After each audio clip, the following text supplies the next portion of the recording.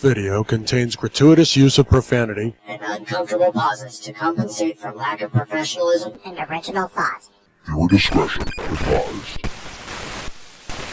Oh shit! Mud shark? You're not a mud shark. You're barely even a fish. A This in the Pink podcast.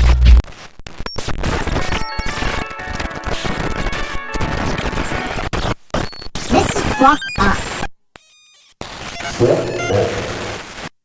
Win by Two, they're actually a podcast out of Philadelphia. Kudos to Win by Two Radio. Where's John Di Caprio? Did he ask about me? Fuck Carl. He's effectively done in this business. On the podcast, catching people like Dr. Mingo. So I'm a dumb guy. I'm hoping John Di Caprio is, but... Take your fucking ball off, Aaron! Like, let me guess, because he attacked everyone? I'm gonna be yelling at him the whole time tonight.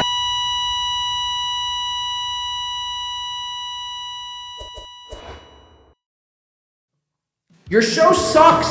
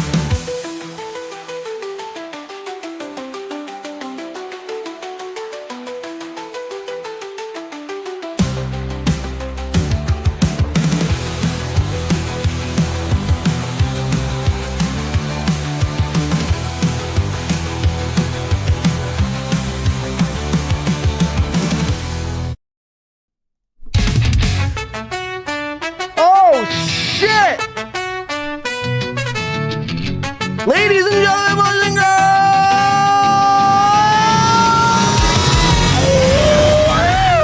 we are back and better than ever before. And I got a head rush now. Holy shit, welcome into the fucking show. Howdy, hold on. Bazinga! Boozinga! Hi, Fish King, 24 months. Holy shit, is that true? Maybe, I don't know. Maybe you do need to get some friends. 24 months is an extremely long time to commit to anybody, let alone a podcast host such as myself. But kudos to Kush King, shout the fuck out, and kudos to myself, of course. Howdy, guys. What's up, Chad? How we feeling today? You guys look incredible. For some reason, I don't know, it looks off to me, but the camera, that is. Not you guys. You guys are incredibly incredible. Shout the fuck out. Best chat room this side of the Mississippi, so I've heard once or twice. Welcome to fucking, we haven't been here in quite some time. I'm getting DMs from J-Mo for, I don't know what reason. J-Mo, what the fuck are you DMing me for, J-Mo? Some random shit, by the way. Is this like to prove your case of Dabbleverse Rookie of the Year? It's done. It's over. Tommy Jordan is the foregone, it's done. He's the foregone winner. Stop. This isn't fucking, U.S. elections. We don't count votes after the fact. It's done. Tommy has, and look, I know he's only been here maybe a month, He keeps saying 2 weeks, by the way. Tommy keeps saying, my last 2 weeks. Tommy's been here for like a month and a half. But, okay, well, 2 weeks, sure. No. But he has done more. Tommy has done way more than J-Mo and Karmicx put together, to be honest with you. Again, J-Mo, I don't know what happened to him. I mean, he had such promise in his eyes and hope in his gap tooth. And unfortunately, it fizzled out. It fizzled out, unfortunately, J-Mo, not Tommy. Tommy's on a fucking roll. Again, we have a clip coming up from Clowntown. I guess Clowntown's back, guys. Shout the fuck out to Clowntown. Yeah! I see you, Big W. I see you. Kicking ass and taking names, or whatever the saying is.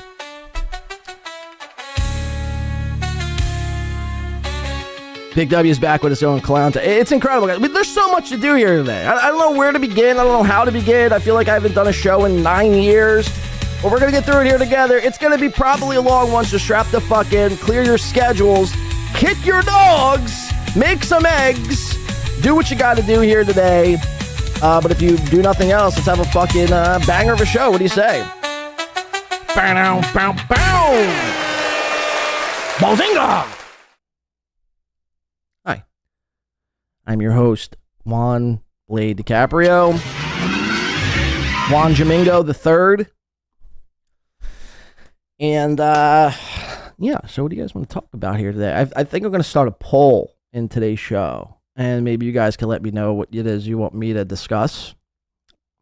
I'm an open book. We can do whatever.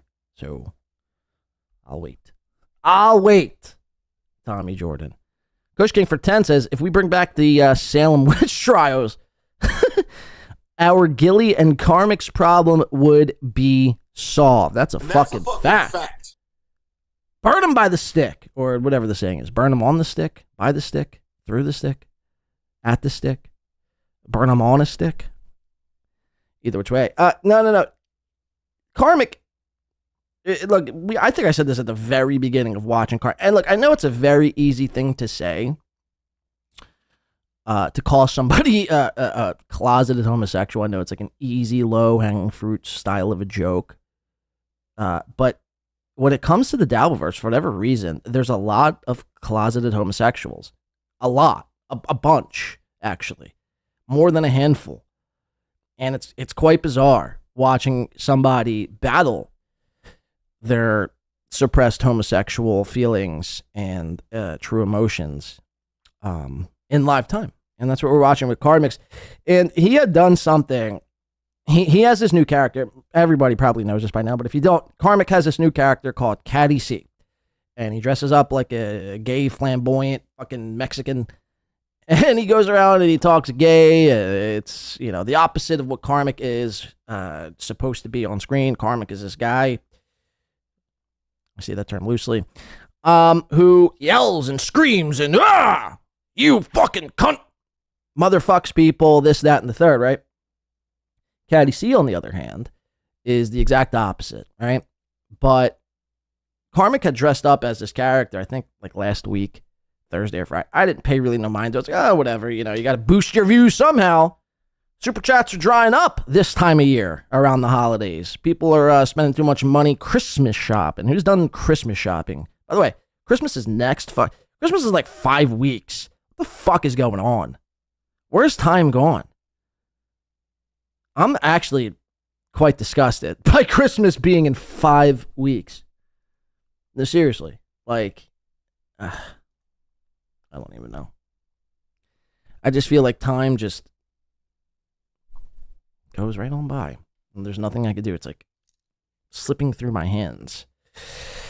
Anyway, yeah, I don't even know. But yeah, times are tough. And basically, what you need to know is Karmicx, again, I thought, it was just some sort of bit he was doing. I thought he was playing some sort of game with everyone to boost his viewership and to get everyone talking. And he did get everyone talking about him. Don't get me wrong. But he's done it again. This is a reoccurring thing. He's like more comfortable now in the homosexual garb than he is in his regular garb. It's so strange, man. It's not. It's really not that strange. call a spade a spade. I mean, the guy's gay. The guy's fucking pathetic and gay. I'm pathetic. I'm gay. Right. Patrick, speaking of Patrick Melton, Patrick has done a complete 180 on yours truly. Kudos to Win by 2 Radio. It's the most insane thing I've ever watched in my life, actually. Patrick Melton of Nobody Likes Onions, of course. We have some history. Me and Patty.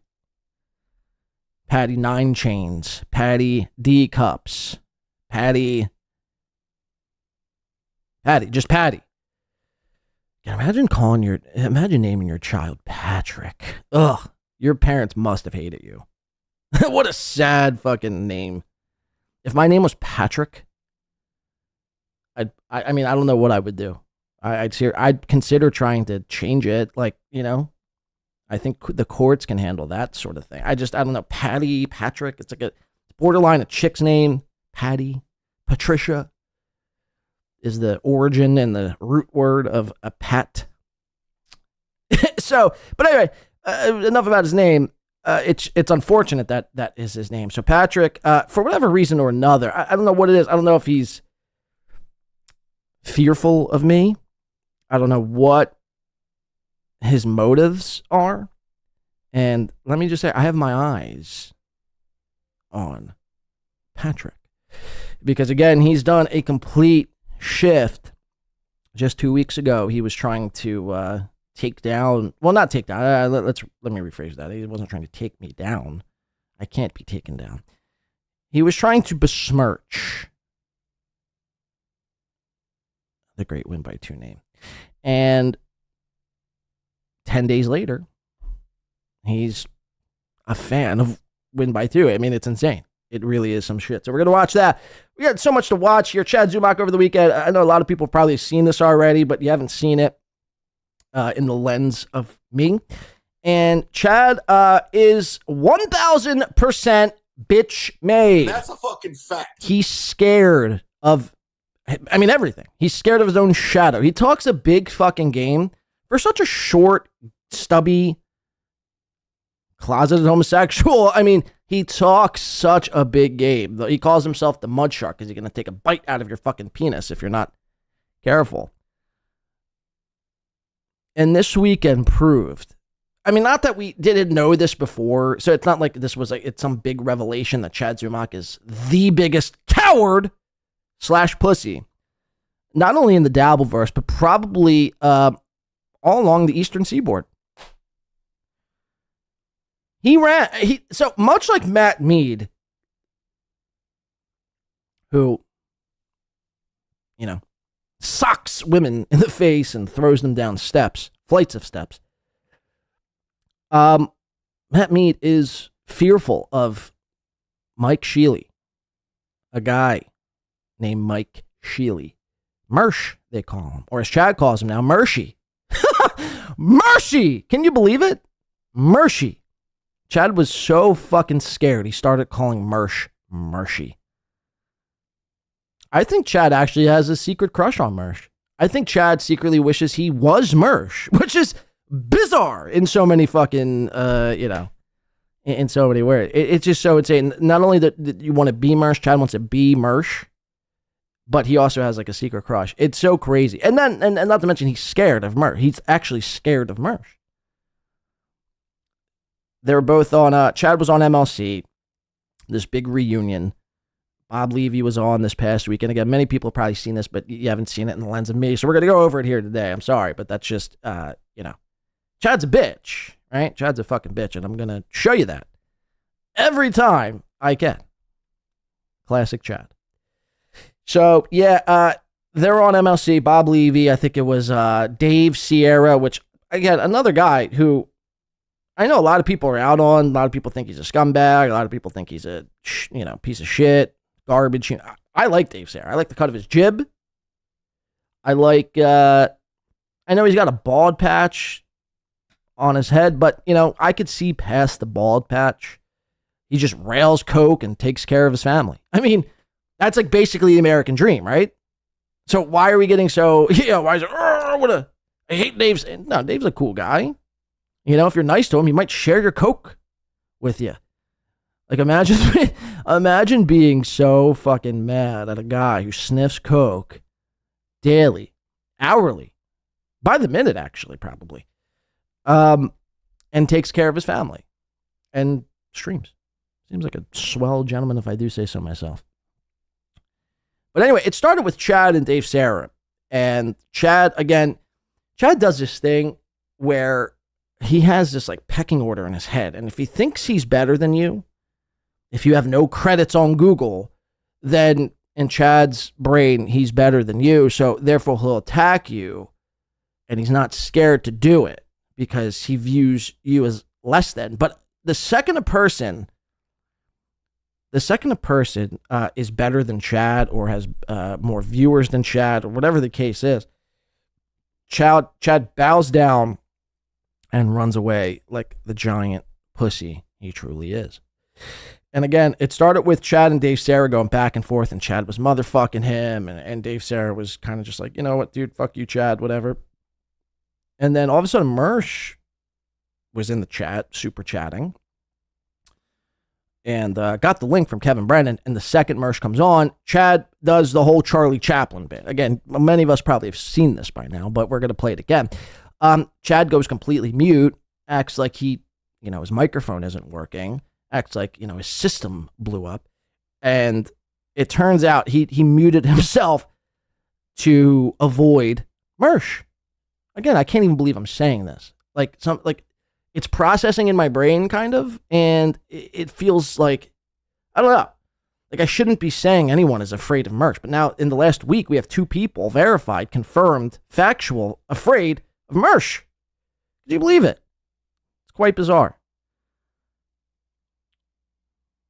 And of course, Kevin Brennan, Kevin's got to protect Chad, and he never really calls Chad on his shit. Now, mind you, if this were anyone else, if this were Ray DeVito, if this were, whoever, insert name here, Kevin would be roasting these motherfuckers. Kevin would be holding these people's feet to the fire. But the fact that it's Chad, and I don't know, again, there's speculation that Chad has some damning evidence on Kevin, so therefore Kevin bows down and cucks out to Zumock. But it is so strange that Kevin never calls Chad on his shit. Everything. The bicycle, the black eye, the fake mute bit. So we're going to get into all that. And like I mentioned earlier, Big W I seen in the chat here today. Clowntown is back, ladies and gentlemen. You should rejoice. Christ has risen. Well, let's not go that far.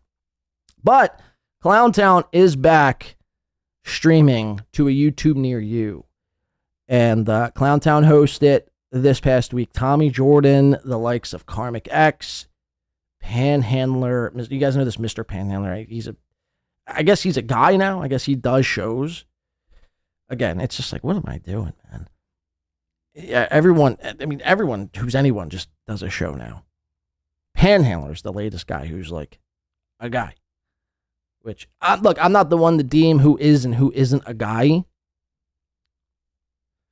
Definitely not Ava Reze or whatever her name is. Definitely not her. But as it pertains to podcasting, I guess, if you want to do a show, I guess. But if you want to be a guest on a show, be a guest on a show. Who am I to tell you to do otherwise? But Panhandler has a sense of he's like the shit, and he's like the smartest and the richest and the most, put together guy. And Karmicx and Panhandler, were getting their asses spanked by the Tommy Jordan.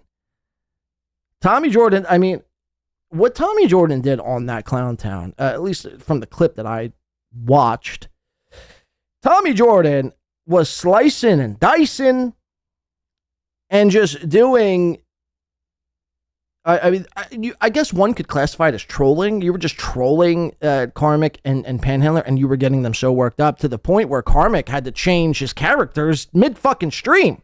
I can't believe this isn't a bigger story.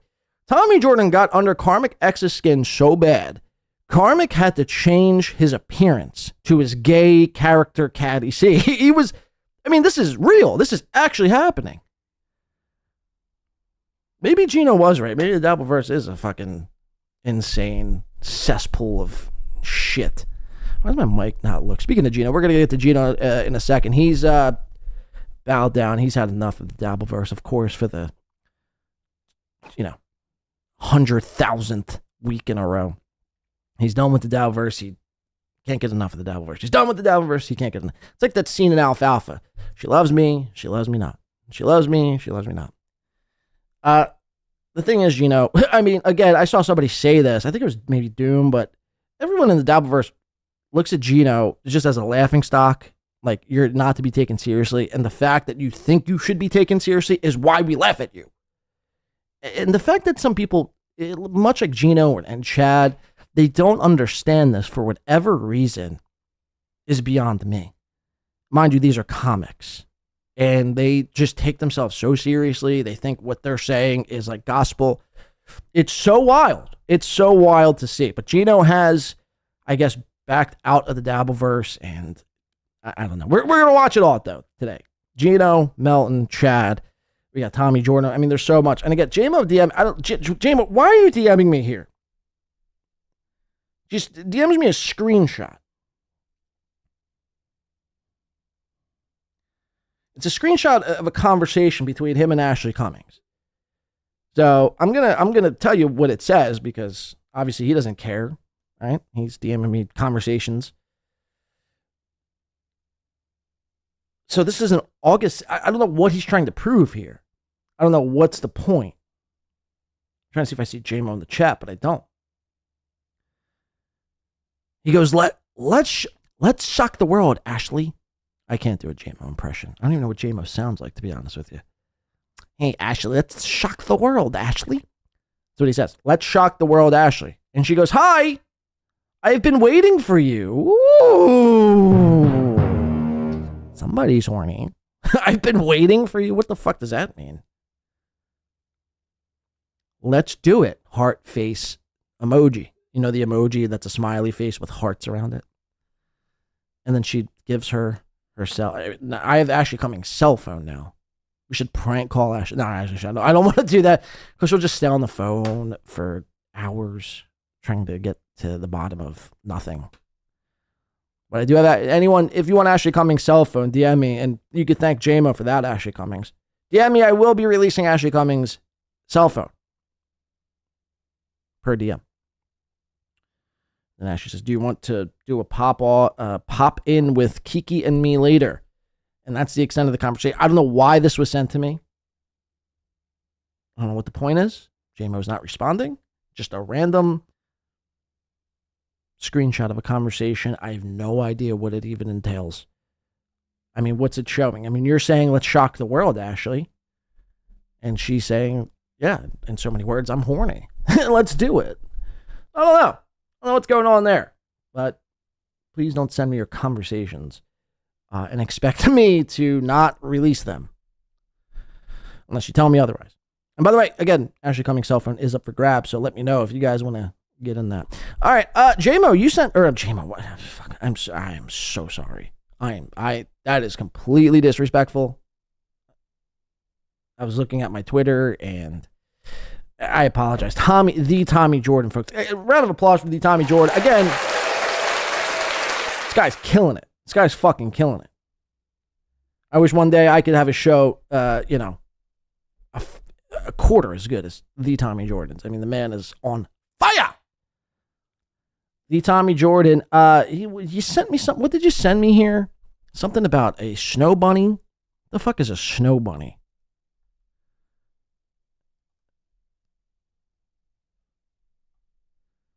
I hope this isn't going to get my channel taken down. I sound like Kevin Brennan. It literally says it's from, who the fuck is Sark? Let's see. Sark. Oh, is this Tommy Jordan? No, I don't know who this is. I don't know who Sark is. Deluxe Standard, followed by the Tommy Jordan, DG, and a couple other people. I don't know. It says KB on my lap chopping up lines of ...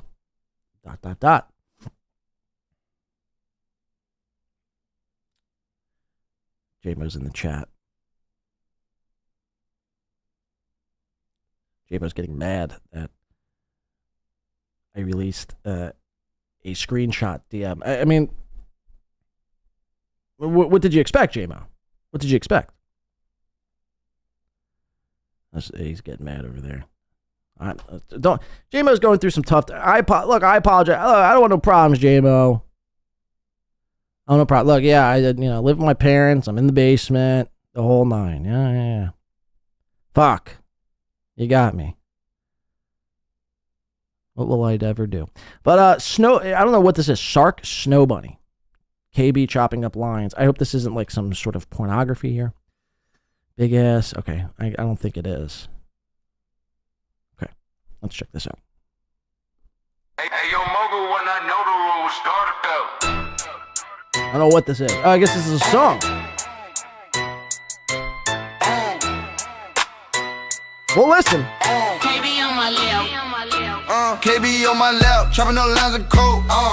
Later on the knees, swallowing the yolk. Jesus Christ. Big ass in my face, my nose an inch deep.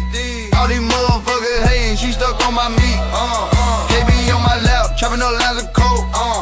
Later on the knees, swallowing the yolk. Big ass in my face, my nose an inch deep. All these motherfuckers hating, she stuck on my meat. KB on my lap, chopping up lines of coke. Hey, cheers, welcome into the show. KB on your lap. Coming soon. Big ass in my face, my nose an inch deep. All these motherfuckers hating, she stuck on my meat. Powder on the table, baggies lined up clean. KB grinding slow, finest I've ever seen. Red nails, tight jeans, ass hit my chest. She ride it real slow, put me to the test. Talking shit, fuck that, she only want my dick. Suck Oh it, my lit, God. swallow it thick. Mirror fogged up, bass hitting low. Yeah. She my freaky little queen, everybody know. KB on my lap, chopping up like Oh, shit. Later on the knees, swallowing the yolk.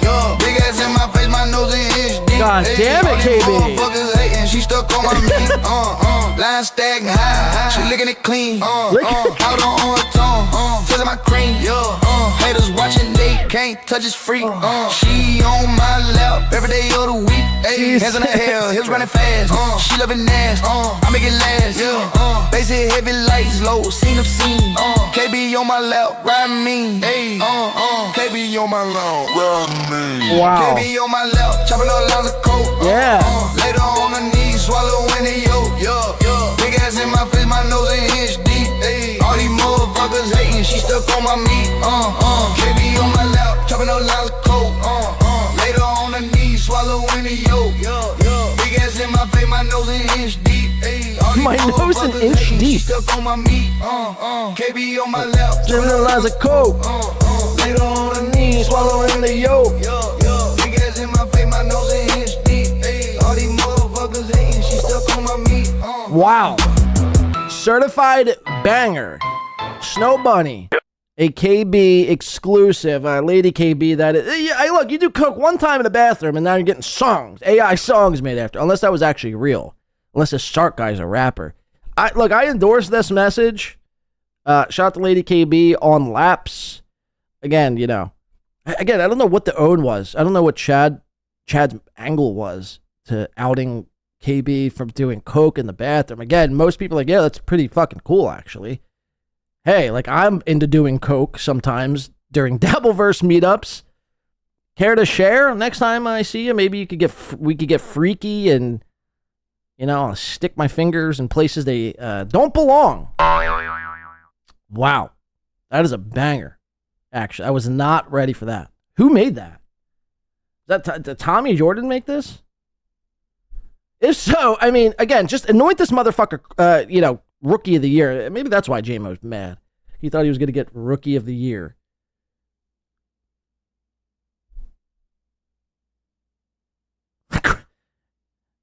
Chad only blows guys in the bath. That is actually true. Chad does blow guys in the bathroom. Every guy gonna swarm KB now. No, for real. That's what I'm saying. Again, you tell me what the, it's not like she's like, I don't even know, shooting heroin into her feet. You know what I mean? He's doing a little coke. Doing a little cocaina. It's not the end of the world. Who cares? Who cares? Now, if it's a problem, like if you're doing coke every single day, then I'd be like, all right, well, it's maybe time for a rehab. I mean, shouldn't be doing coke every day, all day long. First of all, I mean, it's extremely expensive. Secondly, it's pretty bad for your health. And thirdly, you're not Tony Montana. So, you saw what happened to him. But I'd venture to guess KB ain't doing coke every day. It's probably just during, which is an insane sentence to say, it's probably just during Dabbleverse meetups. And in which case, I endorse it. I never thought I'd even say this. I endorse cocaine use during Dabbleverse meetups strictly. Wow.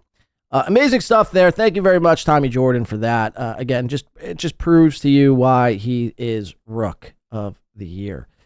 And again, all these polls are coming out, and it's unanimous at this point. There's no fighting it.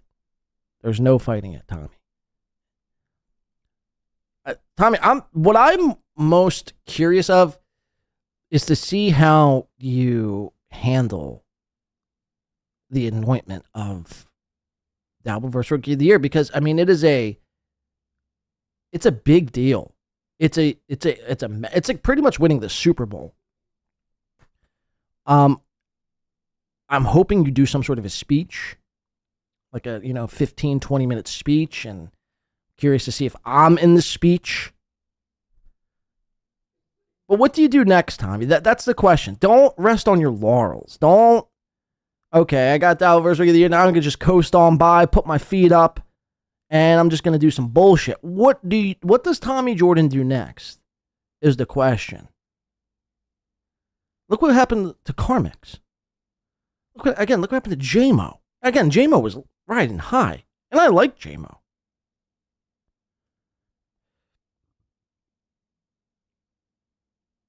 These guys, I mean, they got comfy, they got cozy, and they withered away. And in Karmic's case, he's playing, play pretend and dress up. What does Tommy Jordan do next? You really have to be asking yourself this question. I'm serious. I mean, seriously, all bullshit aside, Tommy, I'm literally, what does Tommy Jordan do next? Keep people on their fucking toes. Keep filming people. You said you're going to be filming Opie later today. Again, pants this mother. Look, I'm all in favor, say I, of Tommy pantsing Opie Hughes live on a live stream. Again, when's the last time you ever seen someone being pants? Again, maybe in high school, grade school. If Tommy did that to Opie, it would break the internet. Local New Yorker pantses ex-washed up radio shock jock Opie Hughes at Gephardt's. That would be the headline. TMZ would write that story. Everyone would cover it. Look, you might get the cops called on you, sure, but, it's not like you're physically assaulting the guy. You're pantsing him. Like, I think Opie would even probably be like, fuck. I should have wore a belt. You'd be like, yeah, you got me, man. You got me. It's time to up it a notch, folks. It's time to really shift this thing into the next gear. Filming isn't enough anymore. I want blood. I want chaos. Physical violence. I'm just kidding. I don't want any of that. I don't want the blood and the physical violence. I don't want any of that, actually. But maybe I do.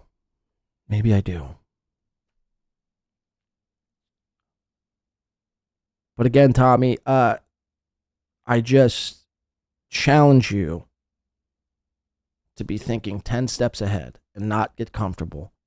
Rookie of the Year. Who What Why says I did that to a kid in second grade and I still feel bad. Oh, shit. Yeah, well. Look, man. You shouldn't feel bad. Who What Why? And I'll tell you why. Because First of all, you should never allow another grown man to approach you from behind and get within like 3 to 6 inches. You know what I mean? So, first of all, that kid is, was it a tard? Was it a slow child with Munchausen's by proxy, whatever the disease is? My point is, you never allow somebody to get that close to you, right? So that kid fucked up. It's his fault. It's his fault. Secondly, again, you should be always wearing a belt, or you should be tying, if you're wearing shorts or sweatpants, tying. I mean, the tie is there. It's not for decoration. It's not for fashion. It's there to tie. So you don't get pantsed. Don't feel bad, man. Don't feel bad. Tommy Jordan for 2. Kudos to Win by 2. Kudos to Win by 2 Radio. Tommy, what he's saying here, Tommy, for $2. I couldn't have done it without your guidance. No. Look, man, I know. I appreciate the respect, but it's mutual, man. Look, I first viewed Tommy as a complete and utter buffoon. And I know a lot of people still do, and I know a lot of people are, but see what the thing is with Tommy, he invokes a response out of people, whether it be bad or good. People talk about him. And that, to me, says a lot for a guy who's only been doing this for like a month and a half. Yeah, I know he wants to say 2 weeks. It's been like a month and a half. But I first stumbled upon Tommy, again, thanks to Soft Weekly. I'm like, who the fuck? What is this guy? Tommy Jordan? The Tommy Jordan? Doing Stuttering John all day long? The fuck is going on here? No.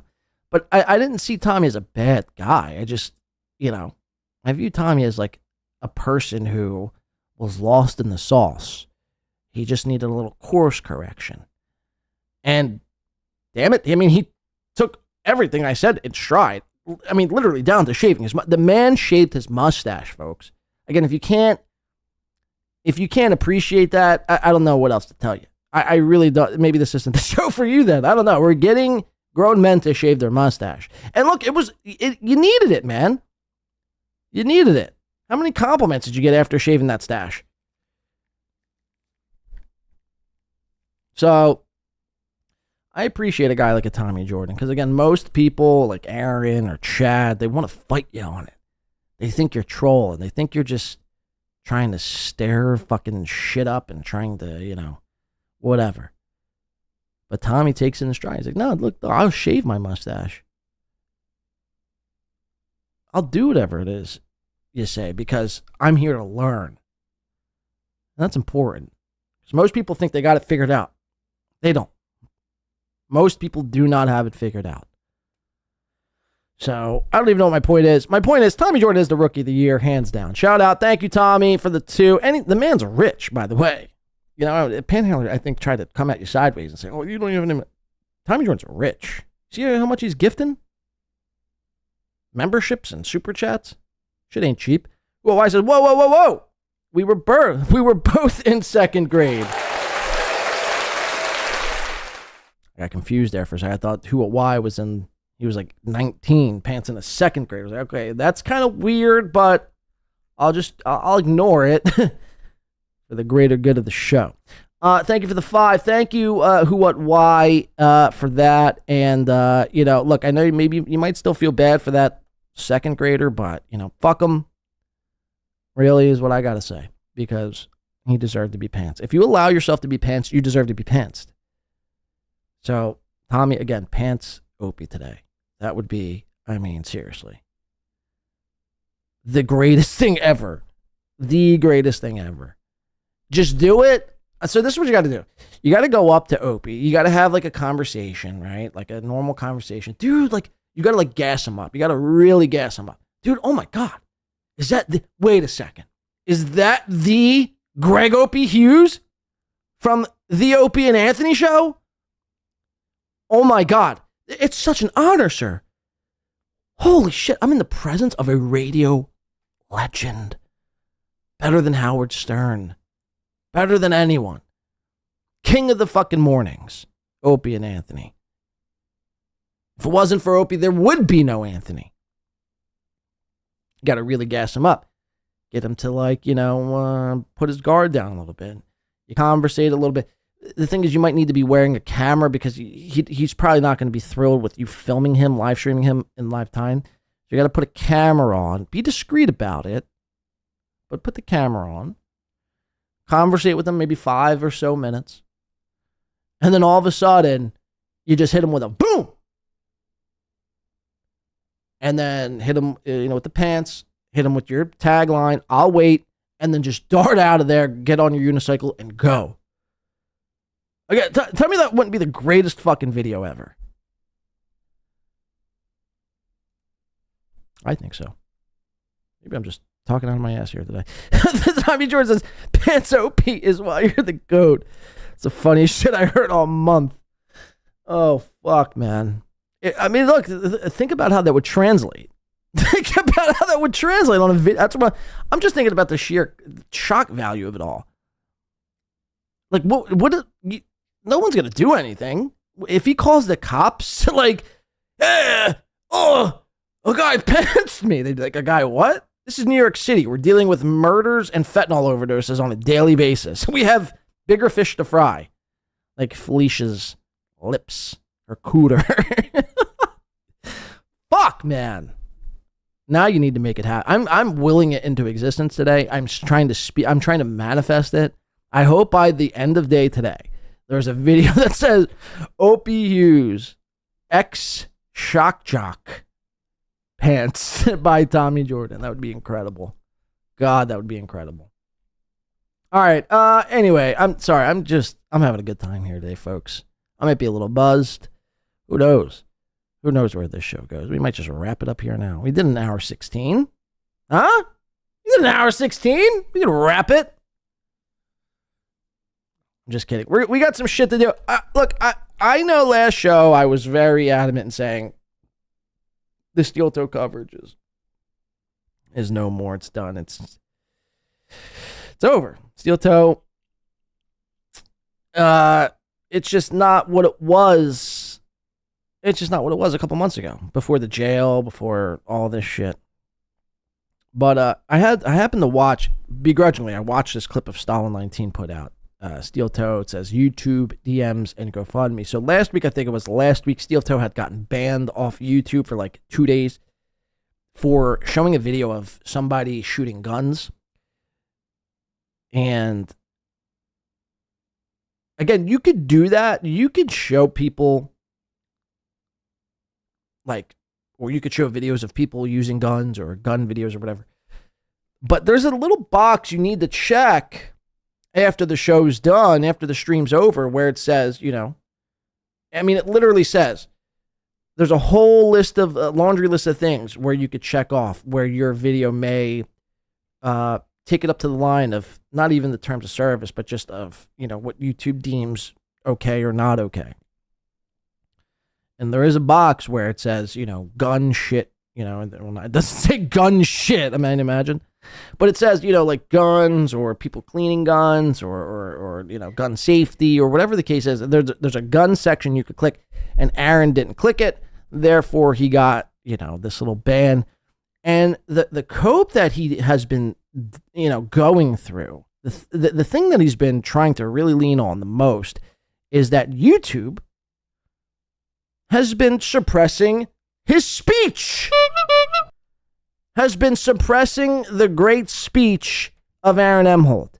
And YouTube is, look, I say some of the most insane shit here sometimes. To be honest with you, I'm surprised that I haven't gotten basically all my videos get demonetized, off rip. But they never really get taken down for violating YouTube's terms of service because I'm not a complete moron. And if I do say something or I do something that kind of takes it up to that line, well, there's avenues you could take to prevent YouTube from just kneecapping you. And like Aaron or like Kevin, a lot of these people, they do a lot of reckless shit. They don't know really how to operate YouTube. And this is their livelihood. This is without YouTube, without streaming, they wouldn't have an income. These are like middle-aged men who, without YouTube, would have no money. If YouTube goes away tomorrow, what does Aaron Imholte do? If the internet is, if there's some sort of cyber attack from China tomorrow, what would Aaron Imholte do? What would Kevin Brennan do? Bag groceries? Be a cart clerk at a Kroger? What would Chad Zumock do? They would be fucked. They would be really fucked.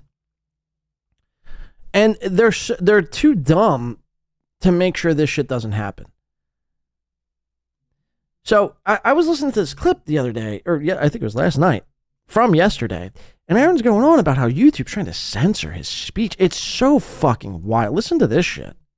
What a frustrating start to the week. You know, we got this, it's not a YouTube conspiracy anymore. I mean, when I got clips doing 5,000 views on Rumble, and then the same clip goes to YouTube with the same hashtags, everything, and it does 100. I mean, I'm sorry, YouTube doesn't want me around.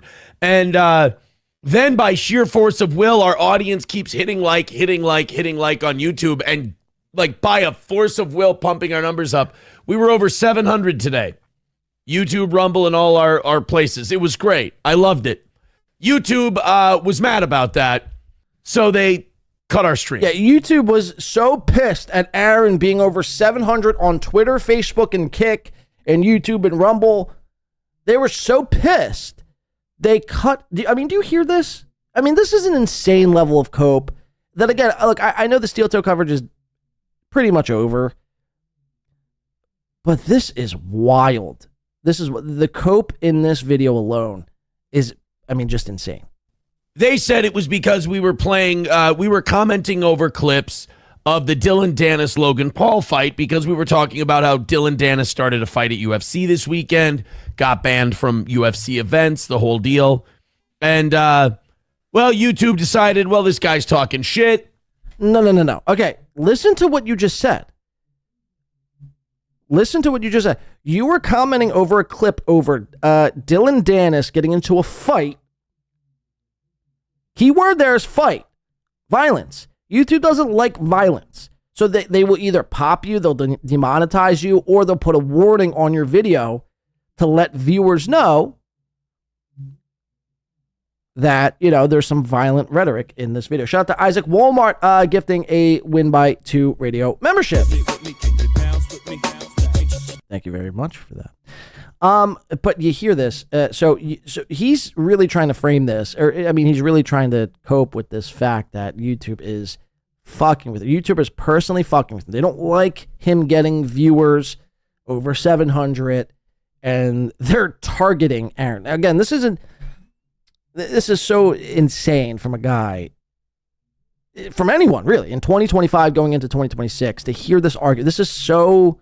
The whole shadow banned argument, the whole suppression of speech argument going into 2026 is bizarre to even have this conversation, to be quite frank. Let's listen. He's still doing, the political slant that we don't like. And now his audience, by sheer force of will, is liking it into, not where we usually are, but getting close. Let's cut him off. Let's cut this chuckle off, that's what happened. Usually when we play something and we're commenting over it, what they'll do is, at the very least, they'll warn us like, hey, the people who own this video, they don't like people playing their videos, even if it's transformative content, which is what we do. Yeah, right. Kayla says, just like the prosecutors in Minnesota. Yeah, everyone's after the toe. Everyone's trying to target the toe and take down. No one cares, Aaron. No one gives a shit about the toe anymore. And I heard on This Little Piggy the other day, I heard that Melton was referring, he said, Chucky had said a couple of months ago that the best course of action as it pertains to Aaron is to not cover him. The less attention Aaron gets, the more this motherfucker will spin out of control. Aaron feasts. By the way, I've said that like a year ago. Aaron feasts on the attention. He feasts on everyone covering him. He leans into it. So how do you negate that? How do you stop that? Well, you just simply don't cover him. You simply just ignore him and let him fucking spin his fucking plates all day long. So, yeah, but everyone's after him, right? Everyone's after him. That's, yeah. Makes sense. A guy who doesn't even crack fucking 100 live viewers at nighttime. Barely can hold 200 on YouTube during the day. But yet YouTube is keeping an eye on him. I mean, get out of here, man. Tommy Jordan for 2 says, someone tell Aaron our YouTube vids with... Wait. Someone tell Aaron there are YouTube vids with billions. Right.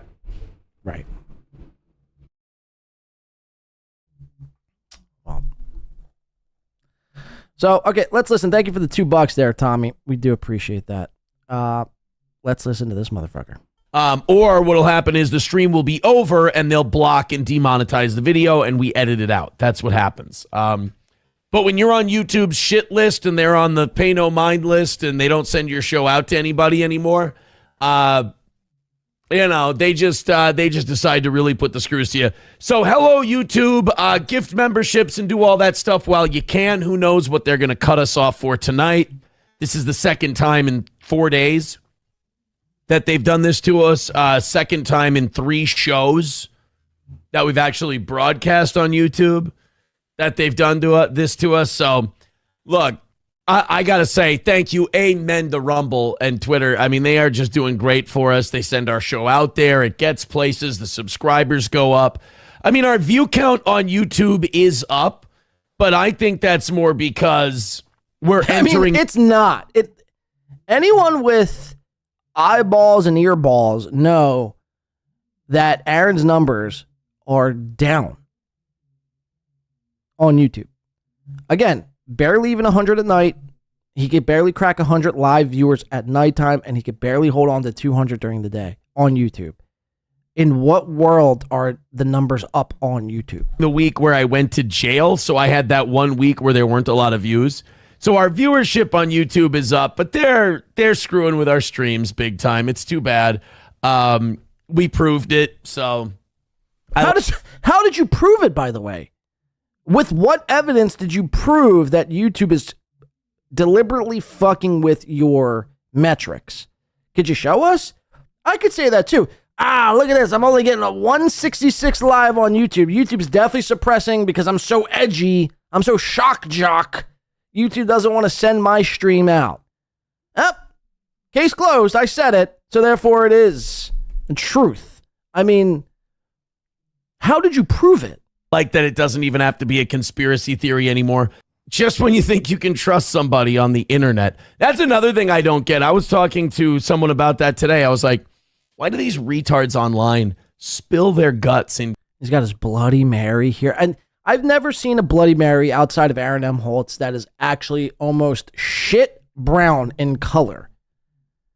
Every Bloody Mary I've ever came across from either myself, consuming it or someone else having it's red. It's literally what it sounds, Bloody Mary, right? It's red. Aaron Imholte is the only guy who makes a Bloody Mary that's shit colored brown. It almost looks like it's the color of a whiskey.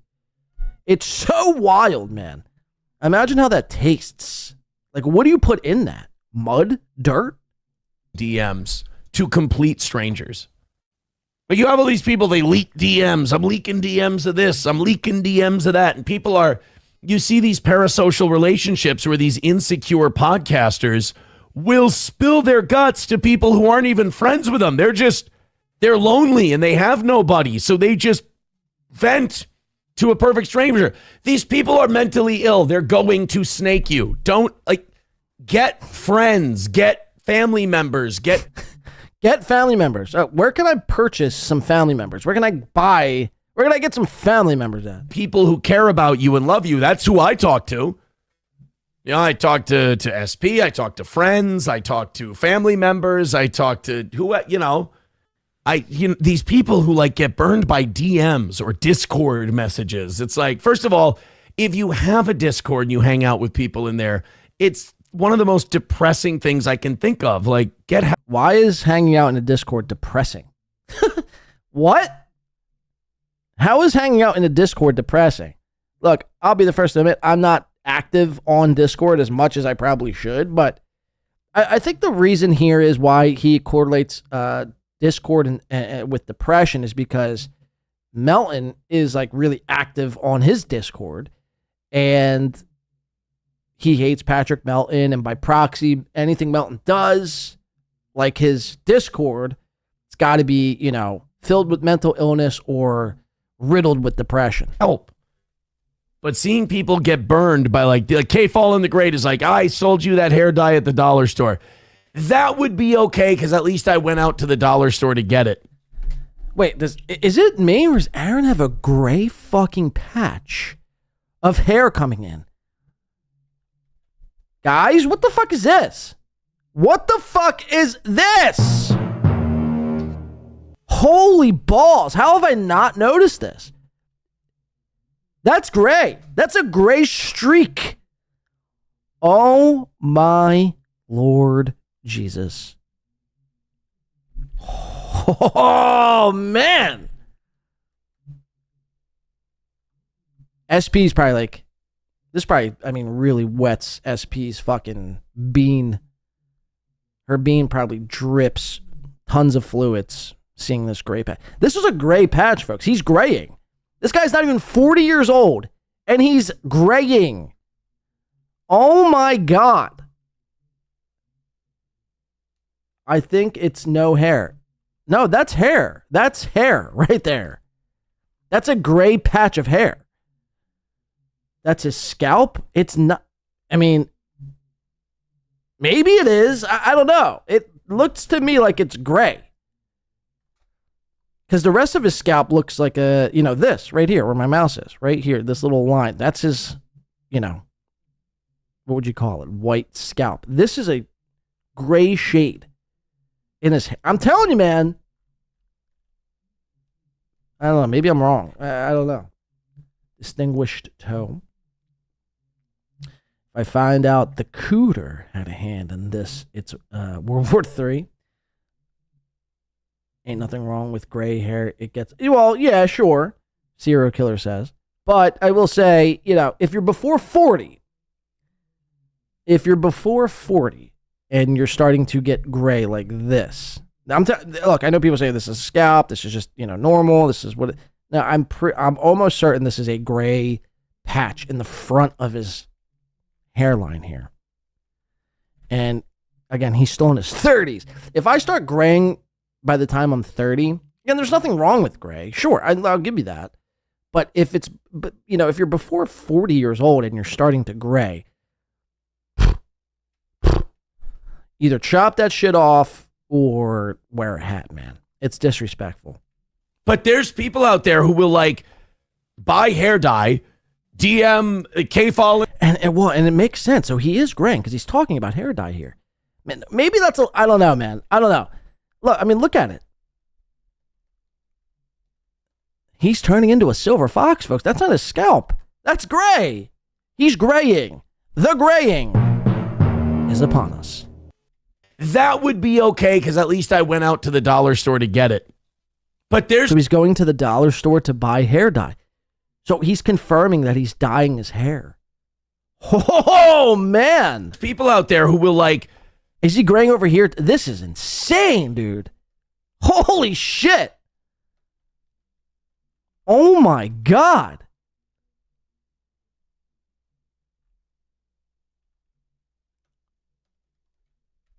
Buy hair dye, DM K-Fall in the Great on Discord, and they go, I got hair dye today. And then K-Fall in the Great will get mad about something that person said on their show one day and go, he buys hair dye. Like, I told you that in confidence. You trusted some anonymous asshole on the internet, you retard. Stop doing. Aaron has all the answers. Let's go to this. Let's just jump ahead a little bit because you're going to be talking about a GoFundMe here. Listen to this. Show he was doing today, and like he was doing less than 200. Like he was doing Steel Toe evening show numbers. Like the morning show crushes whatever he was doing today. Aaron, you barely get 200. Again, the level of delusion here. And I was like, okay. By the way, he's talking about Carl. I kind of decided maybe it's time. And this was on a Monday, so it was probably Carl's, I think it was probably Carl's Creep Off podcast that he does on Mondays, which, yeah, I mean, it gets like 200 views, live. To take it easy on Carl. That's like Carl's like third show. His WATP shows, I mean, do like almost 1,000, if not over 1,000. I guess, you know, he had that. By the way, just on YouTube. Peak, and now his Patreon is down like 60% from where it was a few years ago. It's just, I kind of feel bad, you know, because I know he's doing stuff he doesn't want to do. Numero uno with $1 says, you're saying all this as a fellow retard who had their private messages be the subject of entire festival weekend, right? Well, it's a little different when you're texting your wife and at the time your friend, I guess. That's, if you get burned by that, that's what we call a bad breakup. No, Dexter Morgan, I don't. YouTube attacks? No, because I'm not in that world, Dexter Morgan. So it doesn't affect me. Those things don't affect my numbers. Mine is purely based on the kind of content we do. We're a controversial show. We always have been. We're a controversial show. Says who, by the way? Says who? You? We always have been. Let's get to it tonight. You know, this was awesome. If you're an old school steel toe person, you're going to love this. I wonder, he might have more likes and views on this short than I get on my shorts on YouTube. But yeah, no, that's not a joke. He totally is. It's awesome. Anyway, Corey Adam did a... Listen to this. Do you guys remember Corey Adam, the walrus?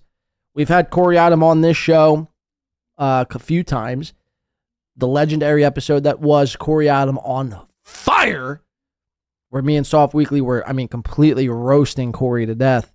Corey caught wind of it. I think this was on Easter Sunday, 2023. We were, I mean, hope in our eyes and just big dreams and aspirations Soft Weekly and I had. And we were, I mean, completely eviscerating Corey Adams, just having some, you know, good old-fashioned fun, good-natured ribbing. Corey gets wind of this, proceeds to jump on our show, and for the next hour, loses his fucking mind. This is why we have the bounce sound effect. Bobbity-boop-boop-bob. Literally. If you haven't seen it, it's a standalone clip. Go watch it. I mean, it's so incredible. Corey Adam, with all of Corey Adams' flaws, and look, I was very harsh on Corey Adam. Look, it's warranted. Don't get me wrong, but for all of Corey Adams' flaws, all of his shortcomings, all of his, you know, just terrible attributes as a human, Corey was the best and still is the best co-host on STMS, the Steel Toe Morning Show. And I know that. The audience knows. And look, it's not saying much. I mean, look, the competition is Matt Posner, Johnny, I don't get to fucking sleep, Crutches. I don't get to fucking sleep. Johnny Crutches, Matt Posner, April, Geno and Keanu. Corey, look, man, for all his, you know, quirks and all this fucking, you know, just everything. Corey was the best to do Steel Toe Morning Show as a co-host.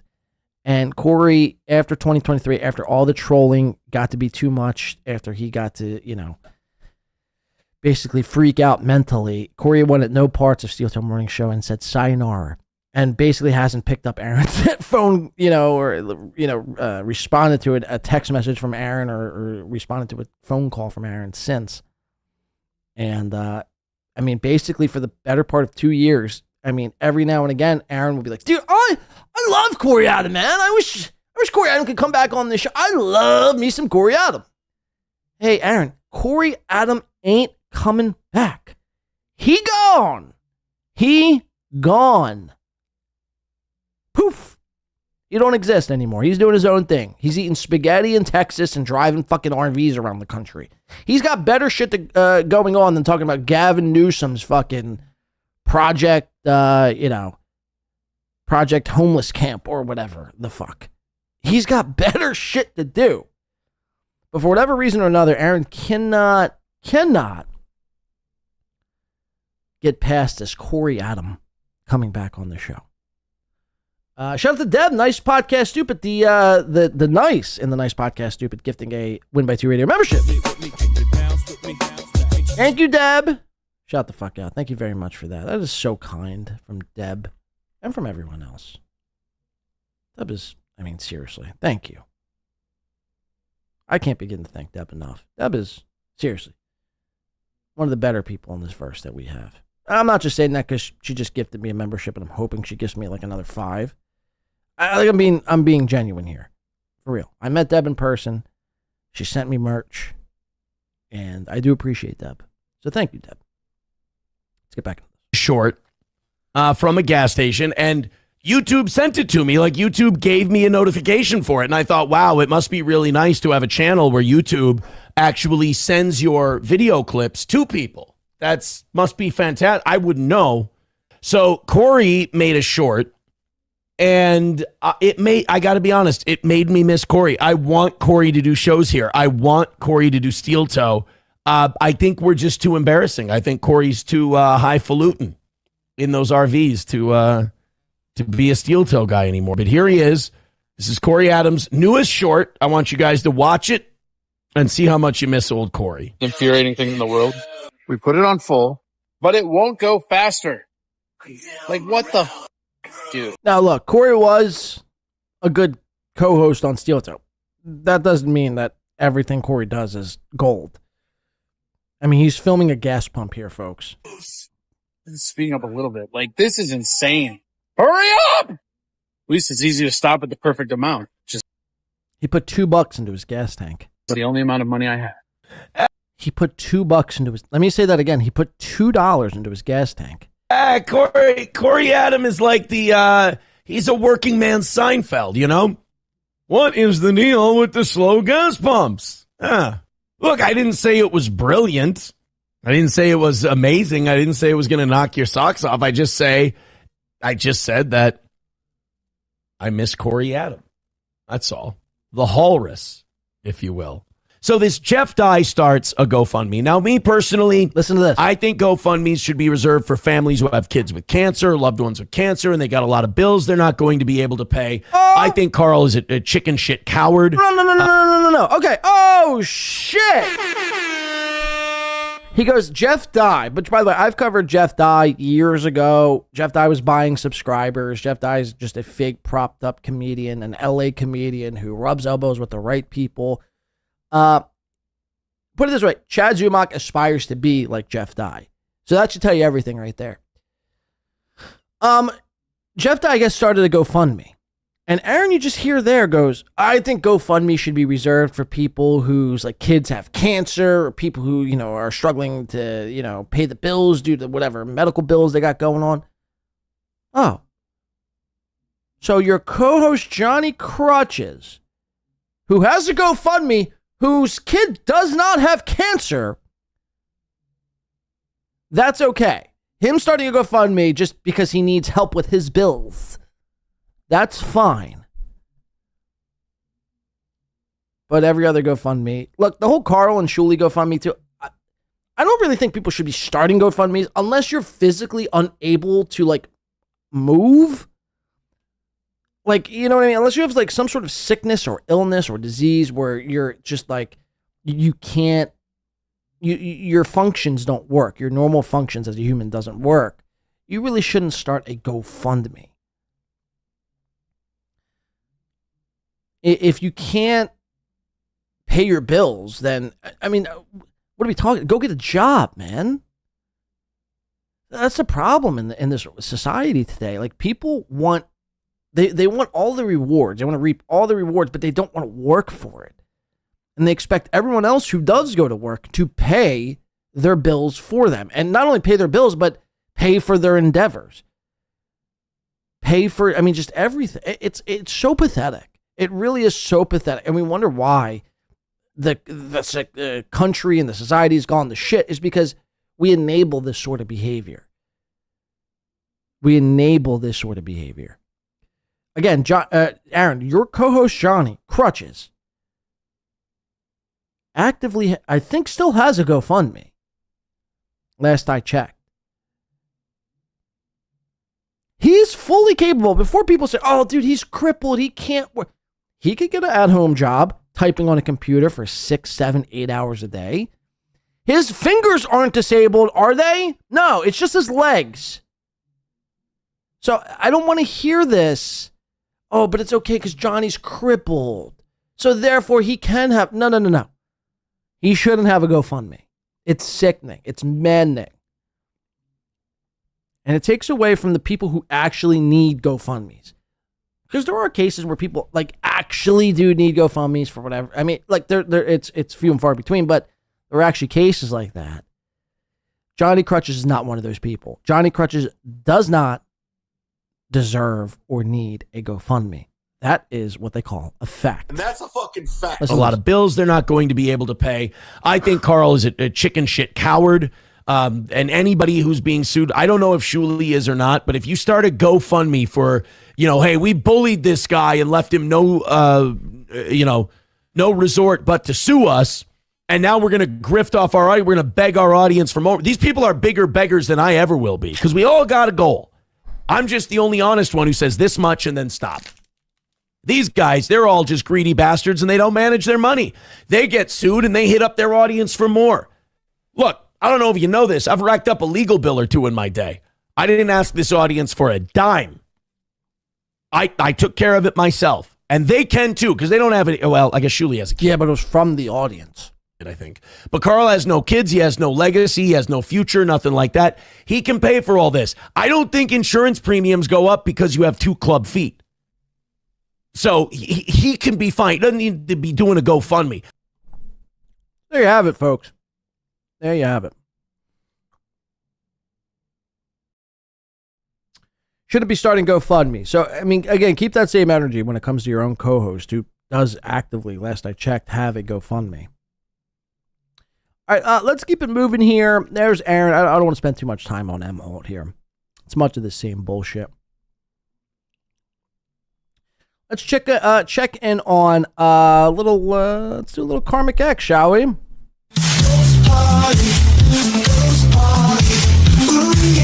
Let's get spooky with these parties. Ghost party. Let's get spooky. Let's get naughty. Loading you. So again, last week, Karmicx debuted a new character on his show called Katty C.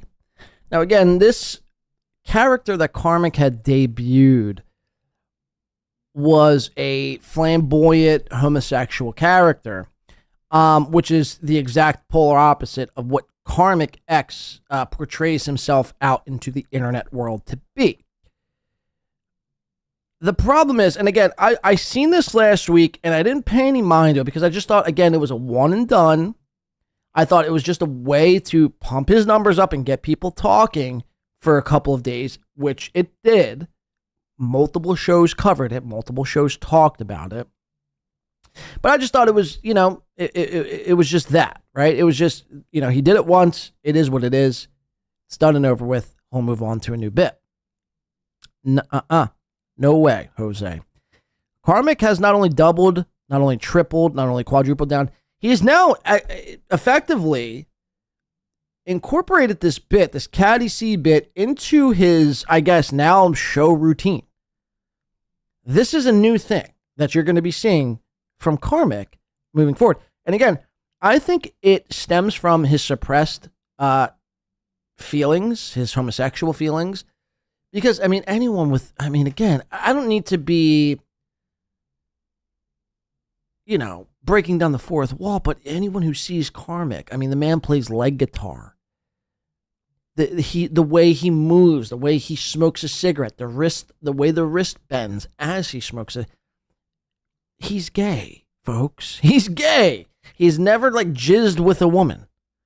He's got to go, when he's having sexual relations with a woman, begrudgingly, because the internet put him up to it, in order to get to his climax, he's got to go in the other room, pull up a photo of probably Pat Dixon or some gay porn, and go to town, wanking his meat. So this is just his way to kind of test the waters. This is my theory. he's putting out this character, Katty C, to test the waters to see how people react to this Katty C character. And when the time is right, if the time is right, he will announce to the world that he is in fact a cock-sucking homo. And in which case we salute you, Karmicx. I guess, look, it's not for me. It's not what I'm into, but, some people are. And God bless you, man. Salute and God bless, I guess.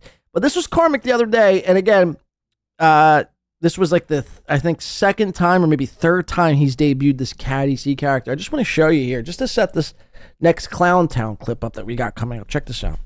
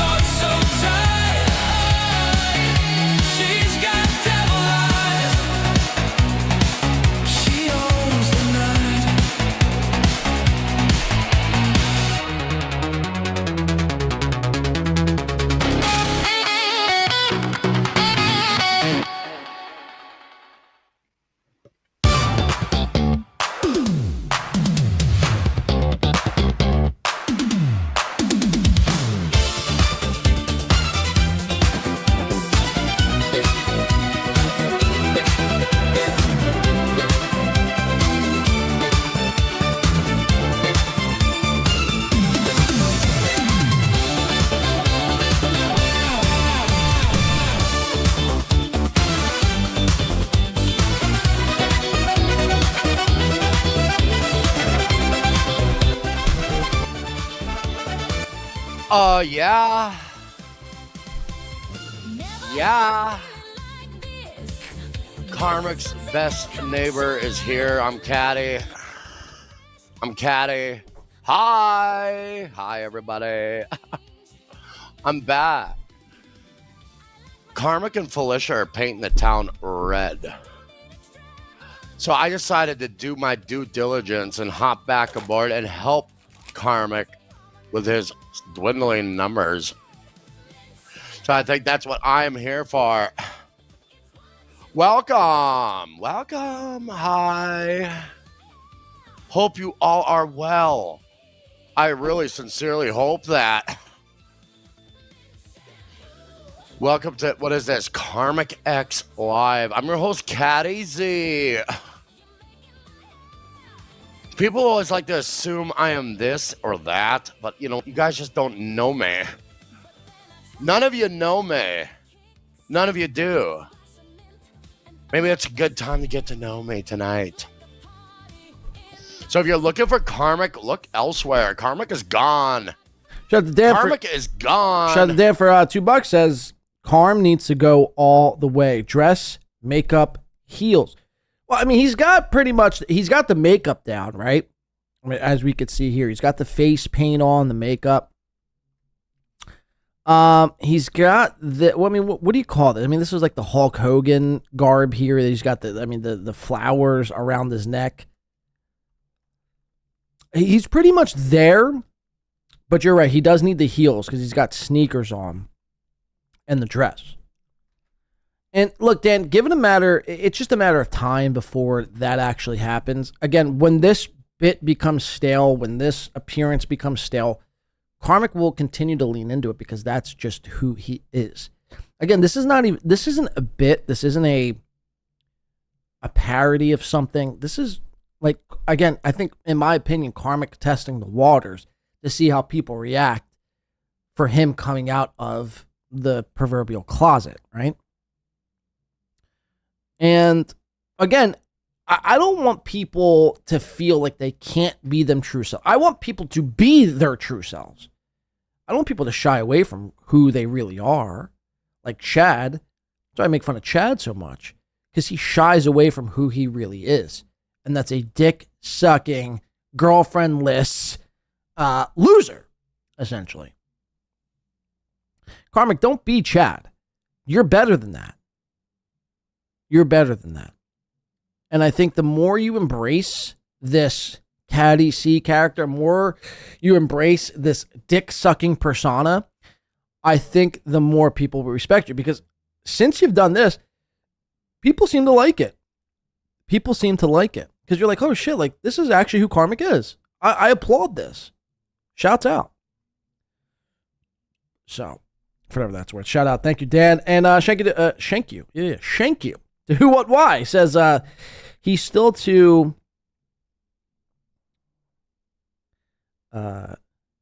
inebriated for this character. He needs some Molly to really pull this off. Molly, or I'd say some maybe Blue Chew.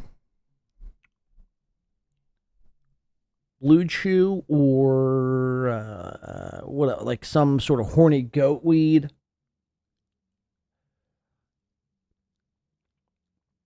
I don't think any streamer could actually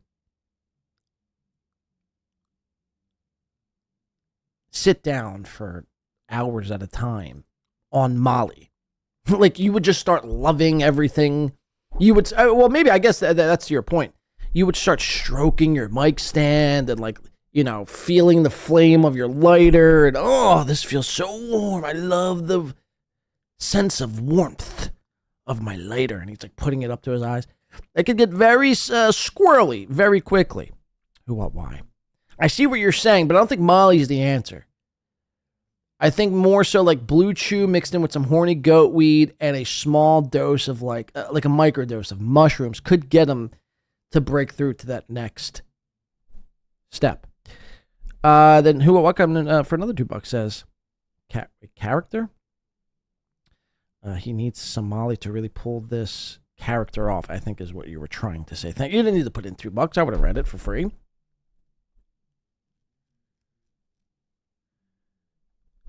Eva says, no, win by 2. You should see his chat. Well, what's his chat saying?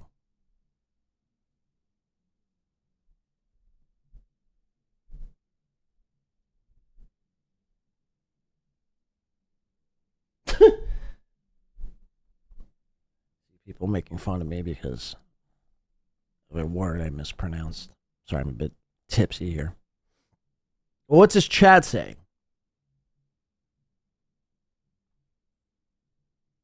Anyway, let's keep playing. Mouse? Him and his woman. I was full of insults. Yeah, well, that's just Karmicx chat, though, in my opinion. His chat hates him. Yeah, well, that's just... Look, that's just, I think, the way... If you're in Karmicx's chat, you're there to just troll him, basically. But I think the broader landscape of all of this, I think more people would enjoy it. Well, maybe not necessarily enjoy it. Let me rephrase. They would enjoy it, but they would just respect that at least you're leading into the person you really are and not being this tough guy in the Valley of Men and you fickle cunts and you know, little chode dicks and you like all the, you know, whatever Karmicx isms that he throws out there. See what I'm saying? Like, yeah, his chat would probably shit on him, sure, but that's like 72 people, you know, out of the, you know, hundreds or, you know, even a couple thousand people that, you know, view Karmicx on a daily basis. I, for one, if Karmicx came out, look, let's just put it this way. If Karmicx came out tomorrow and was like, listen, guys, I just need to tell everyone this. I'm a closeted gay, not even closeted anymore. I'm free. Look, and he was playing the, what's the song from that fucking group? Oh, fuck, it's going to piss me off that I can't think of it. Not Macho Man, but it's a song like Macho Man. Fuck! I can't think of it. Anyway, but if Karmicx came on and was just like, listen, guys, this is who I am. Take it or leave it. Take it or leave it. I'm a gay guy. I like, you know, the sensation of a cock down my throat. If Karmicx said that. By the way, don't clip that, please. That would be super embarrassing if somebody clipped that out of context. But like if he did that and if he came out and said that, I'd be like, holy shit, man. That's some real shit. That's some real shit. And Karmicx, you know, he didn't care about what people had to say. He didn't care what people thought. He just was himself. I could appreciate that. Gay or not gay. I'm not here to gay bash somebody. I'm here to embrace their true selves, not to put on this front that you're in this valley of men. Like, you know what I mean? It's so much overcompensation for something that he's hiding. That's what I've always said about Karmicx. No, get out of here. Somebody says, no. The YMCA. Thank you, Eva. Yes, yeah, exactly. YMCA. Yep.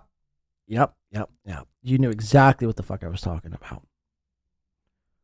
It's fun to stay at the YMCA.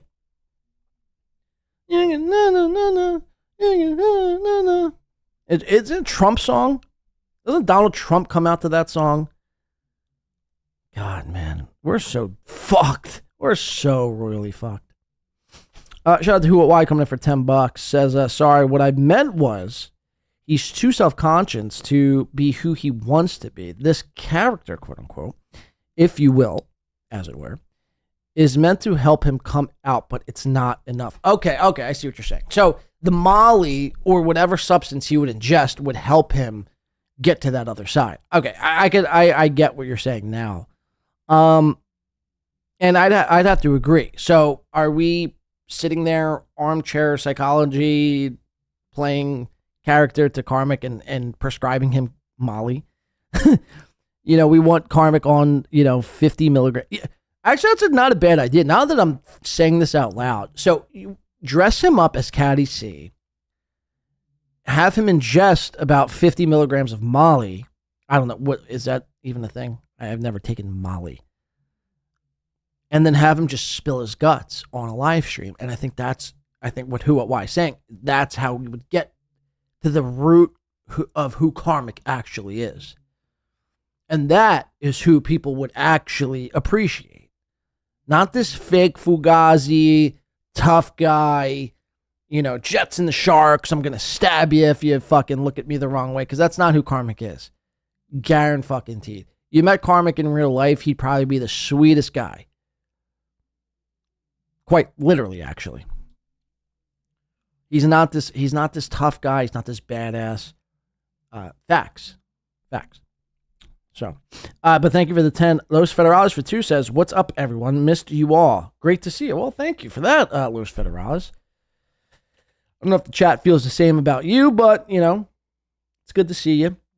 And thank you for the $2. We do appreciate that. Kudos to Win by 2 All right, let's get into Radio. Karmicx. This just basically sets up the Clown Town appearance. I just want to show you, though, that this is actually an ongoing thing that Karmicx is actively doing. He's actively now leaning it. So it's seesawing between the Valley of Men character persona and this flamboyant homosexual persona that Karmicx has. I think he's battling this in his head, and we're seeing it unfold in live time, which is fascinating to watch. Let's check it out.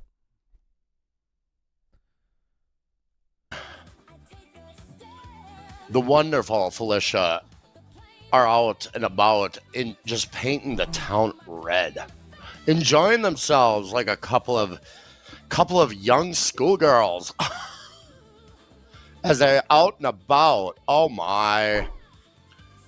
So yeah, remember my first debut appearance? You guys remember that? It was wonderful.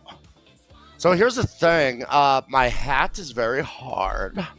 Jesus. And I can't fit this headset properly. So, yeah, I think I'm going to do it without the hat, yeah. I think that's best, yeah. So you just got to put up with it. If you don't like it, you know what to do. So the thing about me is I am a visionary. I am a creative force of nature. And wherever I step, the flowers bloom. That's how it works in my world, honey. Every step I take, the flowers bloom in vibrant technicolor. Oh, you know it. So I'm here joining you motherfuckers. While I like doing a show, I just can't take this audience. I don't know how Karmicx does it. I don't know how he does it. It's just, it's like walking through garbage, pure hot garbage. Putting up with this chat is like disgusting. It's like, I feel like a need for disinfectant. I feel like my whole body needs to be disinfected. Jesus Christ. Okay. So you get the point. That's Karmicx's new character and his new bit, Katty C, which has really got the internet, the Dabbleverse, more specifically, a buzz. Now, we're going to go over into this clip of Clowntown, my favorite show. It should be yours too. Tommy Jordan versus two old queens. Well, now let's watch this all unfold. How Tommy Jordan pretty much dissects, roasts, toasts, and burn Karmicx, Katty C, and Panhandler to a crisp. Check this masterclass. I don't do clips of trolling out. Can't believe I'm actually talking to Karmicx for once. Man. Karmicx been ducking me. I haven't But been I'm going for Rookie of the Year. You've been ducking me, bro. It's already been sewn up. You know it has, Dojo. Now, 2026 is another year. You're late in the You're late. You're late to the party. I put 11 months. People are saying I got 2 solid weeks in, and these 2 weeks have eclipsed your 11 months. It's been not that I see. a generation. That's how I see it. That's how everyone sees it, by the way. Karmicx, you're doing like a whole gay character to try to reinvent yourself. Tommy Jordan is about to pants the legendary Greg Opie Hughes. What say you, Katty C? Not that I was trying to. I'm a monolith. Felicia will tell you. Felicia will tell you, bro. She told me. She actually told me too. Yeah, me and said Believe that it or I'm the not. Rookie of the Year. I swear to God. I do. People always say they're talking to Felicia, and yeah, it doesn't work, man. It does work, actually. That bothers Karmicx. If you've talked to Felicia while Karmicx and Felicia have been an item, this actually bothers Karmicx. Because they all are. Because they all are. Because they all are. Oh, yeah, that's right. It's the worst secret. It's the worst hidden secret. Tommy, after your bit today of pantsing Greg Opie Hughes, I think your next bit to really keep people on their toes and really to solidify not only the Rookie of the Year, but probably Dabbleverse MVP of 2025 and 2026 is to rail Felicia Gillespie out. And that's a fucking fact. Literally. And then film it. Make a sex tape with Felicia Gillespie. Can we do that, Tommy Jordan? Pants Greg Opie Hughes today, and then your next move in the Dabbleverse is to make a sex tape with old Cooter Lips. Which corner did you learn that one from? The one I picked her up on. I just honked my horn twice. She ran right over the car. Slipped the $50. She jumped in. Fuck. What do I got? Put the cooter on my scooter. I got the cooter on my scooter. You're an empty vessel, dude. Just remember that. That's why you're not going to be Rookie of the Year, because you can't do this shit. You're not. I'll do it for the movement. He says. I know you would too. I just made a song called "Empty Vessel." It's pretty fire. You should check it out. You're basic. You're empty. Huh? You're nothing. And you're a petulant fool. You're a petulant empty vessel. You know that? He's watching me. He's watching me, people. You're petulant. You're a petulant empty vessel. Stupid fighting. For no. Spell petulant, Tommy. Impress me. Yes, spell please. PANHANDLER. We're good. He just spelled Panhandler. That was funny. Panhandler. The Adam Bush is making his presence known, watching Win by 2. Look at this. $20 from the Adam Bush. Here comes the money. Here we go. Money talk. Here comes the money.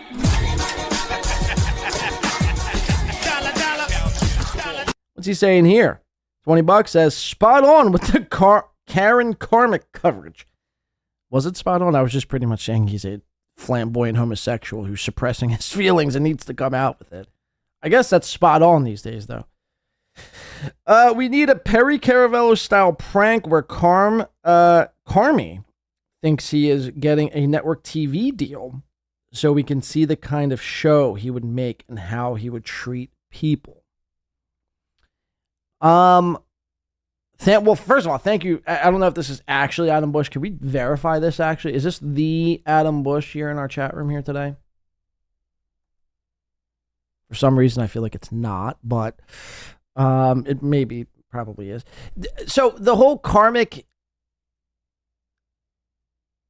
getting some sort of a... I mean, I guess that could work. Let me read this one more time. We need a Perry Caravello style prank where Karmicx thinks he is getting a network TV deal so we could see the kind of show he would make and how he would treat people. I mean, sure. Yeah. Who's going to set that up, though? Who's going to set that up? See, when you got a guy like Karmicx, I mean, literally, this is the thing here, man. Karmicx is literally going to change characters in Lifetime. Right? So he's embraced his caddies. This isn't just... This wasn't a one-off character, Katty. See, this is it now a thing. My point is, now that he's doing this, now that he feels comfortable enough showing up on screen, on camera, as a gay guy, we don't need to set him up with a prank. We could just allow him to keep doing what he's doing, sit back and watch the fireworks. Because again, I don't know who's going to go out of their way to make, a Perry Caravello style network TV deal, so we could see we know the kind of person Karmicx is. He portrays himself as a internet tough guy, as a guy in the Valley of Men, to overcompensate for something that he's hiding, and that something I've always said was his suppressed dick sucking cravings, his suppressed homosexuality. So I don't know what more we could get. I mean, obviously it would be hilarious, right, to set Karmicx up in a scenario like that, but I don't know what else we could extract from that, I guess, is my point. And, look, who's going to pull that off is the better question. I'm all for setting up people with pranks, but who's going to pull it off is the better question. But thank you for the $20, Adam Bush.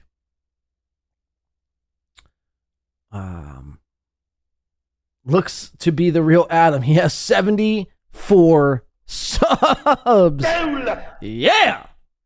Shout out. Thank you for the 20. Tommy Jordan for 5 says Karmicx was crying on his stream. He caught me in the field. Sorry to let you down, Bleed. I donated him a few hundred and deleted all of my vids. Oh, please, Tommy. Please, Tommy, tell me. Tommy Jordan, tell me this isn't true.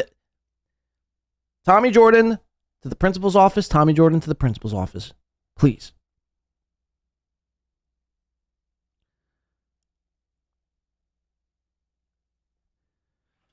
There's so many things wrong with this sentence. I kind of want to cry. I feel like I've been betrayed.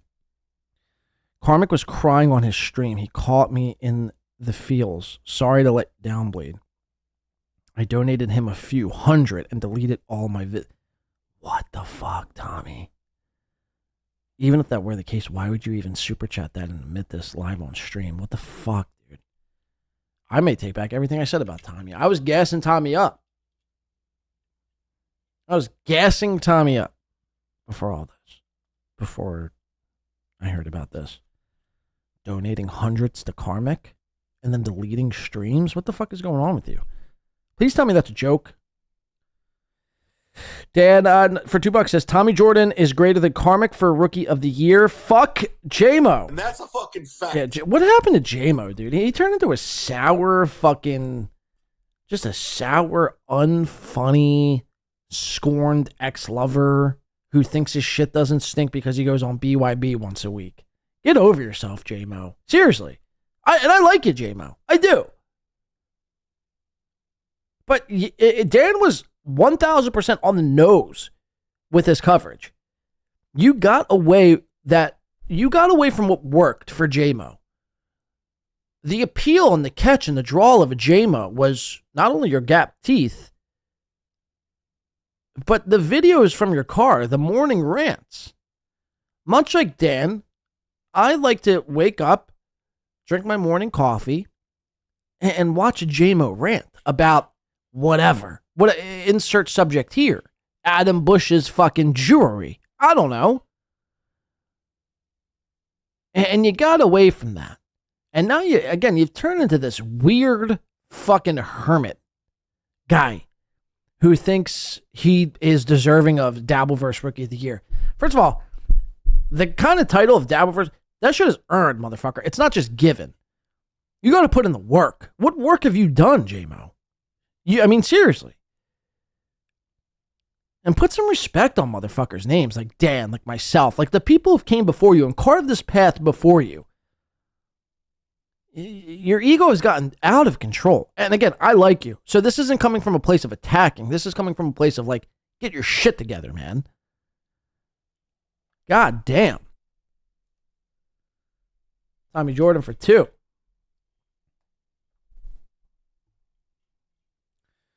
I was drunk and felt like a bully. Rare Tommy L. God, why are you admitting this right now, man? That's my question. It kind of ruins this coverage right here.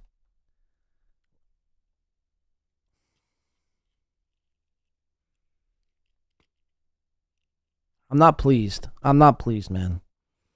I'm not pleased of what's happening right now with Tommy Jordan. We all like J-Mo, says the Tommy Jordan. And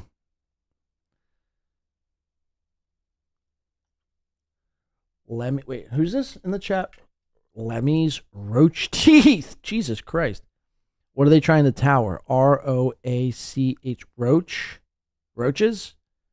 Roaches. There's actually somebody. No, Jeff, you don't have to delete that. That's fine. Even with Ken, doing the end tower, just, you could let them. I appreciate, you looking out, but you don't have to delete that. I'll let you, if something gets out of hand, I'll let you know. And then you can delete that. Tommy for 2 says the guilt of letting Blade down is eating me. It should, man. I'm not even mad, Tommy. I'm not even mad at you. I'm disappointed. I'm disappointed. Because you're better than that. And now you're using alcohol as an excuse as to why you're in. No. This isn't, you're not Chad. You're better than Chad Zumock. And I don't even know what went down, to be honest with you. I don't even know what went down. You apparently got too drunk and you got in your feels and you started apologizing. I don't know what the fuck happened, but the fact that you're admitting all of this here today is actually, I commend that. I commend that, to be honest with you, Tommy. Because it takes a man to admit where he's wrong and where he's fucked up. And Tommy right here is, before me, admitting his shortcomings. Do you think Karmicx would do that? Do you think J-Mo would do that? Do you think Brandon Def would do that? Do you think anyone would do that? No. Their egos are too out of control and too big to ever admit where they're wrong. Tommy is able to do. I'm not saying what he did was right. I don't even know what he did, to be honest with you. But I'm not saying what he did was right. I'm just saying the fact that he's here apologizing, begging for forgiveness is enough for me. So kudos to Tommy. All I'd say is, Matt, don't let it happen again. Okay? Let's watch this. Tommy, Karmicx, and Panhandler, who apparently has a huge zit on his forehead. Guys, please. I'm dying over here. Panhandler, I need you to pop that pimple that you're hiding with your hat. This guy got a third eye. It's scar tissue, something men have, which which you don't understand because you're so fucking that you wish I saw. What's Is that? it scar tissue? Your voice just trembled when you said bitch me. You're so bitch, man.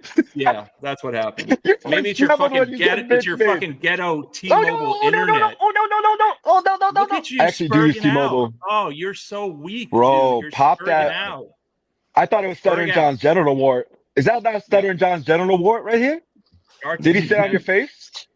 He's like Or is a it the time Joe Rogan capsule third from eye? He's so 1990. weak, dude. He's so weak. What's going on right here? Embarrassing. Oh, I'm so Fucking- weak. Fucking That's yeah, why shit ready for a chatter on his show. Yo, That's how fucking Pat- weak. That's how much I'm in your fucking head. It's sad. Pat Dixon wiped the floor with you in that debate. He wiped the Right. fucking floor with you. Yep, Damn, that's Big the Bro was laughing at. By the way, has anyone ever asked the question like where Panhandler streams from? Why is there like a gate or a railing behind him? Like, what the fuck is going on here? Pan, are you like streaming from inside of a dog cage? I mean, what the fuck is going on? I know what's going on. Tommy Jordan gifting 5 Win by 2 radio memberships.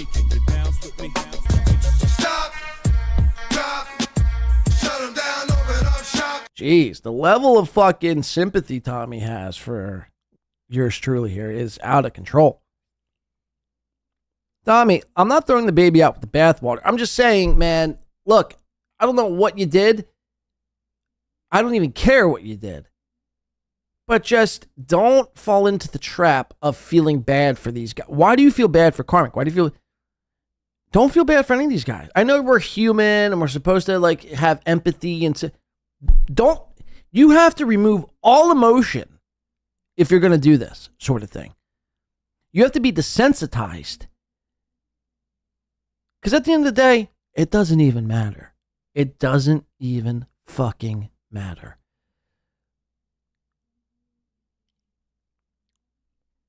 Okay? And he's still going. Look at this. Still going. It is fuck Panhandler for life, though. So apparently, thank you for the 5 gifted and the $2. Apparently, we're going to listen to this clip, by the way. Tommy Jordan and Panhandler are apparently going to be in Atlantic City February for the Super Bowl, which, God willing, I will be there myself. And these two despise each other. These two despise each other. And Tommy Jordan, look, as much as Panhandler is saying, oh, I'm in your head, bro. I'm in your head. Anytime, look, guys, I'm going to let you in on a secret. Anytime anyone is willingly and vocally announcing, or they're trying to play this tactic where they're telling the person they're arguing with that they're in fact in their head. Like, let's say I was arguing with Tommy Jordan right now and I'm saying, Tommy, I'm in your head. It's actually the opposite. It's actually the opposite, and it's actually a cope and deflection. And in fact, Panhandler, Tommy Jordan has infiltrated your brain, and Tommy is running laps around in your head. He's renting real estate in your head at a premium. So Tommy is in Panhandler's head, and apparently both of them are going to be in Atlantic City this February for Super Bowl weekend. And I guarantee nothing's going to happen. Tommy Jordan will film Panhandler. Panhandler will do absolutely nothing. Maybe the only thing Panhandler could do to make this whole thing funny is actually pop his zit on camera. Apparently, Panhandler has a huge zit on his forehead, and that's why he wears this hat. But it's like, bro, if it's just scar tissue and men have all scar tissue, like you say, then take the hat off. Show us the scar tissue. Don't be ashamed of your scar tissue if it's just scar tissue. But if it's actually a whitehead that you're fucking trying to, hide from the public, then you should be fucking ashamed.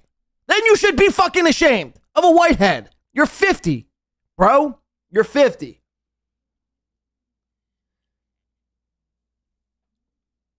It's just, buy some fucking, OxyClean.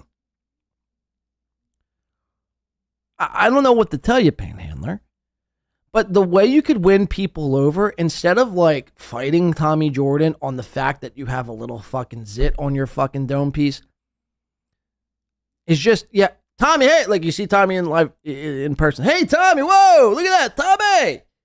And you go, hey, come here, Tom, look, I want to show you something. And you just squeeze in the middle of that forehead and watch that white pus start to ooze out. That would get views, man. The headline would be, washed up 50-year-old Panhandler pops zit live on stream.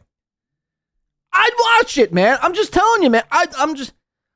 These people, they do the opposite of what they think is going to be successful because their ego and pride gets in. I'll never pop a pimple in in front of Tommy Jordan or in front of anyone for that matter. Who the fuck? Dude, your name's Panhandler. Pop the pimple, for Christ's sakes. Did the video fucking play? I mean, what the fuck is going on here? General concession. We're not talking about movies. We're not talking about popcorn, my boy. What? Huh? Jesus, you're What? so fucking dumb. Cheers. I respect Karmicx when he apologizes to Pat Dixon. You know, Why? you got to apologize to you Pat Dixon. suck Dixon cock too? Is that what's going on No. with Tommy Jordan? Because I I don't worship appreciate. other men. I worship other men. Yeah, I got it. Yeah, we got it. Yeah. You do. I know you don't. do. I don't. Yo, I have other listen, things to do. I have listen, better when things to do someone than throws out worship there- other men. Oh, Dixon. Who gives a fuck? Look out Because for you open his yourself, trash dude. can, bro. Look out for yourself. Why worship Hey, other men? ACDC, You violated I his don't know. privacy. You violated Pat's privacy. When a man throws something away, you don't dig through his trash, okay? That's a You fact. violate his privacy, digging through his More- trash, pulling more- out the cooter, pulling out More the B-boy shit from key. 1990. More Pulling out B-boy the shit. We got it. key. Yeah. How does Pat's Ancient. dick case? How does Pat's dick case? Ancient. How does Pat's? Oh, you wouldn't You're even a know. fucking You never even time kissed her. capsule You never from even kissed her, did you? 1993. White men Oh my can't God. jump. Tommy Jordan couldn't take it. Oh Gotta my be like God, a you never brother. even kissed Gotta her, be bro. like a brother. Gotta be like a brother because he can't handle it himself. He has nothing to offer. He's just got to act like everything he's seen on TV. Do you have a father, Karmicx? Do you have a father? He does have a Oh, father. Yeah, Joey C. Joey C. Wait, you Yeah, deaf? in your dreams with your parasocial horseshit. With your Quit petulant calling soul. grown men your father. It's sad. It's pathetic. So the Whoa, Puerto whoa, whoa. Rican is your mom's Quit calling side? grown men your father. What are you supposed to call? And let us never forget, though, up until 3 months ago, Karmicx was worshiping Pat Dixon. He would literally kiss the ground that Pat Dixon walked on if given the opportunity. But since Felicia Gillespie came in and infiltrated Karmicx's brain and basically turned him out to be some sort of a fucking lunatic,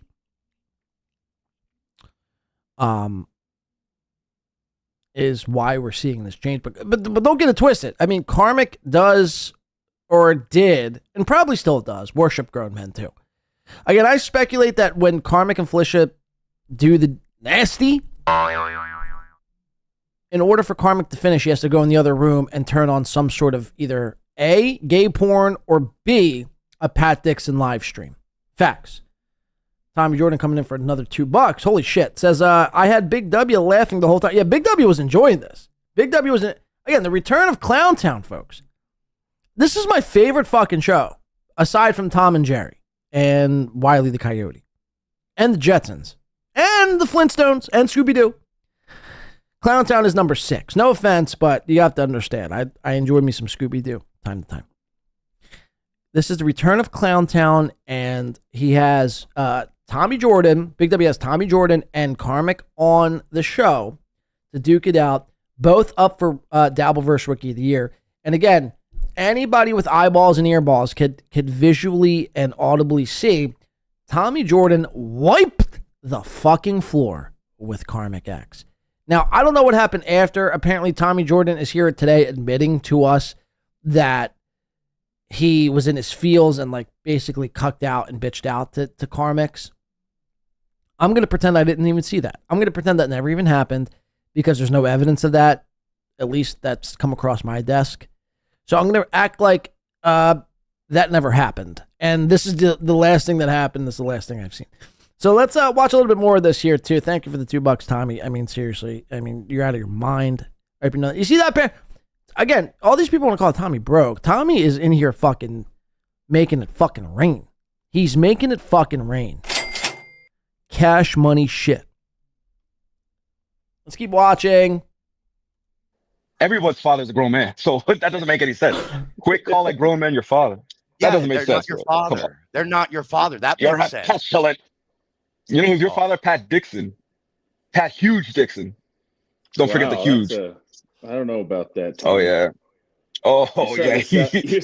Obsessed with another man's dick size. There you go. Tommy Jordan in a nutshell. Let it be known. Let your freak flag fly there, Tommy Jordan. You know it. That's what the cooter told me. Pat could play his piano with no hands. That's all I'm saying. That's all I'm saying. He just puts his hands up, the piano plays. Yeah, okay. That's Man, what you're thinking about. Hey, everybody. Tojo's thinking about Dixon's cock. Breaking news. That's what you're thinking about. That's what you're thinking about every time you cuddle with Felicia. You smell it. You smell it. You're like, what's that? Did I bring it up? Did I bring it up? You did. Is that Dixon? You smell like Dixon. How's your ghetto Was this Wi-Fi Dixon you? working? Was this Dixon you? And anytime you're in a battle with Karmicx, I mean, this just goes for anyone out there who's like trying to debate Karmicx. That's all you got to say. That's all you got to say. Hey, Karmicx, how does it feel to be Pat Dixon's Eskimo brother? How does it feel to kiss the lips of Cooter Gillespie, knowing those same lips have been around Pat Dixon's penis? How does it feel that Pat Dixon ejaculated thick white goo on Felicia's face, on Felicia's breasts, on Felicia's stomach? How does it feel? And now what? You're going to like massage her stomach and kiss her cheeks? Those same cheeks you kiss, Karmicx, are the same cheeks Pat Dixon, made it rain on, for lack of a better term. That's all you got to say. Look, I know like most chicks you get with these days, they've been with other guys. Sure. But it's different when the other guy the chick's been with that you're currently with is a guy who also streams and is Pat Dixon. You see what I'm saying? Who, by the way, was the same guy you worshipped just a couple of months ago before Felicia came into the picture. You looked up to Pat. You wanted to be Pat. And in many ways, you still are trying to be Pat. It's very strange, man. Karmicx has this weird thing going on where, like, he doesn't know who he actually is. He's battling this whole thing. Like, he's trying to take a little bit from Pat Dixon. He's trying to take a little bit from internet shock jock and tough guy. He's trying to take a little bit from, being gay. Karmicx doesn't know who he is. And again, it's just fascinating to watch it all play out in live time. And again, you got Tommy Jordan here, again, Dabbleverse Rookie of the Year, going up against basically the world and everyone on this screen, and Panhandler sitting in front of a railing, holding his own. You gotta admit, Tommy Jordan is holding his own. Let's keep watching. Damn, my headphones died. These petulant headphones. Can you guys still hear me without these petulant headphones? I can hear you. Sweet. Unfortunately, we can. Good, hear I could you. keep on shitting on this guy. So I just want to come here and say I'm Rookie of the Year. Hey, Huh? Rookie of the Year? Rookie of the Year. Yeah. I'm the man. I'm the man. Yeah. Got it, you fucking nothing. You're a fucking nothing. Look in the fucking mirror, you dumb bitch, and you'll see nothing. Yeah. You can't see yourself. And giggle like a fucking girl. All you want. It ain't gonna change things. Yo, this is awesome to see this live. Oh my god. Tell me more. Look at you're having a hard on over it. So you got Tom Jordan. What's wrong with you? What the fuck is wrong with you? Like, worshiping other men. You're the one that dresses up like a woman and streams and puts a damn. You know you're never getting into heaven, right? You can't. Exactly. Press on that point. Keep pressing. Oh, where the fuck did that go? Keep pressing on that point. Listen. Dipshit. You want to know? Did your lips ever touch her lips? Have your lips touch her lips? I don't know. Have your lips touch her? Karmicx, these are. She's my dad. You know you're never getting into heaven, right? You can't. Look at you're having a hard right on here. over it. So you got Tom Jordan. What's wrong with you? What the fuck is wrong with you? Like, worshiping other men. You're the one that dresses up like a woman and streams. Exactly. You're the one who dresses up like a woman and streams. Period. End of story. It's a damn. She's my daddy. You know you're never getting into heaven, right? You can't wear that horn mask and try to Joey says my daddy. Not getting past them pearly gates. Joey says my daddy. Who Sad, says sad. that? What grown man looks at another man and says, that's my daddy? Yo, Karmicx, these are wireless earbuds. You ever saw these? Kind of out of seen them, Right, They're hardwired. pretty cool. That's why They you're use the jittery, you wire. dumb fuck. That's why you're jittery, because you I'm rely what? on Bluetooth, you stupid shit. Jittery? Hardwire. Hardwire. That's the only way to do it if you're going to broadcast. But Tommy Jordan don't know that. He's the man off the streets. You got it, Tommy Jordan. You're a man on the streets.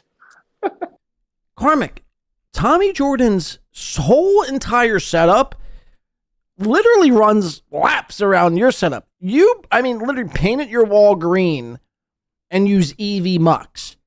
And you're like, this looks good.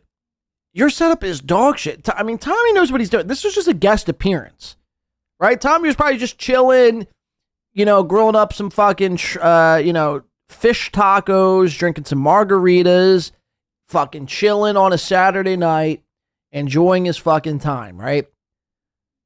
Tommy wasn't in this set. Tommy, again, as it pertains to Dabble versus streamers, Tommy's setup is up there. I will say. His audio's crisp. His connection is clean. His cameras are pretty decent. Karmicx uses a webcam, a green screen, and a headset microphone, and is like trying to, trying to tell Tommy Jordan that his Bluetooth headphones are, the reason why he's not a professional broadcaster. It's like, okay, this is so insane. Let's keep listening. Yeah, that's why I ran into Felicia on the streets. Bluetooth doesn't work when you're doing a fucking stream, dipshit. You got to be hardwired. Get with it. Did you ever kiss her? Did you ever kiss her? That's all I want to know. Did your lips ever touch her lips? Have your lips touch her lips. I don't know. Have your lips touch her lips. You're nothing to me. Stop avoiding the question. Tommy for two says, I was at home with my legs on the ottoman. Yeah, you're chilling. You're relaxing. You're having a good time. You probably got the link. You're like, fuck it, I'll go on. You weren't in your home studio is my point. Or your main studio. When I did Dan from Nice Podcast Stupid's show like 2 weeks ago, you were on it. I had Bluetooth on. I was using an iPad. Because I wasn't at my studio. There's times and cases where, look, Karmicx, I know this is hard for you to believe because like you don't experience anything. All you do is just sit inside all day, chain smoke cigarettes and smoke Red Bull. Chain smoke cigarettes and smoke Red Bull. Is that what I really just said? I'm a fucking idiot. But you get my point. He consumes Red Bull and smokes cigarettes inside. And therefore Karmicx is always at, he's always able to be at his home studio. Tommy, sometimes can't. And I'll say this, Tommy's appearance here, Tommy's little fucking setup he's got going on with the wireless earbuds and his checkerboard background that he's got going on. I don't know. Tommy, is this a wall or, what the fuck is this? Is a quilt you have up in the background here? I don't know what's going on. My point is, this setup that Tommy has going on here is just as good, if not better, than Karmicx's actual studio setup. Again, you have to remember, take the green screen out of it. All it is a green wall and a gamer Turtle Beach. He's got Turtle Beach headphones. It's a green wall with Turtle Beach headphones. And he's like, oh, you gotta stop using Bluetooth. If you want to be this broadcaster, you gotta stop using Bluetooth. You gotta take studio advice from me. No. You're using Turtle Beach headphones, sir. And you painted your wall green. Your setup sucks! Have your lips ever touched her lips? I don't answer your fucking question, bitch. You can't even say. Now there's like an airplane going by. Big W, you got to control your fucking cast of goons here. So, somebody's microphone is picking up like a fighter jet flying by. Listen to this. Have your lips ever touched her lips? I don't answer your fucking question, bitch. He can't even say that, bro. He can't even say if he kissed her or not. That's. I don't even have to answer your fucking unbelievable. question. I don't like you. You're a fucking douche, and you're trying to get damn nice podcast, stupid fucking way through world, and it's not going to amount to shit. And you'll realize it down the road. First of all, Dan's got a six-figure job. He's banging a hot South American woman. He's got a house. He's going to New England Patriots games on a Thursday night. What part of Dan's life it doesn't sound fucking dope? And he's doing live streams about JMO on Thursdays. Like, sounds fun to me. And he's using this Traeger grill on a Saturday to smoke some meats. I don't know. Dan from Nice Podcast Stupid seems like he's got it figured out. I don't know. Call me a fucking contrarian. Through world, and it's not going to amount to shit. And you'll realize it down the road. Dan's you have nothing to offer. You have nothing to offer. Dan's the man. That's a compliment. Boy, shout out to Nice Podcast Stupid. Shout out to Nice Podcast Stupid. I want to shout out to Panhandler's Third Eye. Shout out to Panhandler's Third Eye. Out of nowhere, Panhandler's catching some strays. Now, look, Panhandler's doesn't like this whatsoever. He doesn't like his pimple, his acne being exposed. Look at him. He's fuck. You fucking Puerto Rican savage. I'm going to fuck you up, Tommy Jordan. I'm going to fuck you up. Look how pissed he's getting. Look how triggered he's getting. Oh, shit. Tommy's got I want to belong with my Panhandler, pop that shit. Just pop. Panhandler. Pop Maybe you could pop it. Your black That's a scar. Scar tissue that I wish you saw. Sarcasm isn't knowing. Sarcasm is knowing. Close your eyes and I'll kiss you, cause with the birds I stare. When the birds are stared, it's a lonely view. And receding hairline. Panhandler got no. That was a good look. That was a good look. That thing's retreating quicker than the French army. Jesus. Oh, that's a swing and miss, Panhandler. Oh, yeah, you gotta show us that receding hairline, Tommy. That thing's receding quicker than the French army. Huh? You're using a French army reference? Huh? Good one, Panhandler. Panhandler got no. That was a good look. That was a good look. That thing's retreating quicker than the French army. Jesus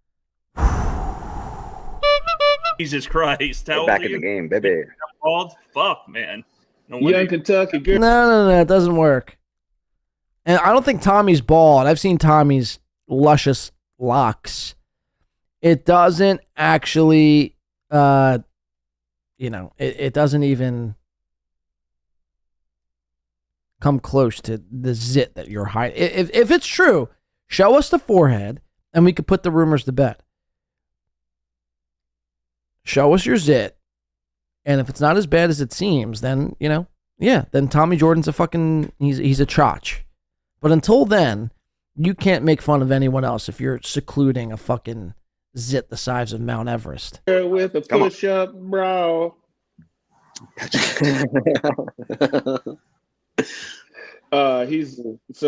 He was saying something about show up in AC, Tommy J.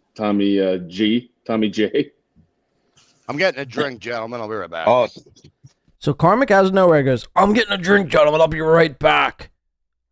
Well, that's, in fact, a lie. Watch what he does. Sorry, I didn't hear anything for the last 10 minutes. My headphones were dying on me. What were you saying, Panhandler was saying show up in AC when they all go. Oh, I'm definitely going to be there, old man. What are you going to do? What are you going to do? Lick my nuts in person? You want to lick my nuts in real life? Yep. I'll be against the... He just said, yep. Yep. Wow. Person? You want to lick my nuts in real life? Yep. I'll be... So confirmed, Panhandler actually wants to lick Tommy Jordan's grundle. And that's a fucking fact. Holy shit, folks. You better be careful, Tommy. You better be careful. Tommy Jordan for $2 says, at the end, Panhandler said he wants to kill me. That's a fucking fact. That's a fucking fact. And he wants to lick your nuts. So he wants to stab you in the neck, in the jugular, until you're cold, lifeless, and going through rigor mortis. By the way, the word rigor mortis is a great word. He wants to do all that, and then when you're going through rigor mortis, he then wants to lick your taint. Got it. Lick my nuts in person? You want to lick my nuts in real life? Yep. I'll be against the slot machine. You can lick my nuts over there if you want to. All right? I'll pull it out the side of my pants. Oh, yeah, I would. I'm sure you would. What man wouldn't like that? What man wouldn't like a good nut licking? Are you crazy? Gay and Puerto Rican. That's a bad beat. That's a bad beat. Karmicx comes back with the cowboy hat and the Katty C vibe going. So again, this isn't just a bit that he did or a bit that he's trying out or something to kind of boost the numbers. This is his actual persona now. Is a gay homosexual. Brother. Again, this is sometimes I feel like I'm going nuts and I don't even know what it is that I'm covering anymore. Like I'm watching Tommy Jordan get Panhandler to admit that he wants to lick his nutsack in one breath. And then the next breath, I'm watching Karmicx say that he wants to go get a drink, but then comes back into his gay persona, which is Katty C. My wires are fucking crossed, folks. I mean, again, this is so bizarre. Watch this all unfold. Hey, man, don't maybe get the... Tommy coming in for another 2 says, rigor mortis. At least I'll be hard. Hacka. You fucking hack. The letters on you, man. I'll get the LGBTQ on your ass. Speaking of LGBT, look at this guy. Oh my God. Nice bow. Karmicx. What was that line at 8 Mile? He's like, speaking of gay, look at Paul the fruitcake. Don't you? Oh, I gotta play this now because it's literally what that just reminded me of. Speaking of gay, look at Paul the fruitcake. Don't you know that my boots don't goop shake? And don't you know that my lick don't look like? How's that fucking go? Hold on. 8 Mile. Look at Paul the fruitcake. Don't you know that my nuts don't look? It was yeah. Here it is. I might get fucking popped. Here, we'll just listen to it. I'm not gonna play it. This is great. Man, I'm getting so sick and tired of fucking with this steel. They only give us 30 minutes to eat lunch and chill. My body aching just to get a buck. I'm sick of eating this shit off this fucking lunch truck. Nasty ass food. I'm in a nasty ass mood. I should have called in sick. Should have had something to do. I can't believe that I'm hearing all this raving and ranting from Vanessa up here at the New Detroit Stamping. You need to get your food and take your ass back to work. You're dreaming if you think them corny ass raps will work. Look at y'all standing out here freezing like dumb fucks, rapping and waiting for food off this raggedy lunch truck. Who want one? Who pumped up to get rolled up? I spit venom in every direction. Soak some up. Look at this fat ass nigga. Sloppy sucker. You ugly motherfucker. Your pop should have wore rubber. Stop rhyming. Keep your day job, Vanessa. Next time, leave that bullshit home on the dresser. Speaking of dresses, take a look at Paul the fruitcake. When you travel, you probably pack panties in your suitcase made out of lace from Victoria's Secret. If 10 men came in a cup, you probably drink it. Here comes M. Okay, folks, enough with the gay jokes, especially from a gay broke bitch yourself. Halo. This style's doo-doo.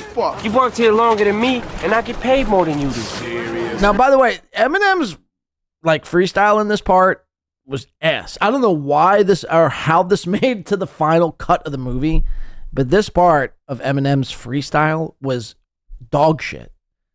Even the crowd, if you listen to the crowd like closely, they don't even cheer loud. They're just, oh, it's a white guy rapping, cool. This style's doo-doo.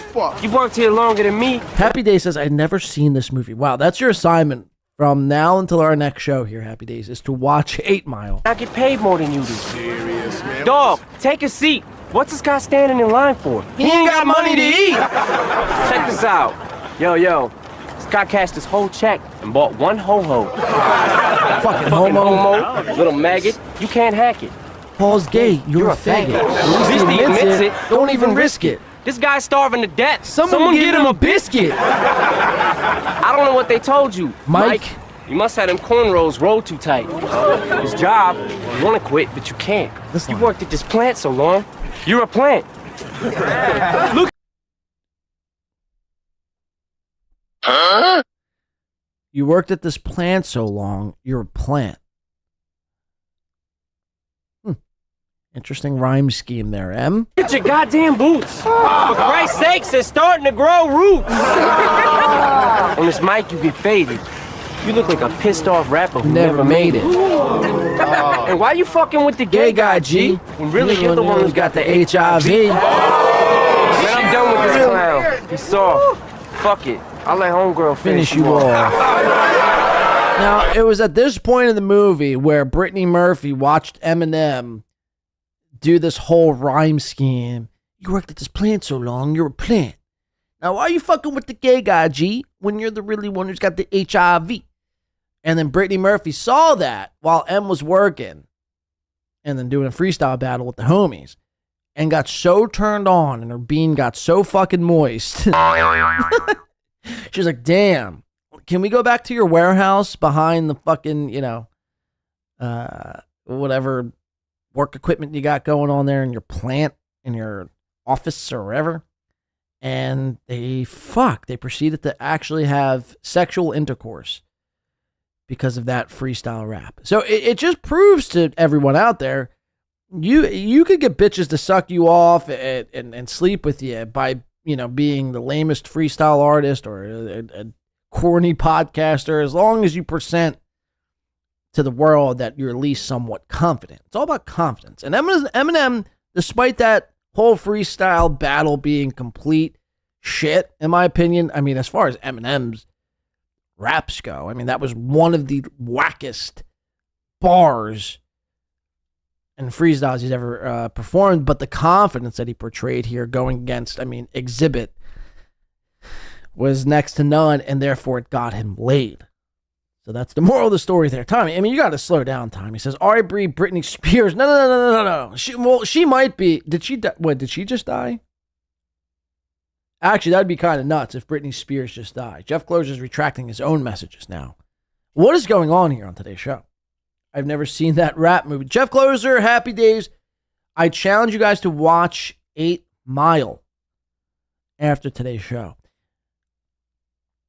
What's up, baby? I got a podcast. Kinda. I'm better than Panhandler. Can I buy you a drink? By the end of the day, she'll be sucking a dick. Tommy Jordan says, Brittany Murphy. It's Brittany Murphy. She died of heroin. So, yeah. Why did I play that again? Why did I play that? Oh, because of, I think it was this. Look at this guy. Oh my God! Shit Nice about bow. Karmicx is BGGT on your ass. Speaking of LGBT, Tommy, you're out of your fucking mind, Tommy. Here comes the money. Here we go. Money talk. Here comes the money.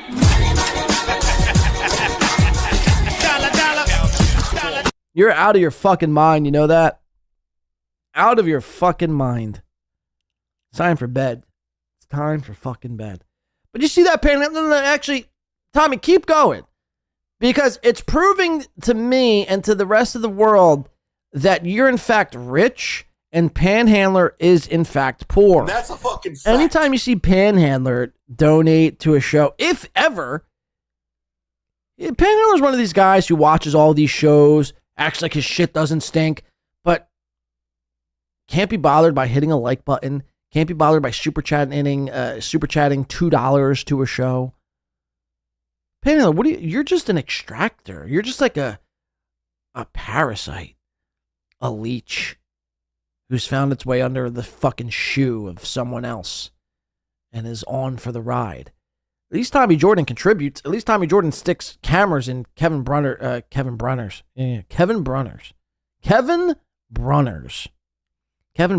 brother's face.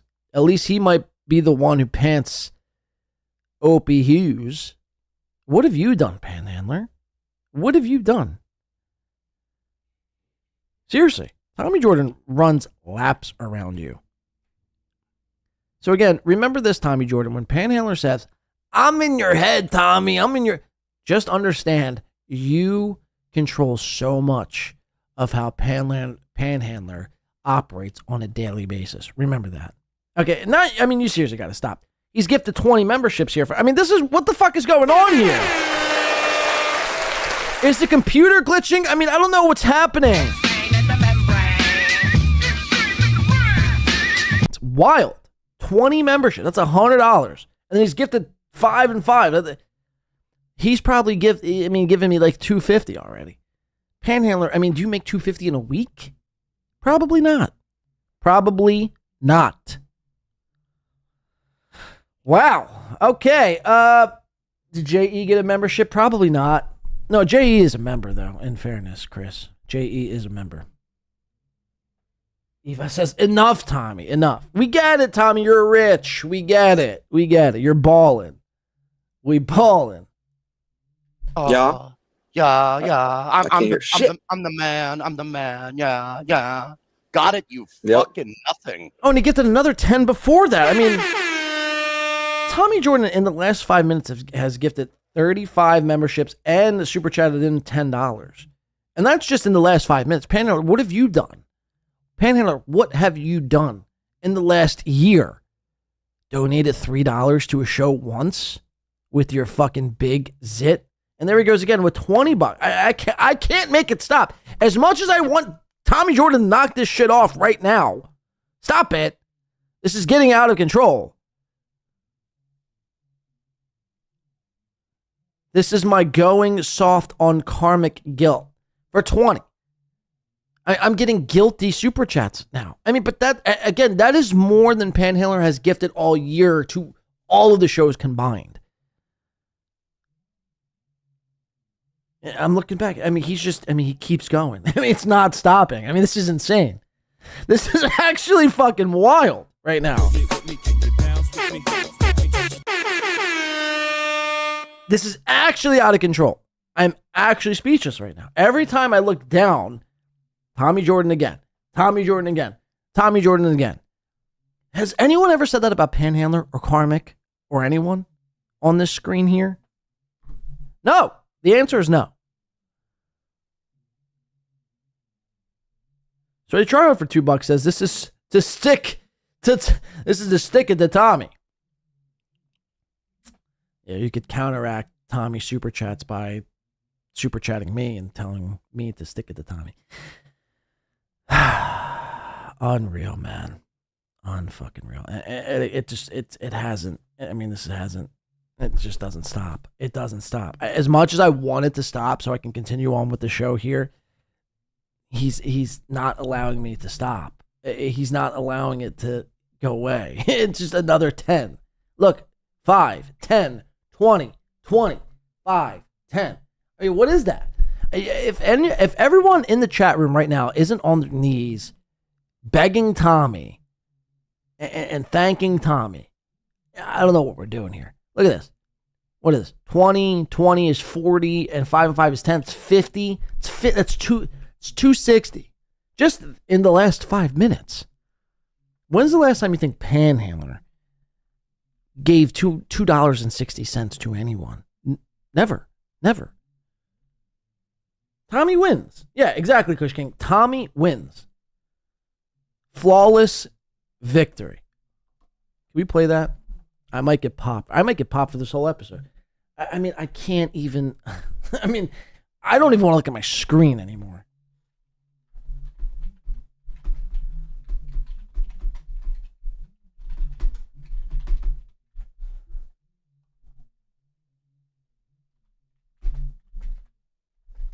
I'm seriously about to turn my other monitor off.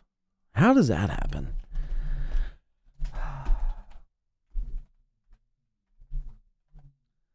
Would you be surprised if I told you Tommy gifted another 10 memberships? Tommy wins, folks. Tommy wins. He always has. He always will. Rookie of the year, Tommy Jordan. Watch this.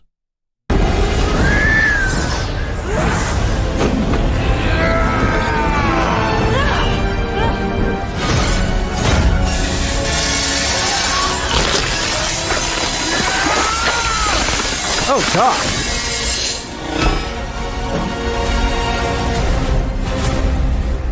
Flawless victory. That's all I wanted. I didn't want somebody's head being decapitated on the screen here. But you get my point. It's a flawless victory. Holy shit.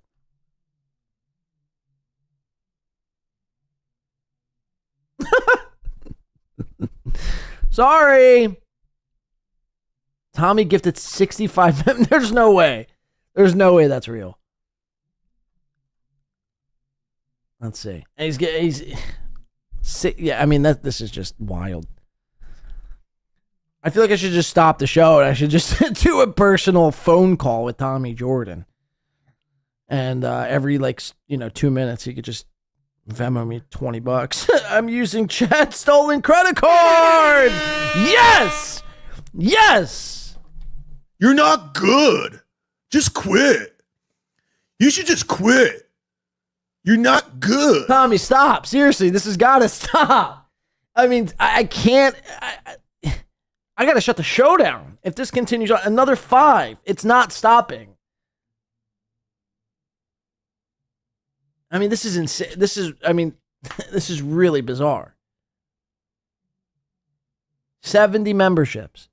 He's gifted 70 memberships. That's $350 on top of the super chats, which is like he's probably giving me $500 today. Greg Salad says he's going to charge back the fuck out. He's probably not going to do that. If he does, then he does. Then, good for him. He probably should, honestly. I wouldn't even hate it if he did. Yikes, man. You got to stop, please. I mean, for the love of Christ and all that's holy. The man just doesn't stop. Not a pay pig. I just have bad relationship with money. I could relate to that, actually. I could relate to that. But, I mean, for real, man, that's insane. You've made your point here today, and I do appreciate it. It is much appreciated here on this show. It's just got to come to an end now. Okay? You've made your point. You've made your point. You have more money than Panhandler. I really don't know what else to say, man. I really don't know. I mean, that's just wild. That's just wild. Thank you. I mean, literally, thank you to the legend that is Tommy Jordan. And next time he's live, go gift him and super chat him, please. Seriously. I'm not worthy of 70 memberships by one person and another. Thank you. That's all I could say. Thank you. And if you charge it back, you charge it back. I wouldn't even hate it. But Tommy, thank you nonetheless, man. That is incredible. And hopefully you get the pants Greg Opie Hughes here today. Because that would be insane. All right, let's watch Tommy, another maybe 2 minutes or 3 minutes of this because it gets a little better. Then I'm going to move on to some Chad and Melton stuff to wrap up today's show. Let's watch. You're a fucking nothing. He's done it again, folks. He's done it again. Panhandler could never. And that's a fucking fact. He's Tommy, you've proved your point. You proved your point. Your Panhandler could never. Panhandler, even with one of these, Panhandler could never fathom doing. Panhandler probably lives off of, if he's lucky, unemployment. He don't have any spare change lying around to donate $2 to shows that he watches and gets entertainment out of. He's a freeloader, Tommy. You and I both know that. $20 was unnecessary to reassure that. I mean, I'll take it. Don't get me wrong. But holy fuck. Holy fuck. I think we could agree. Both of us could agree that Panhandler's a sad sack. And again, until he leans into his pimple popping, I think Panhandler is his pimple. And somebody needs to press him next time he's on stream. Where's he streaming from? That's what I want to know. Like, what is the railing behind you? Why are you streaming on a balcony somewhere? It's very strange. Tommy's giving. Are you kidding me, dude? I mean, seriously. I'm literally begging you to stop. This is the first time ever I'm like, stop giving me money. Stop. You gotta stop. You really have to fucking stop. You've made your point. You've given me almost $600 here today. You gotta really pump them brakes, man. You're really gonna, I don't know if you're drunk now, but you're really gonna regret this in a couple hours. Any other money you want to give me? I'm telling you here, Tommy Jordan, I've made my nut here on today's show. You gotta just, whatever money you want to give me here today, donate it to, some sort of a fund, some sort of anything. Give it to something else besides me. I am not worthy of any other dollars. No one needs to give me another nickel here on today's show. Tommy Jordan took care of that. Really, I mean, seriously.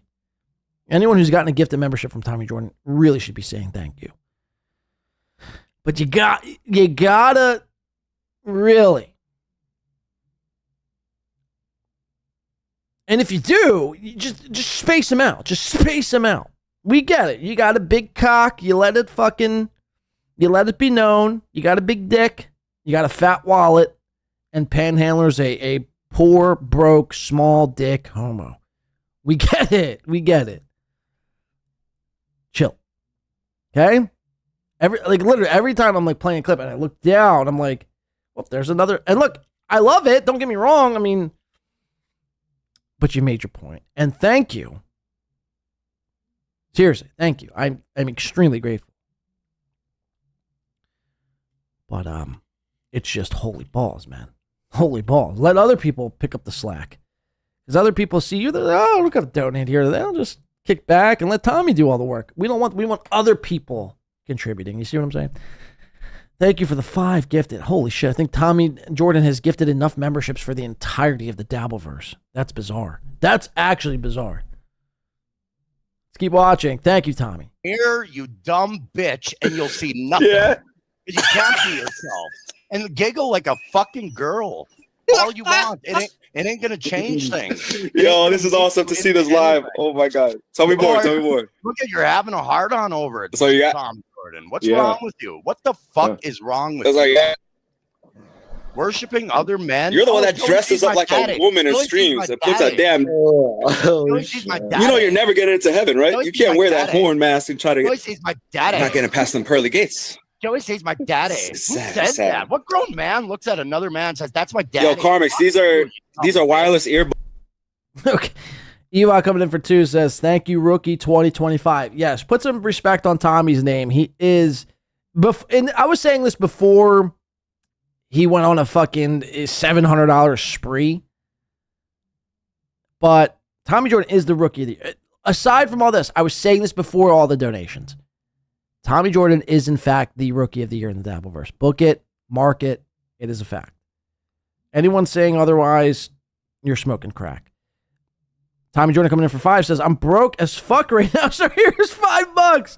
But you deserve 1 million views per stream. I don't want 1 million people seeing this.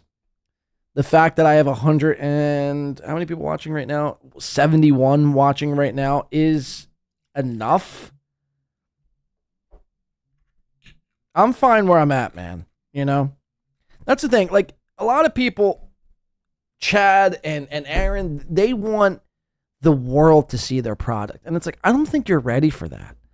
I don't think you're ready for the entire, like, all of the world outside of the Dabbleverse to view what you are, Chad. Because we've seen what you have. We've seen what Aaron has. It's nothing.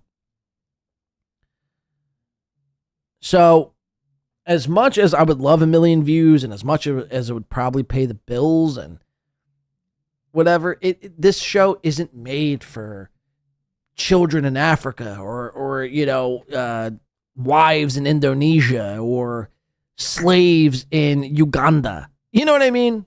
This show is for a niche bunch. Now, maybe eventually I venture off and expand my branches and possibly, have others latch on to this. But for now, it is what it is, man. And I'm appreciative of the people that do check out the show. Because, again, when I first started this, man, you have to understand, I had 5, 6, 7, 8 live viewers. Barely cracking 100 total views after the fact. And now that, the show is where it's at, I couldn't ask for anything else. You know what I mean? Like, if I never got to do another stream after today, I did it. I accomplished what I want. I built a show. I've made money. The investment that I invested into the show paid off. And that's all I could ask for. I built a little bit of an audience. I built a little bit of a community. And it's not just me. It's everyone else who contributes and comes through and watches and hits the like button and shares and talks about and gets, people excited about the next show. Mr. Z and Chris and everyone else who shares the show. It's everyone. It's a collective effort. I couldn't have done it without everyone. But with that being said, I don't know if I'm ready for that next, that next jump into 30,000 watching. You know what I mean? Because as Uncle Ben said once in a Spider-Man episode, with great power comes great responsibility. But thank you for the $5. Chef Closer for 2 says, agreed. The race for Rookie of the Year is, in fact, over. And that's a fucking fact. It is, man. Again, this is not me sucking Tommy's nuts because he's went on a gifting and super chat rampage here today. I was saying this before all that, without any hopes of, any of that happening. But you just have to take into account what Tommy has done in the last month. You take all that into account and you factor that all in. And Tommy's run away with this. What has Karmicx done? Seriously, think about it. What has Karmicx actually done? He's gotten into a relationship with Felicia Gillespie. Really, that's a downgrade. When you think about it, he's taken Pat Dixon's sloppy seconds and made it his own. A guy who he used to worship 3 months ago. Karmicx has gone backwards. And now to try to really maintain some sort of relevancy, he's trying to portray this gay character in hopes that people will, start talking about him again in a positive manner. Tommy Jordan doesn't have to do that. Tommy Jordan, you know what I mean? And everyone else.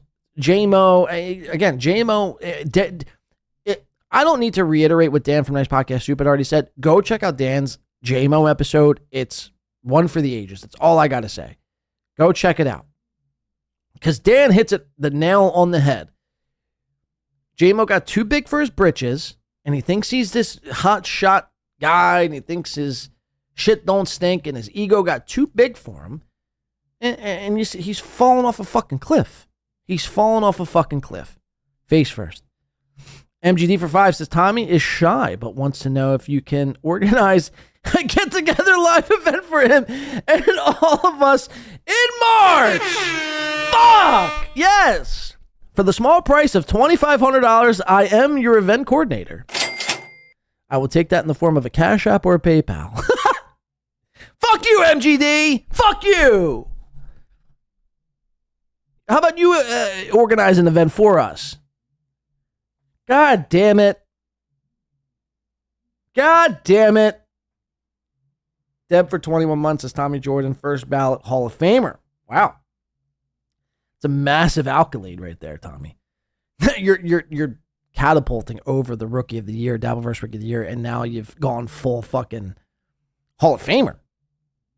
You haven't even won the Rookie of the Year yet. And Deb's nominated you for Hall of Famer. That's incredible. Shout out to Deb for 21 months. Insane.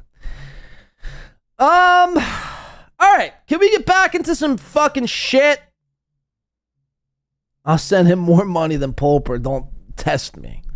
I don't think he can. I don't think he can. Win by Tommy. I don't think Tommy's gotten him to send more money than Pulper. But you ever saw these? Have you ever seen them? Probably hardwired, cool. and that's why you're Use the jittery, wire. you dumb fuck. That's why you're jittery, because you I'm rely what? on Bluetooth, you stupid shit. Jittery? Hardwire. That's the only way to do it if you're gonna broadcast. But Tommy Jordan don't know that. He's the man off the streets. You got it, Tommy Jordan. You're a man on the streets. Dumb Yeah, that's fuck. why I ran into Felicia on the streets. Bluetooth I doesn't said- work when you're doing a fucking stream, dipshit. You got to be hardwired. Get with it. Did you ever kiss her? Did you ever kiss her? That's all I want to know. Did your lips ever touch her lips? Have your lips touch her lips? I don't know. Have your lips touch her lips? You're nothing to me. Stop avoiding the question. Why do I Have your lips ever touched her lips? I don't answer your fucking question, bitch. You can't even say that, bro. You can't even say if he kissed her or not. That's I don't even have to answer your fucking unbelievable. question. I don't like you. You're a fucking douche, and you're trying to get damn nice podcast, stupid fucking way through world, and it's not going to amount to shit. And you'll realize it down the road. Dan's you the have man. nothing to offer. You have nothing to offer. Dan's the bro. man. It's That's a compliment. B-boy, Shout out to stupid Nice Podcast. fucking shit. I want to Shout out to belong. Panhandler's Third Eye. I want to belong with my Yo, brother. Panhandler, pop that shit. Just pop. Panhandler, maybe you could pop it. Your black That's a friends scar. think you're a joke. Your Scar black tissue that I friends wish are you laughing saw. at you. Saw Captain Missy No Show that receding hairline. again, Panhandler Tommy. got no. That was a good look. That was a good Yeah, look. TJ says worried about wireless earbuds, but he smokes 3 packs a day. Yeah. Thing's retreating quicker than the French army. Jesus Christ. How old Back are in the you? game, baby. Bald? Fuck, man. No wonder Young Kentucky girl with a Come on. push-up bra. And close your eyes cause I kiss you cause with the birds of snare. By the way, I don't know who these people are, Danny, Birdman, and Scatman are, but I got some questions for these people. So he was saying something about show up in AC, Tommy J. I'm getting a drink, gentlemen. I'll be right back. Oh, sorry, I didn't hear anything for the last 10 minutes. My headphones were dying on me. What were you saying, Tommy? Panhandler was saying show up in AC when they all go. Oh, I'm definitely gonna be there, old man. What are you gonna do? What are you gonna do? Lick my nuts in person? You want to lick my nuts in real life? Yep. I'll be against the slot machine. And you heard it there. So this is where we kind of left off. Panhandler, under his breath, admits he is willing to lick Tommy Jordan's hair, what I can only presume as to be a hairy nutsack, in person. You want to lick my nuts in real life? Yep. I'll be Yep. He says, yep. against the slot machine. You can lick my nuts over there if you want to. All right? I'll pull it out the side of my pants. Oh, yeah, I would. I'm sure you would. What man wouldn't like that? What man wouldn't like a good nut licking? Are you crazy? Gay and Puerto You can Rican. rub- That's a bad beat. That's a bad beat, brother. Hey, man, don't make me get the letters on you, man. Meanwhile, I mean, Panhandler's calling out Tommy Jordan for being gay in Puerto Rican. Meanwhile, you got flaming Minnesota faggot Karmicx showing up on screen with a cowboy hat. Get the LGBTQ on your ass. Speaking of LGBT, look at this guy. Are Oh you my talking God, shit nice bow. about Karmicx? Is that what's going on? Who is this? So Tommy got look at Tommy's face. Tommy got Karmicx so up in his feels, he made Karmicx change characters. This is wild. Yes. Oh my was going God. after- Oh my going God, after bro. that Your boy. face card. Oh my God. Oh my God, you're on fleek. Oh my God. Oh, beautiful. Who are you? Who are you? Who are you supposed to be? Are you I anyone? don't know. I don't thought think I was you someone are. before I ran into you. Okay, All I big boy. see is nothingness. I love what I see. Oh, Panhandler, are you By the in way, on that? Tommy, your gay accent sounds like a trans version of FKA mommy. By the way, I don't know if anyone's ever told you that. Is this a three-way? You are Oh my a God. petulant little child. It's just three gay Okay. guys. Three gay guys on the You have bottom over no here. room Oh my to God, talk look at shit about this. Karmicx. I Jesus changed. Christ. I made the man change his sexuality in real time. That's a Panhandler, fact. go put your wig on. You go to your closet, go throw your wig on. Watch your Jeez. mouth. Nobody likes that type of talk here. Oh my Stop it. God, this is scary. Whoa. Stop it. Okay, I'm here as a guest. I don't know if Brian Landon knows he made it into our new intro with his dance moves, man. Yo, shout out to Brian Landon. Shout out Brian Landon. He might be rookie of the year. He's my only competition, not Karmicx. It's between me and Brian, to be honest with you. Karmicx doesn't have time for people like you, Tommy Jordan. You just got to realize. Seriously, Big W, where do you find these people? Danny Birdman. Is this like your boy? This guy looks like he was recently released out of jail. And this guy, Scatman. We're going to see who Scatman is coming up in a second. Spoiler alert, he looks exactly like this avatar. But you know what? You don't. You just want to be a B-boy off the street. Nobody cares. B-boy. It's like 1995 what you're bringing out. Nobody likes it. This is so wild that this is even happening. Again, Karmicx started the show as Karmicx. Now he's changed characters mid-show because Tommy Jordan was making him, I mean, again, what I can only assume, making him feel a little emotional. Nobody wants to hear it. Oh my God. Grow up. Did I destroy you so bad that you changed your sexuality in real time? That's wild. Yes, he did. Man. Yes. Sorry, Tommy. Karmicx Live is rookie of the year. So we got whoever this Bassman. What was the Scatman, D-Man, Bassman? Bassman, I'm sorry. You're sadly mistaken. Karmicx is not rookie of the year. What? Guys, ask yourselves, what has Karmicx done? Again, he's out of ideas within the first 5 months. He's literally resorting to, he's basically on the verge of announcing to the world that he's a full-on cock-sucking homo. So what has Karmicx done? Ask yourself that. What has he done? He's gone on Alex Stein? Okay. What did he do on the Alex Stein appearance? I'll tell you, nothing. He did absolutely nothing. He sat there and was like, oh, Alex, I like you, Alex. I like your show, Alex. Yeah, me and Joey C go way back. Like two kids in a paddywhack. Yeah, Alex, I like your show.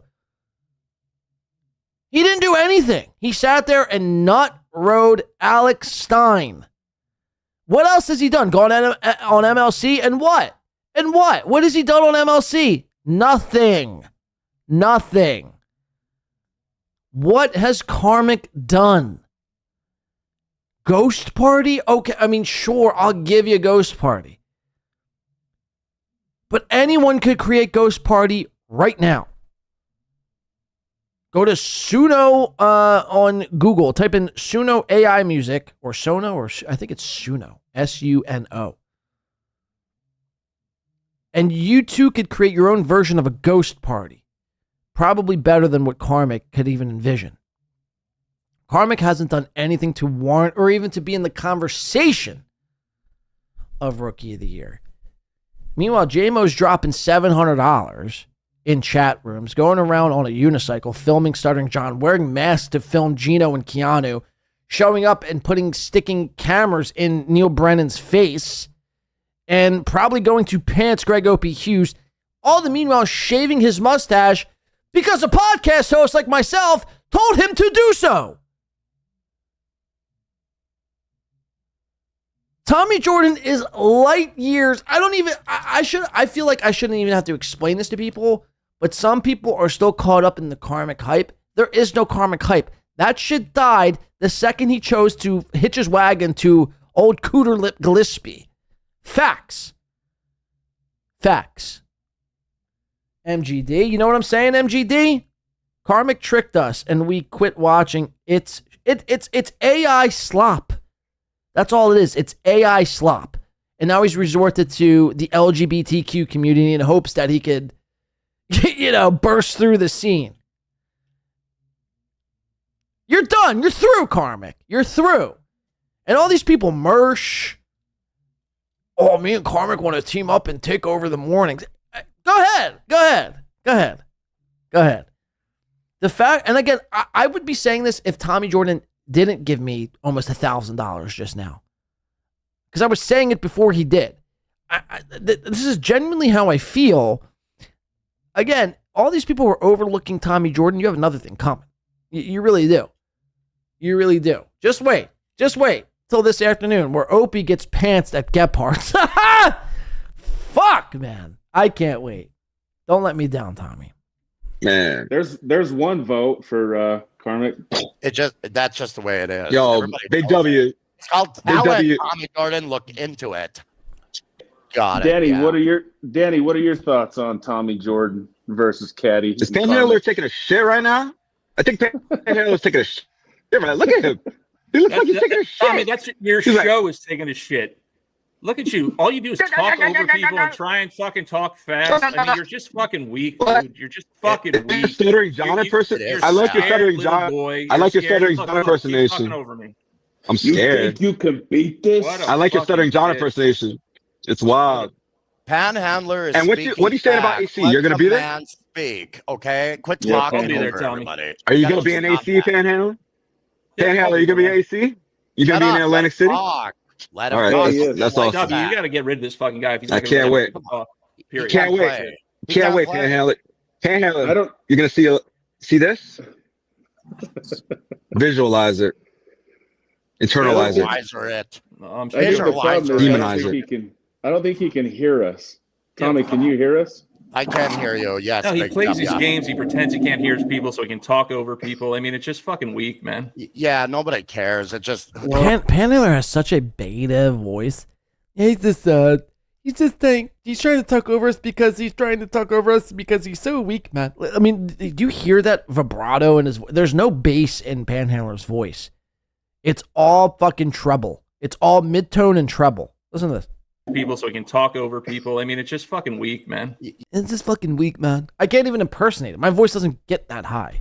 He plays these games. He pretends he can't hear his people so he can he plays these games so he pretends he can't hear people because it's so fucking weak, man. Talk over people. I mean, it's just fucking weak, man. Yeah.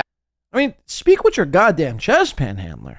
Yeah, nobody cares. It just they're just fucking with you, Tommy. That nobody cares about. You know, it's just over. It's done. It's 40 fucking years past its prime. Get over it. Act like a new human being.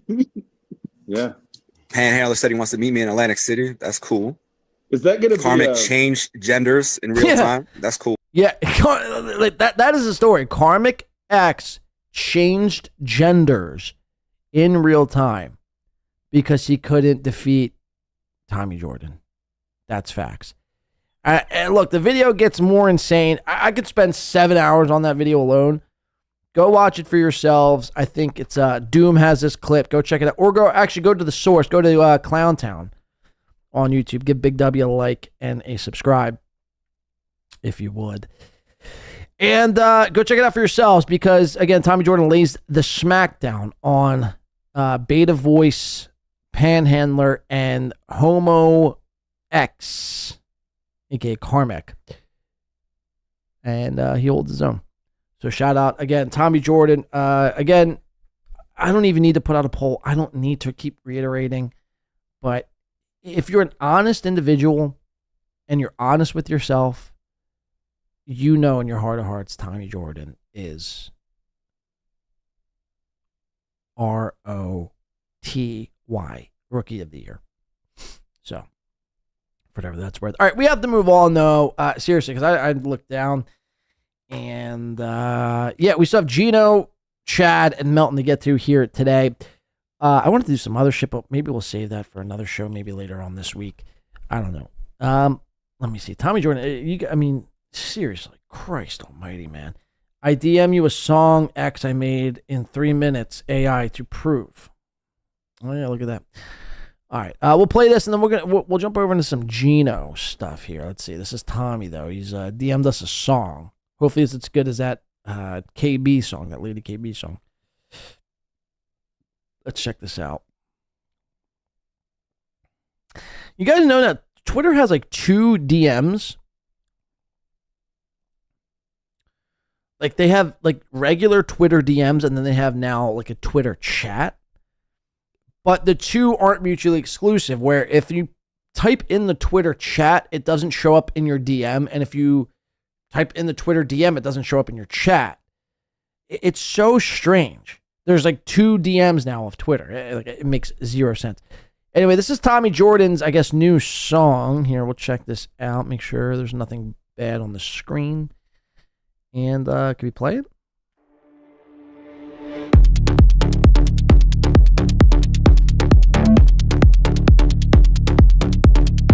Hear the words right here.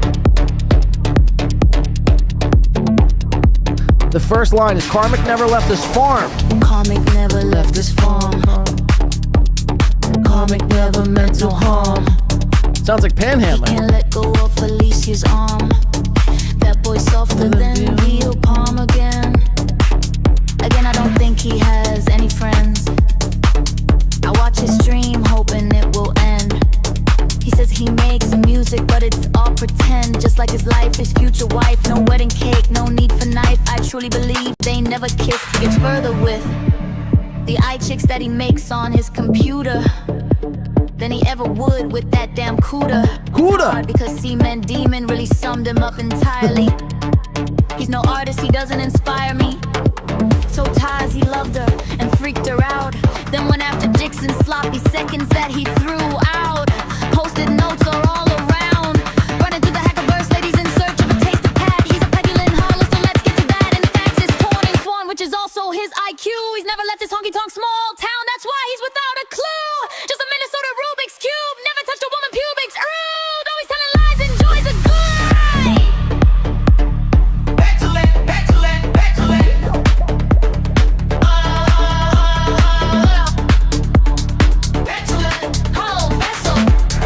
Hollow Vessel. That's what this song should be called, Hollow Vessel.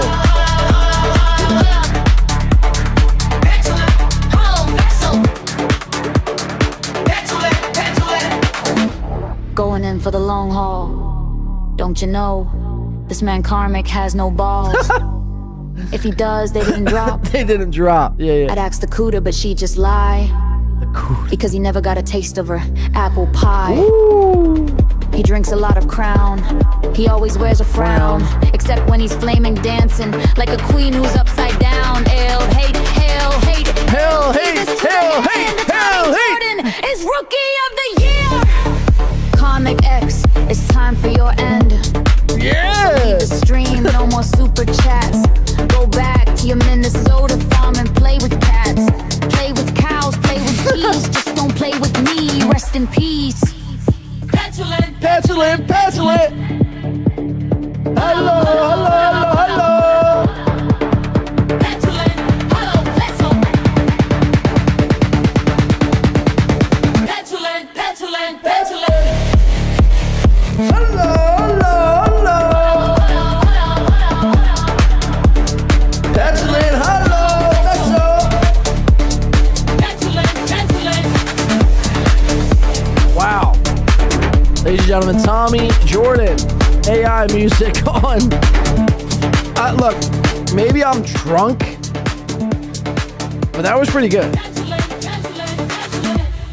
That was pretty fucking good. And it's not just because, again, it's not just because he gave me $700. What is this? Where's this coming from? What is this? How do I stop this? Madness. Again, maybe, look, I think that was pretty catchy. It needs some fine tuning because there's a lot of run-on sentences, but the beat is there. And in Suno, you could extract the stems from each song you create, and then you can actually like workshop the song and fine tune it to your liking. I'd say the only thing that's, because like AI can only take you so far, right?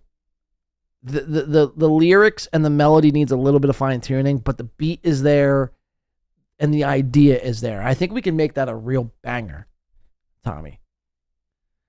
As he comes in for another $5 I mean, this man's out of his fucking gourd today. My chat and I made that song in 3 minutes to prove how. No, it is to make an AI song. I mean, do I need to show you how easy it is? I use Suno too for. See, I don't know how I feel about AI creation and music. I'm kind of on the fence, man. Because it's a matter of time before AI just takes over everything. I was really thinking about this, like the last week. It's really, in the next 5, 10, 15 years, AI will have taken over everything. I mean, that is the route we're going, and there's absolutely zero pushback in stopping it.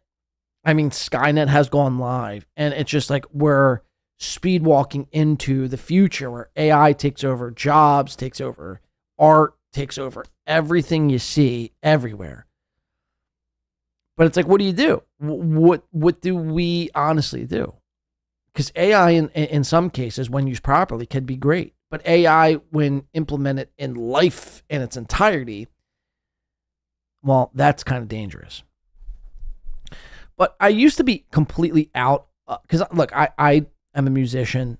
I know what it's like to sit down and workshop a song, to demo a song, record it, workshop it, run through it time and time and time again, craft it to exactly how you want it to sound.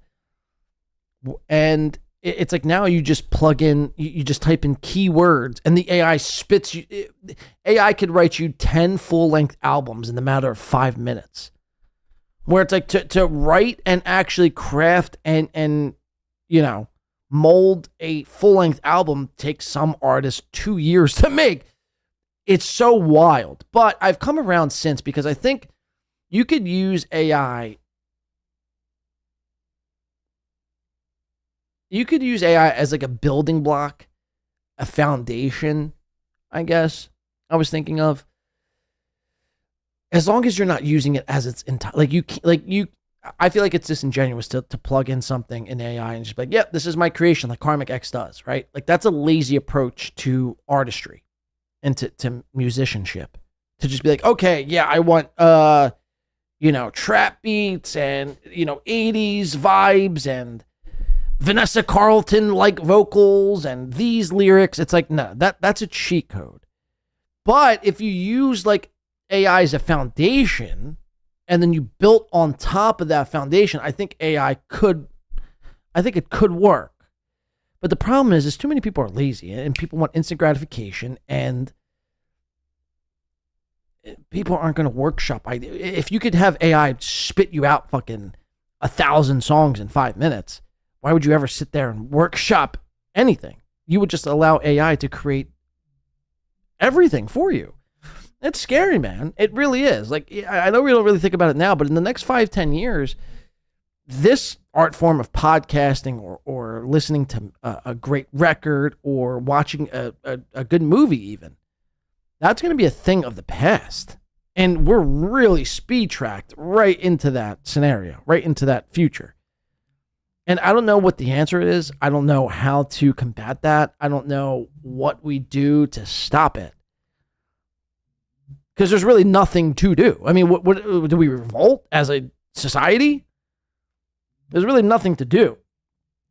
Delco Lou for 9 months says, it's Cowboys week. Dallas sucks. Fly, Eagles fly. On the road to victor. Fly, fly, fly. Delco fucking Lou, my man. So, I didn't even shout out my birds this week. We smacked Soft Weekly's Detroit Lions. Smacked them up.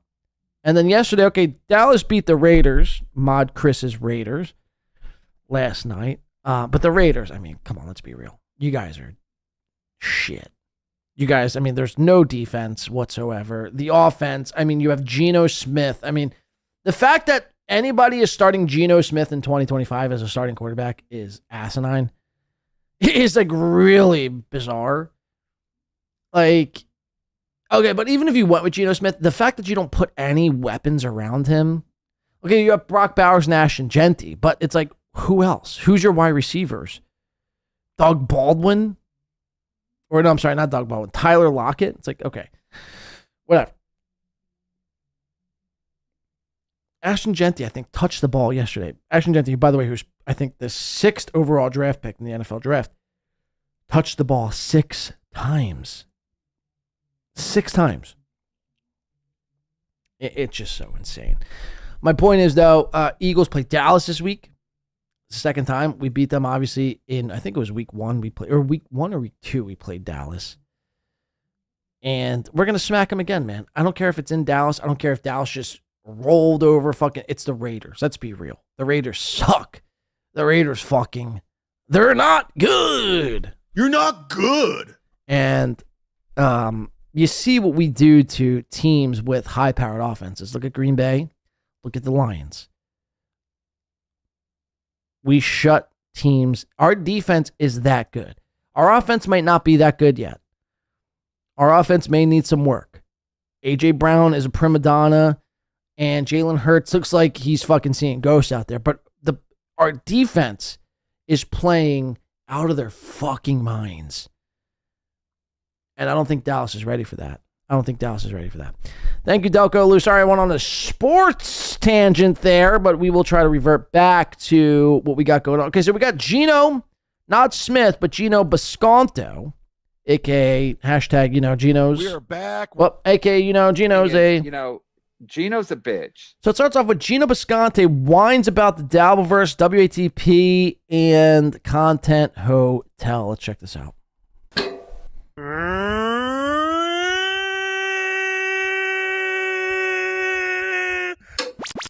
Is because I saw you off camera. You're a very talented, funny guy, and I used to think the Dabbleverse was just Stuttering John, right? And I looked into it a little more, and there's a whole big part of the Ahab says Super Pro Calorie Day. You're absolutely right, man. Dabbleverse, and you're part of it, and it breaks my heart because you were such a good guy who wants to entertain people.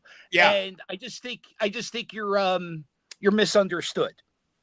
But the thing is, and I love being misunderstood by people that I don't want to understand me. Yeah. But the funny part is it's like, why don't you, because they live online, I'm like, why don't you do me a favor and Google or ask Gemini. Keanu Thompson's butthole pictures. Oh, sorry. Can you be sued for falsely accusing someone of drugging you in a bar? Yeah, and they he get went off away. when you say that though, Gino. That's like with you and Stuttering John. But you just gotta. I often wonder this about Stuttering John, who I'm going to tell you. Whenever we say something nice, I actually like the one Stuttering John album. I think that one album, Rock the Riverboat. It's a great album. This guy loved the first Stuttering John album. So we have to understand who, I don't know who this guy is, but he's like a Dabbleverse fan. He's a In Hot Water fan. He's a Stuttering John music fan. And somehow he finds his way on Geno Bisconte's stream to gas Geno up a bit. Let's listen. I often wonder what he does. It must be so mentally torturous for him. I feel bad for him. I really do, because I have such fond memories of him growing up. And I watched the Who Are These Podcast guys and Shuley, and I'm like, oh. This guy watches Who Are These Podcasts and Shuley. I wish he would just stop. Or maybe, I don't know. I just wish he has to. It's just a very strange universe you're in. The craziest thing I saw at Content Hotel is I'm a big radiophile. Like, look, I know about Kid Chris and you. Imagine admitting any of this. I'm a big radiophile. Like, I know radio. I know radio. Radiophile. Like, look, I know about Kid Chris and you. I know radio. You shouldn't be admitting any of this, by the way. And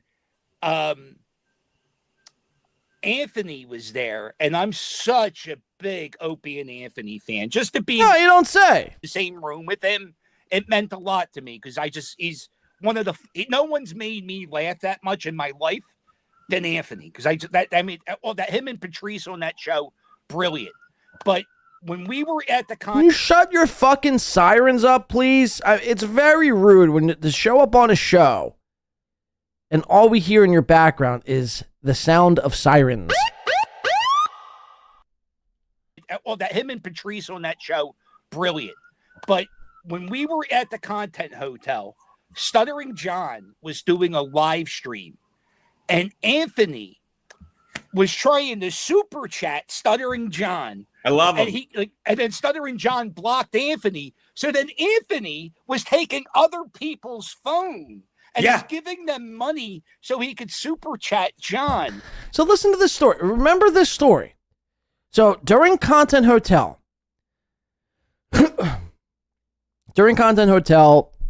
Stuttering John was doing a show while there was another show going on. Anthony Cumia was super chatting Stuttering John during this Content Hotel while Stuttering John was doing a live stream of his own. Cumia was super chatting Stuttering John. His phone dies. And instead of like, fuck, my phone died. Let me plug it into a charger for a little bit and then I'll get back to my trolling of Stuttering John when I can. Instead of doing that, listen to what Cumia does. And we had dinner for an hour. And for the entire hour, Anthony was just watching his live stream. And I was like... So during dinner at Content Hotel, Anthony Grumia was going around watching Stuttering John's live stream during dinner. Sounds a bit obsessed to me, Geno. Oh my God, he fucking loves it. He loves it. And that's what they don't get. Like Anthony he's having a blast. He's not. So Anthony's having a blast, but when we watch for hours and we super chat and we fucking super chat troll like sentences in, we're all obsessed people who don't go outside and touch grass, and we all live in each other's basements and blah blah blah blah, right? But when Cumia does it, he's having a fucking blast. Not sitting there saying, God, I'm gonna take John down. By the way, nobody is saying. There might be a handful of outliers in this verse that are like, hey, I want to take this so-and-so down.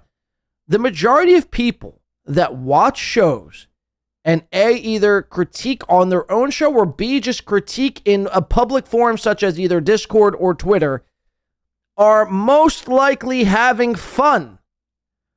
This is what we find fun.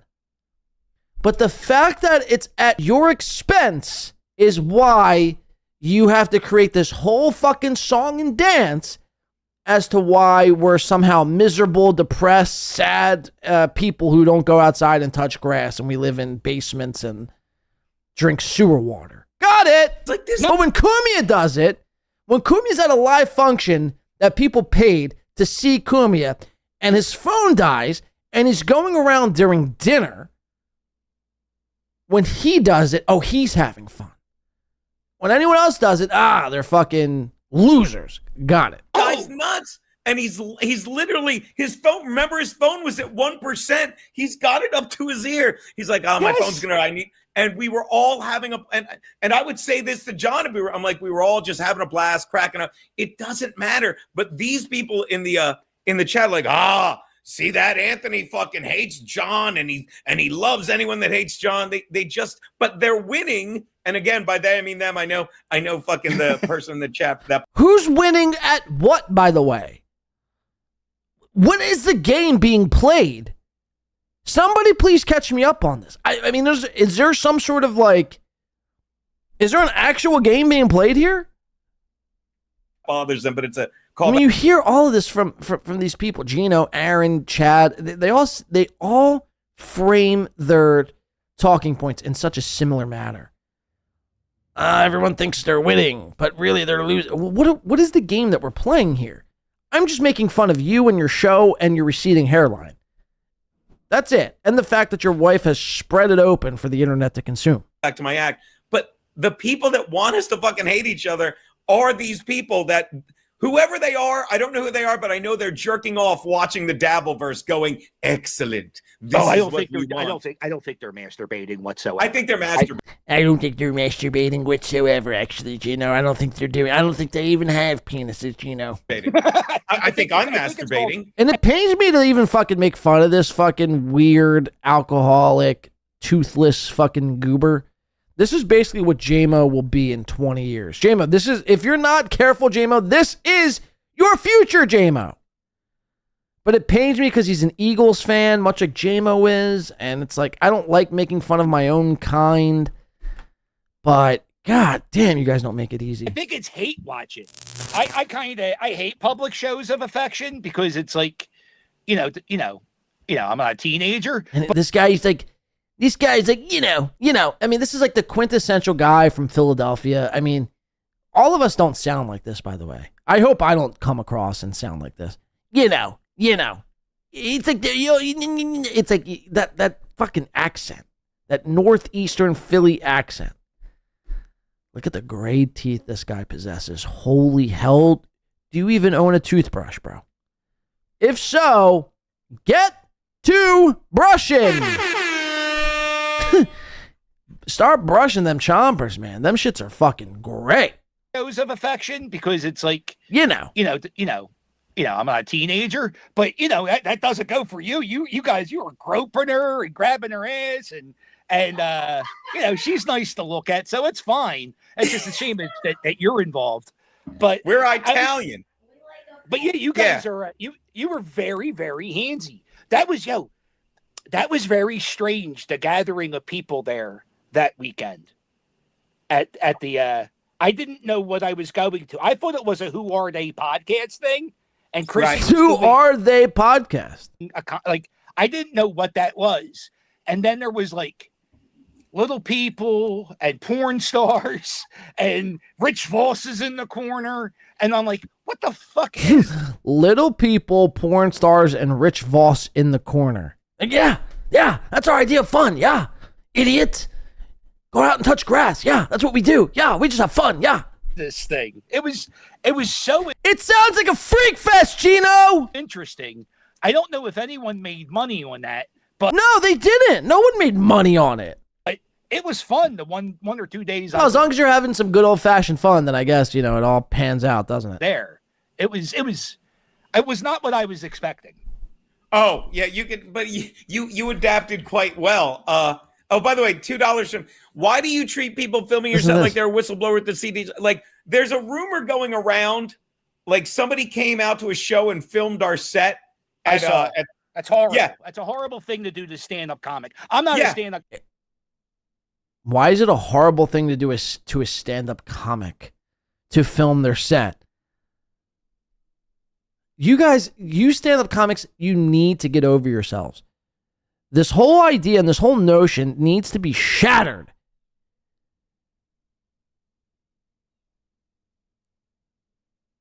You can't film me because this is my stand-up set I'm crafting and working on to try to put out to the public. Please don't film me. So I want to put out a special. Please don't film me. First of all, Geno Bisconte, Chad Zumock, Ray DeVito, Shulia Edgar, Anthony Cumia, Mike Morse, Anthony Zenhauser. I mean, the list goes on and on for Dabbleverse comics that will never and are never working on or attempting to produce a stand-up comedy special. And if they are, like Zenhauser did like a bullshit one, it's for like 1,000 people on the Shuli network. It's not for like none of those guys I just mentioned are like working on like a big time special to try to pitch to Netflix or Hulu or Amazon fucking Prime or this or that. So what is the big fucking deal? You're not in the same ballpark as Sebastian Maniscalco, as Joe Rogan, as Bert Kreischer, as Chris Rock. I could understand why Chris Rock wouldn't want me to go and film his, 15-minute set at the OR in Los Angeles. I can understand that because he's probably working on material to put out a new comedy special that's going to be consumed by millions. But Chad Zumock, you and Chris Rock aren't even near. You're not even in the same state as the ballpark it is in. In fact, you're on the opposite coast. Chris Rock is on the West Coast in a ballpark, and Chad Zumock, you're in a Section 8 apartment looking up the ballpark on a Google Maps account. It's not the same thing. So again, when these low tier, low level comics are like, you can't, it's sacrilege to film off set. Don't film off set. I'll have you thrown out. It's like, no. First of all, I'm going to film your set. Tommy Jordan will film your set and then probably pants you afterwards. Get used to it, dog. Get used to it. It's just what's going to happen. Again, I can respect the comic, I guess, if they're trying to pitch to big corporations and big companies. But if you're not one of these people, I don't give a shit, man. I don't give a shit. We will film, and we will post, and we will review. What the fuck are you going to do about it? I'll tell you. Not a goddamn thing. That's what you're going to do. Tommy J for $2 says, get my goddamn super chat off the screen. Oh, has it been on the screen this entire time? My bad. He super chats to tell me his super chat is on the screen. That's embarrassing. Sorry. All right, let's keep watching. Comment.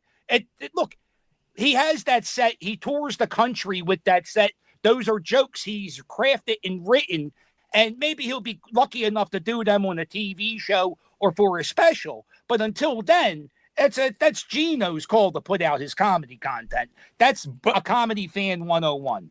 Right, but they know that. But what annoys them is like, I don't care, because again, no one in real life is watching this show, and literally they're like, Geno stinks, because the guy watching it, everyone's laughing at both of our sets, and they're like, see, it's not funny. It's like, stop it. But the funny part is, like, they're so desperate for attention. The guy that filmed it did it secretly. No one was there. And now he's saying, now since no one cares anymore, they're like, he acts like he was standing up with a camera, and I was sitting there like, I guess I gotta. When the angle is from, like, I don't even know who it was, but they keep changing. By the way, just right after this Geno coverage, which is probably going to conclude in about 10 minutes or so, if anyone has any break suggestion songs, feel free to drop them in, and I'll take 2 to play us on break. Tommy, if you have a song, you don't have to super chat it. You could just play, drop a song in a free chat, and I'll play whatever song you'd like me to play. Hopefully it's over 3 minutes. And if anyone else has a song, let me know. The story, but this is. I saw one. Like, you can film my set for 1,000 fucking losers that like a fucking loser. I don't care. It doesn't. Right. The president of show business just called me and said, "Hey, I saw your set. You're ruined." It doesn't happen. Geno is. I thought about this last week. Yeah, we're gonna sick Geno. Wow, Bill Schultz got really fucking tan, didn't he? Holy shit! On you every time y'all come, cause see, I don't have the energy to do that, but I love sicking Geno on y'all. That dabble verse or whatever it is. Like that. Yeah.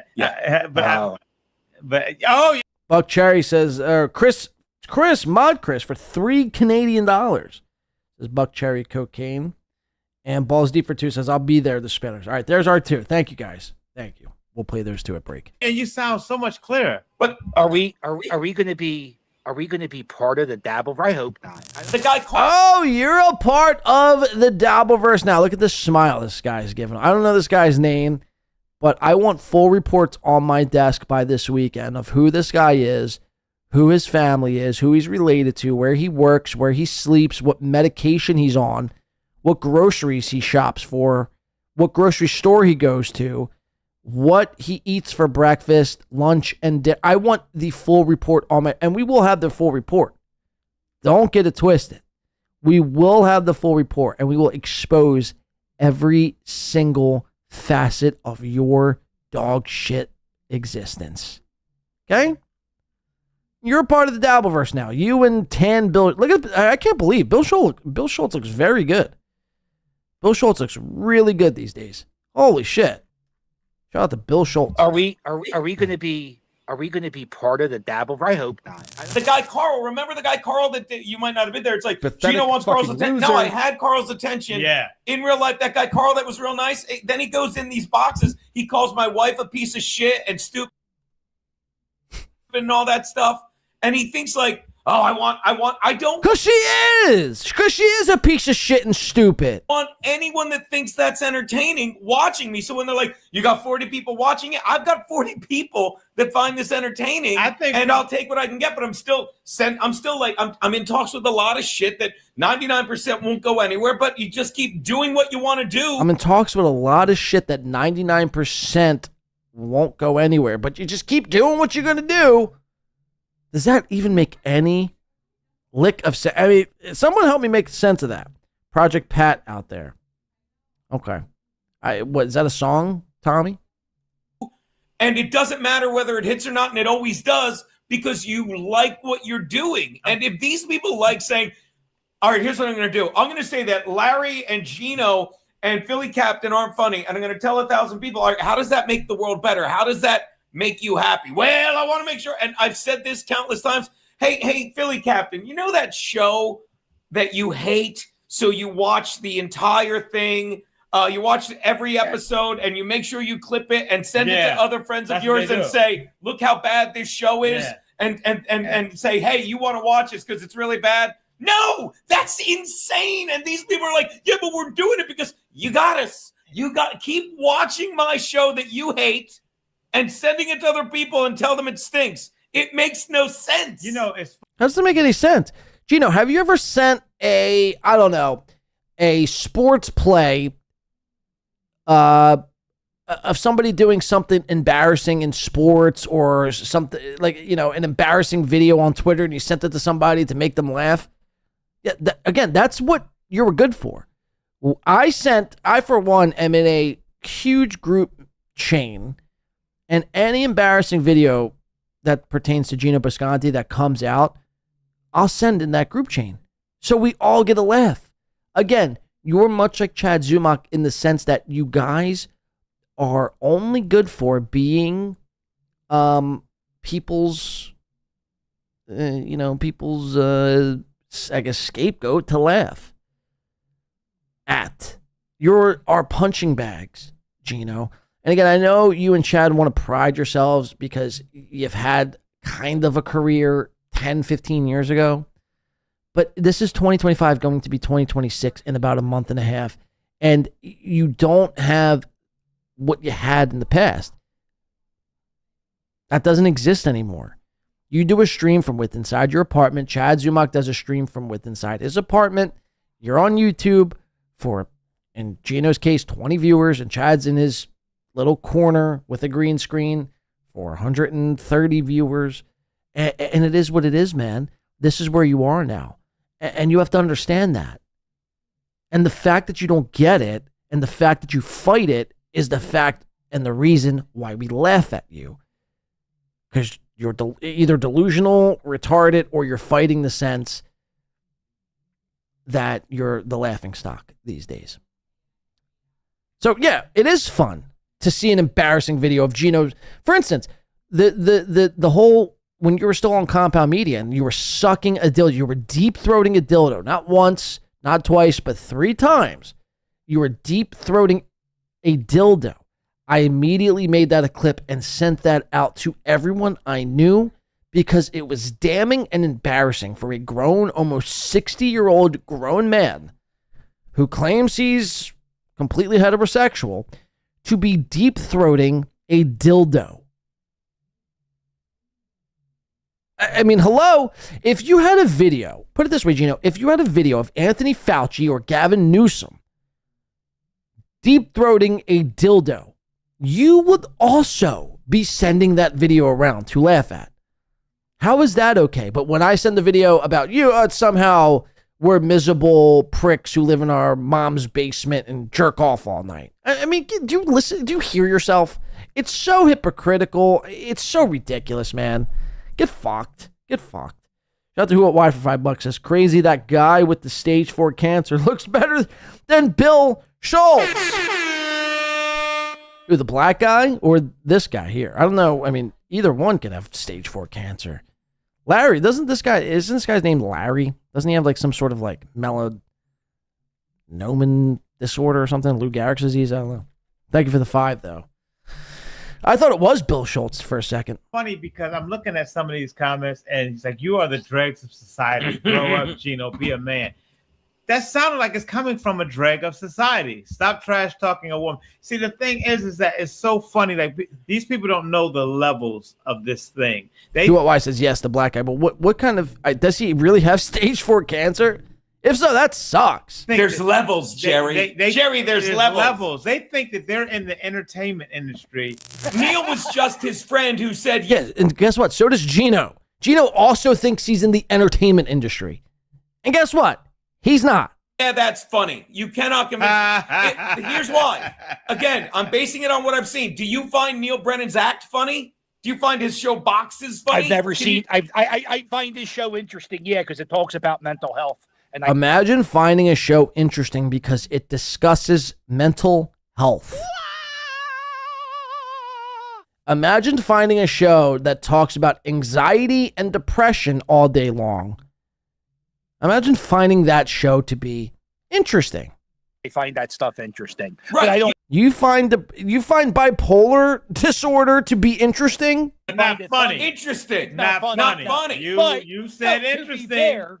To be fair, what the fuck are we doing? Right, again, this guy, right, hits the ball on the nose. To be fair, what the fuck Geno, do you think you're being entertaining and funny? Geno, Chad, all these guys, they have to view everything in the lens of funny. And if you're not being funny, then therefore you suck. But it turns out the irony in that statement is Geno and Chad also aren't funny. They also aren't funny. So by proxy, by their own definition, they in turn suck. Is funny or interesting? This is funny, interesting. Yes, but we do stand his. But my point is, oh yes, but we do stand. And my point is, Geno can't even finish a thought.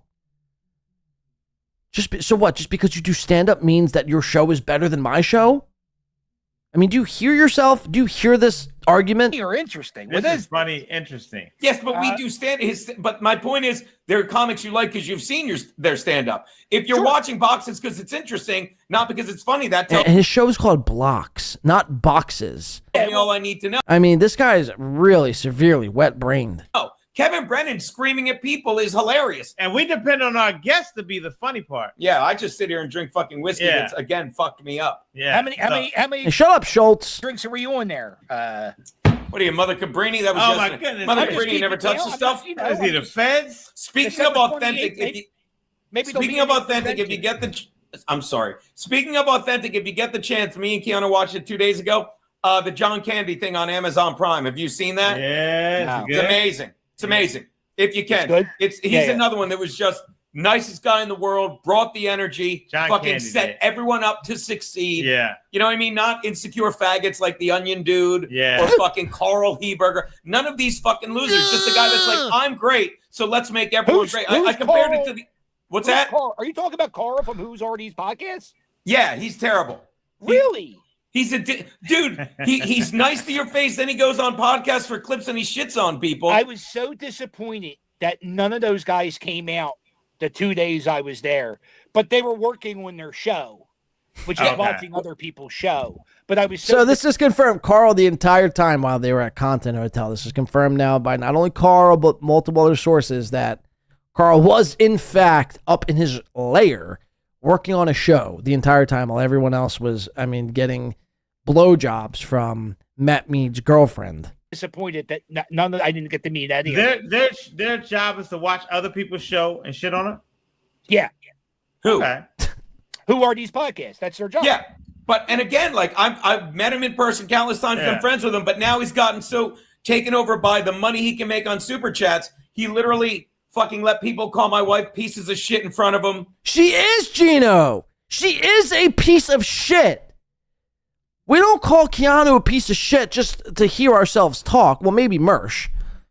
But outside of Mersh, Keanu is a dog shit human being. That's just facts. She goes wherever the wind blows. She sells her best friends out for clout. She releases private DMs just because, again, for clout. She spreads her asshole, her gaping black gravity, fucking black hole of a fucking sphincter wide open for the public to consume because it might get her some clout. She has no morals. And again, Geno, she will sell you up the river the second it becomes popular to do. Your wife is a piece of shit. Facts. Stop fighting it. Super chats. He literally fucking let people call my wife pieces of shit in front of him, literally on the stream, and he just nervously laughed. And why do you think Carl did that? Because again, Keanu released Carl's private text messages on Kevin Brennan's show. So yeah, I'd probably react in the same manner if I were Carl. Fucking now that she's not, he just shits on her. It's a terrible way to be. He's just a piece of shit. Yeah. And I'm not asking you to say, yeah, he is. I'm just telling you, what would you call a guy that to your face is nice, and then when people are giving him money, he lets 3 guys in a fucking YouTube stream call your wife a stupid bitch? He's a stupid bitch. Because he doesn't have you don't have to answer, but by not answering. You got to talk slow for the black guy. He doesn't really comprehend. And you would be wearing a Jacksonville Jaguars fucking hoodie. You disgusting stage 4 cancer fucking scum of the earth, Black Schultz wannabe. Off my screen. Is Tommy Jordan still gifting fucking memberships over here? I mean, this has actually become insane. I think Tommy's gifted almost 80 memberships here today. 80. What have you done to contribute to the show? Yeah, I'm talking to you. I'm talking to everyone who's not Tommy Jordan. What have you done to contribute to have you hit the like button here today? Are you subscribed to the channel? Have you told your mother about the show? Have you told your coworker about the show? What have you done today to help the show out? If it's not gifting 80 memberships or super chatting another $100 and some dollars. There's no excuse. If Tommy could put the whole fucking win by 2 chat on his back while running for Rookie of the Year, there's no excuse why you can at least super chat in a 99-cent super sticker or hit the like button if you're low on funds this month because your SNAP benefits failed to reload. I get it. I would call him. Thank you, Tommy. I'll answer for you. I'm rich today, by the way. I'm going to go eat fucking Five Guys and go get a massage after today's show. I'm so pumped. Carl's a giant Geno. What a piece. I was muting. All right, so it's the same old Geno rhetoric. I just wanted to show you that, though, yesterday because, again, when Anthony Cumia goes around trying to troll Stuttering John, that's okay, and he's just having fun. But when we troll his wife and him, well, we're sad losers who live in our mom's basement who don't even actually know what grass looks like. It's just so ridiculous. Okay, let's play this last Geno clip. We'll take a short break. We'll come back. We'll do Chad and Melton. How's that sound?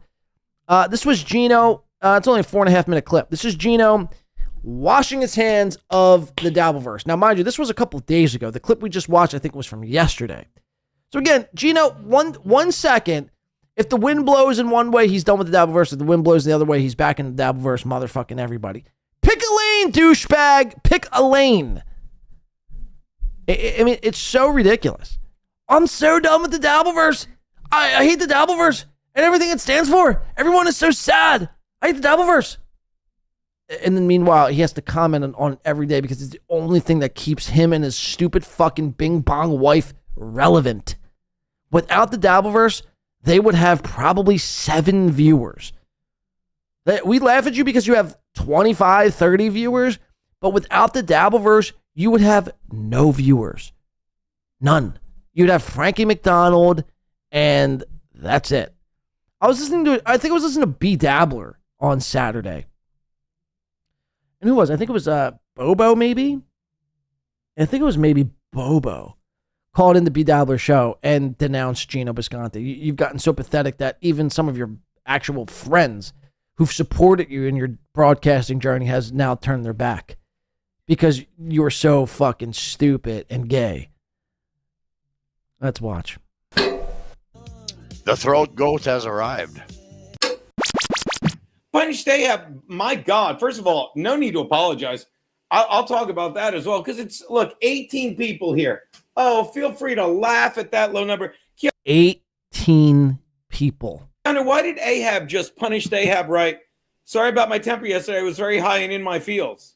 I'm going to be honest. Actually 18 people in the grand scheme of things. That's like the amount of people that check out a steel toe clip. A couple in me. Whatever you said, all's forgiven. Don't even remember. I was pretty banged up too. But I'm telling you, I'm this close to just, I don't know how you surrender to the Dabbleverse and say, look, you guys win. It's like I know everything I said yesterday when I'm screaming, you're all parasites, and they're like, no, you're a parasite. So then Doom cuts to a Twitter little conversation, a little back and forth on Twitter from Geno and Doom.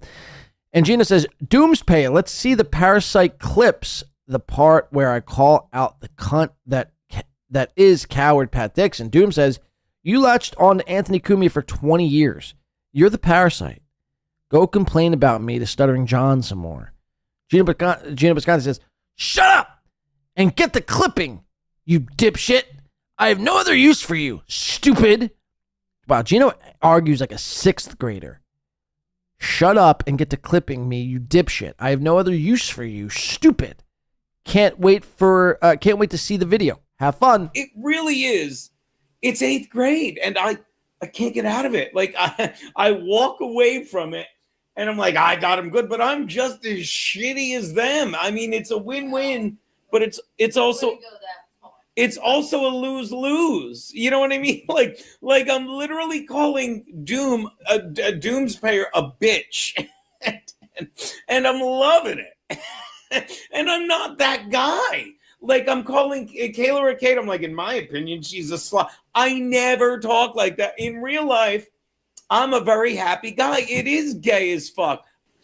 I don't understand what goes on, but now, like today, I'm exhausted, and then I wake up and I'm sitting in my car for street cleaning. Thank you, Joey Dago, and I'm tweeting terrible responses to people and giggling, and I just again keep calling Doom's pay a bitch. So he's texting other people outside of his show. When the lights and the cameras and the mics are off, he's texting people about how much Doom is a bitch.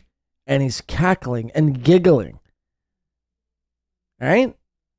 But when we do it, when we send embarrassing clips or when we send text messages to our friends about how embarrassing you are, we're the fucking assholes, right? This is what they call hypocrisy.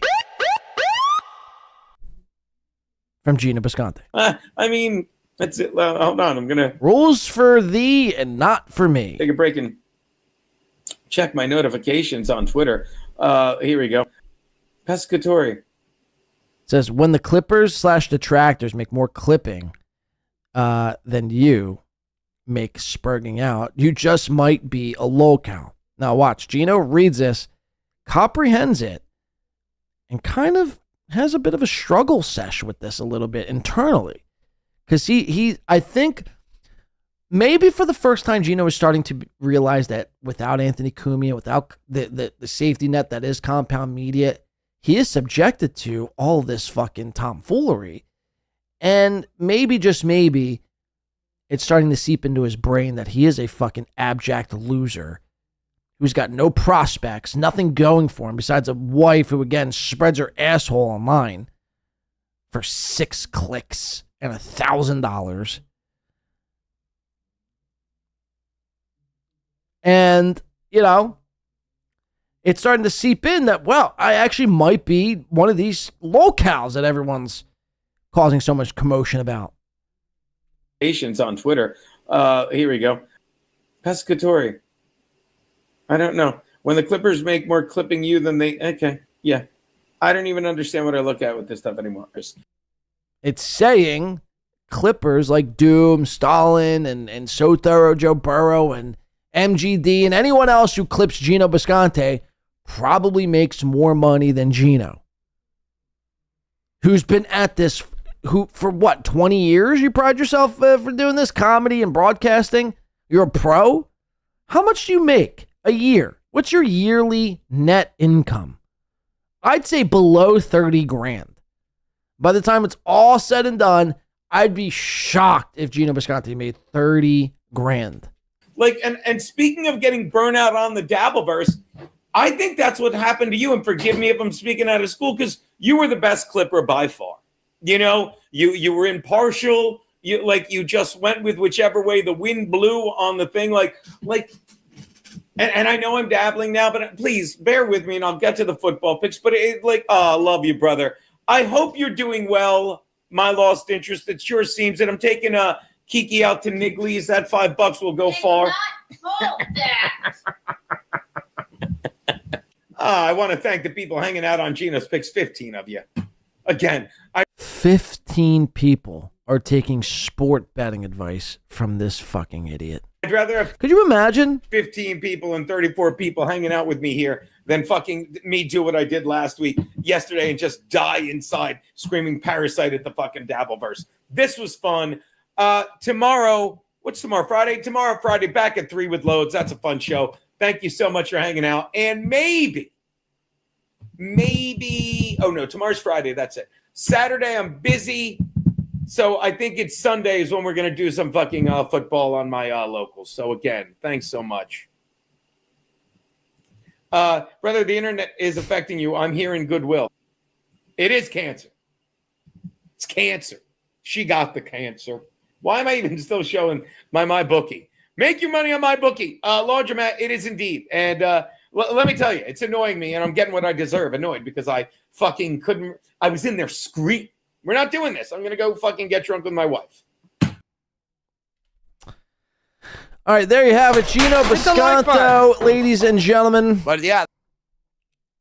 Coming to terms that he is, in fact, a low-cal, and he's tapped out of the Dabbleverse, but he's still in the Dabbleverse. I mean, this struggle session that he embarks on every fucking day by trying to fight that, where he's at in life is, to me, fascinating to see on a screen unfold. All right, we're going to take a short break, and by short, I do mean like 10 minutes or so. We have 2 songs that came in, 2 song requests, so let's play them. Shout out to, let's see, who's dropping these songs? Blade is the king of the Dabbleverse. Pretty Anti is queen. I don't know about that. I don't want to be the king of anything, Tommy Jordan. I just like doing my own thing. You know what I mean? Kind of, chilling. I don't want to be the king. It's too much pressure. To Mama Tabien says 17 months. Thank you for that. Remember Milestone there. All right, Chris wants Buck Cherry Cocaine, and Balls Deep wants I'll Be There, the Spinners. Okay. We'll play these and we'll be right back. Don't touch the dial. Go smoke them if you got them.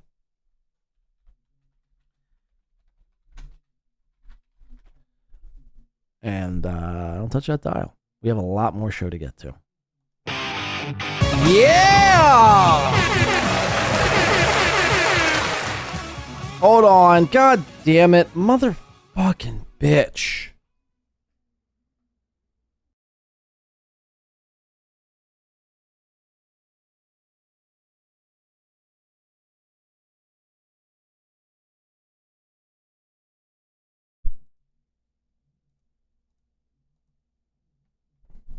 All right, I think we're back. Oh, yeah. Oh, yeah, brother. Shout the fuck out. Thank you to Dan. Nice podcast, Super, for the Black Sabbath. Chris for the Buck Cherry and Balls Die-Up. Or what did he put in there in the chat? Oh, Tommy Jordan put another something in. Blade is, okay, that was the one I read before break.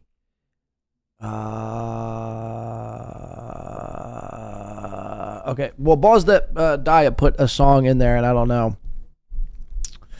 what exactly from what artist. But anyway, we're back. Better than ever. I know we lose a lot of people on that break, but it's a much-needed break. Again, I need a cigarette in between when I'm doing all this consuming of alcohol. You know what I mean? I need a nice little cigarette to go along with this nice journey here, Ron. Hopefully everyone's having a great time here. Hopefully everyone is smoking them if you got them, or already smoked them if you could. We have 2 more motherfuckers to get into here today. Chad and Melton, which we're going to deep dive in both. So hopefully you're ready. Again, shout out to Tommy Jordan. I think one thing we've learned here today is Tommy Jordan is, in fact, not only the Dabbleverse Rookie of the year, but he's also fucking rich. He's also fucking rich. And thanks to Tommy today, I will be able to not only go get, I think Paul's Deep made a clip in the Discord about me wanting to, I was fantasizing about getting 5 guys in a massage after today's show. But in fact, I double checked the net and what I'm going to be walking away with here today. And I think I'm going to be able to go get a nice ribeye. Ooh, a nice ribeye and a nice, I don't know, I could probably still get that massage. So I'm very pumped. A nice steak and massage after the show is always fucking sweet. Usually I eat ramen and, I sit in a massage chair that's broken. So I can have some Asians work on my back whilst eating a nice sirloin here today.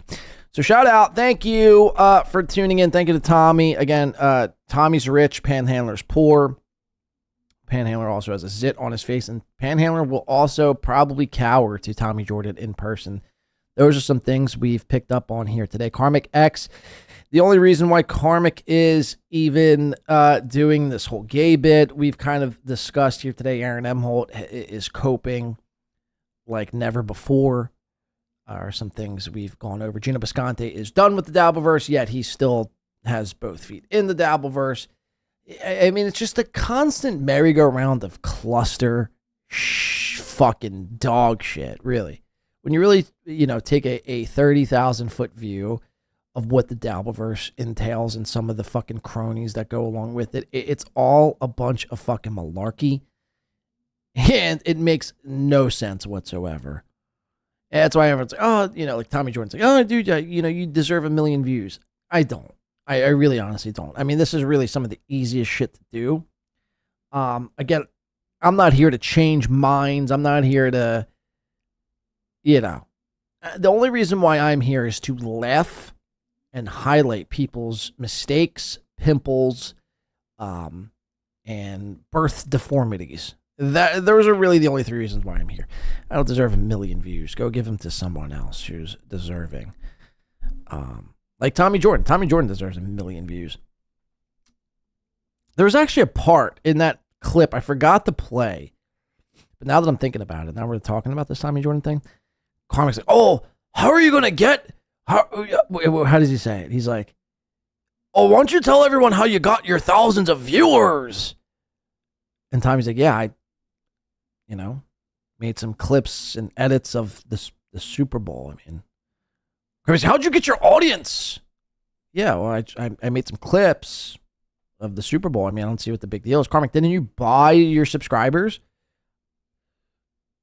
I think Karmicx has like 7,000 YouTube subscribers, and it's like, first of all, that's not authentic. That's Chad Zumock level of bought subscribers.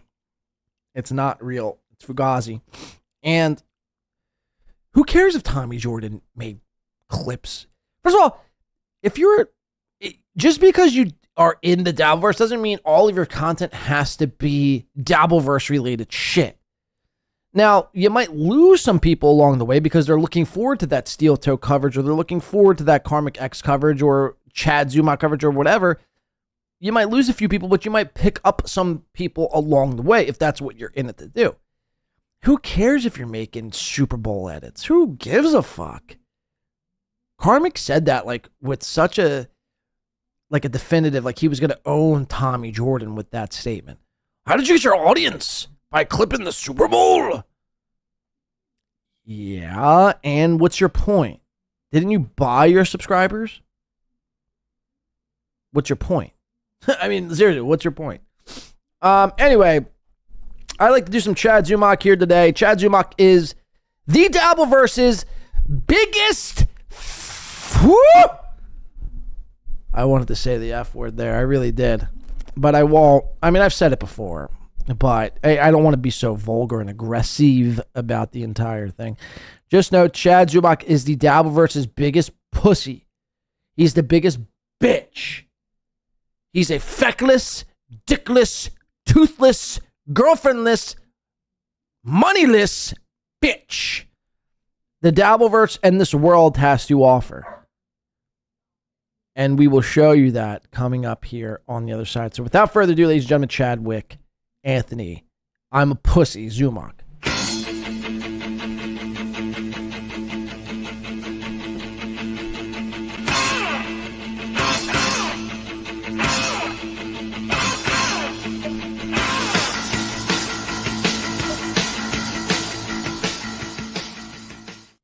12 Point says 122 watching. We know you're not buying views, King.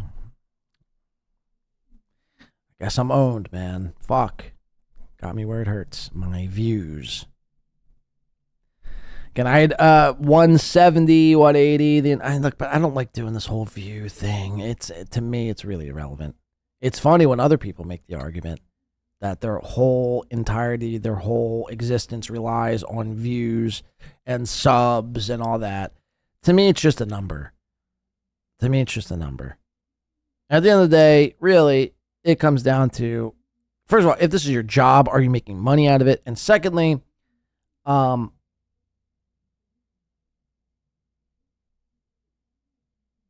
mean, there's really actually no secondly. Are you making money at the thing you're doing? I'm doing pretty well for myself. I do one show a week now because my schedule's been fucking crazy the last fucking 2.5, 3 weeks. I do one show a week, and I probably make more than Chad does. And he does fucking 4 or 5 shows a week at times. And does Kevin Brennan's show. And does pop-up debate night streams.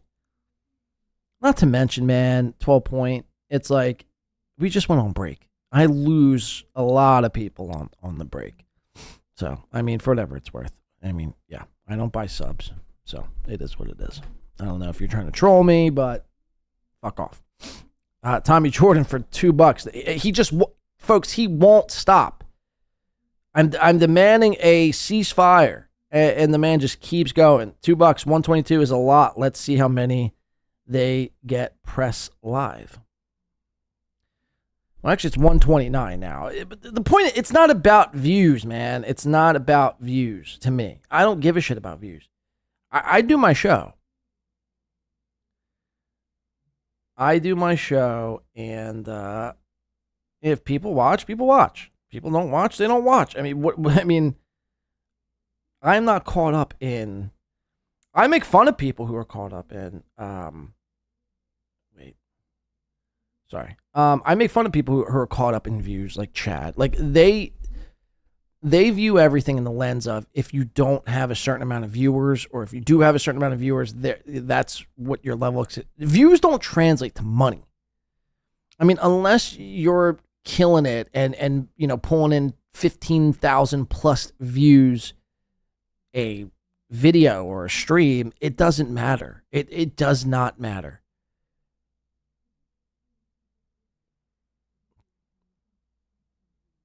So, I mean, I don't know. I don't know what else you want me to tell you. Something just came across my desk, though. I'd like to share this with you. Let's see what this is first before I share the screen. Let's listen to this. What is this?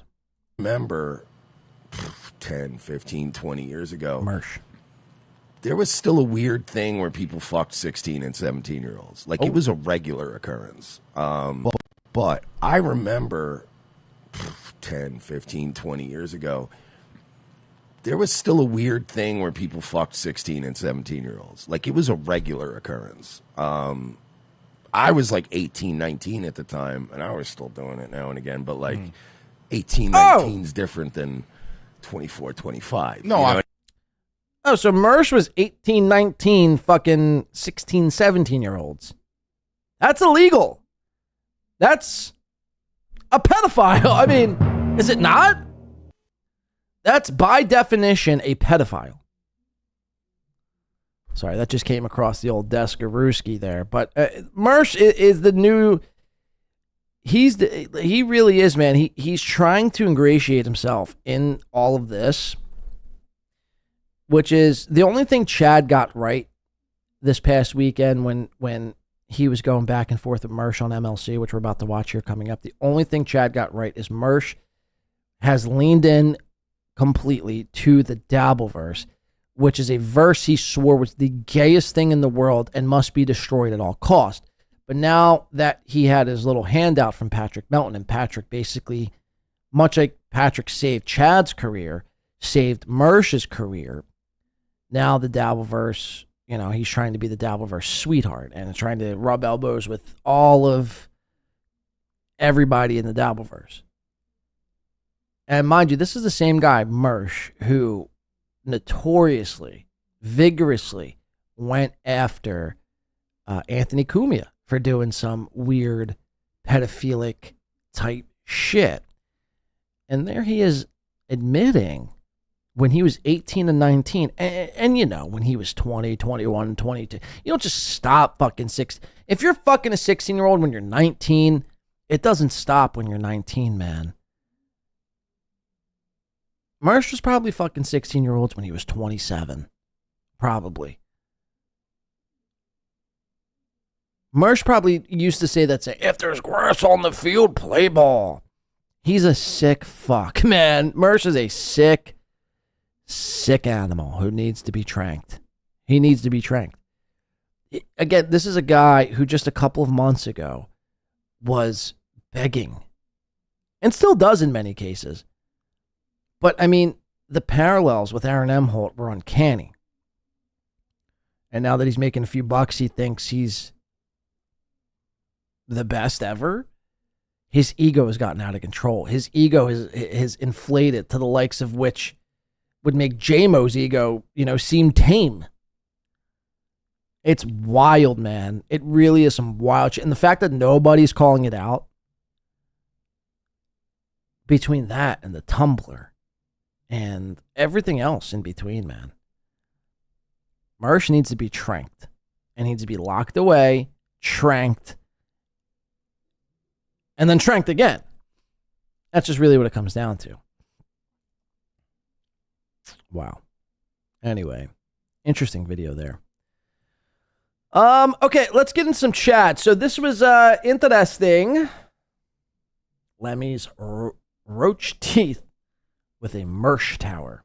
I don't think in my time of doing podcasts and watching podcasts, I've never seen a Mersh tower. Interesting. Anyway, this was from Master Gobbles caught this, which is very interesting. So, well, let's just read this first. It says, heart goes out to Nick Swartzen. Losing people close to you is terrible. I'm sorry for your losses, but he needs to know that Chad took the name Jason Craig from Nick's real friends to shield himself from his detractors. That's fucked up. So what do they mean by this? Well, there's a chatter that you'll see every now and again named Jason Craig. Now, it's funny. You've never seen Jason Craig and Chad Zumock in the same place at the same time, right? It's always, you're either seeing Jason Craig or Chad. So that should raise some red flags right there. But it turns out that Nick Swartzen had two friends, one named Jason and one named Craig, that passed away from some weird disease, from probably HIV or diabetes. I don't know. It was from something strange. Point being is, and the speculation here is that Chad has taken Jason's name and Craig's name, infused them together as Jason and Craig, and is now masquerading around the Dabbleverse as a new chatter named Jason Craig. All off of, Nick Swartzen's actual friends who have actually died and lost their life. So Chad is using the names Jason and Craig in vain. It's blasphemy, if you will. And this is the post here from Swartzen. This is an Instagram post. It says, sad post. These are two of my close friends that have both died. Jason, to my right, died yesterday on his birthday from a heart attack. I didn't get a chance to wish him a happy birthday. Craig passed a couple of years ago.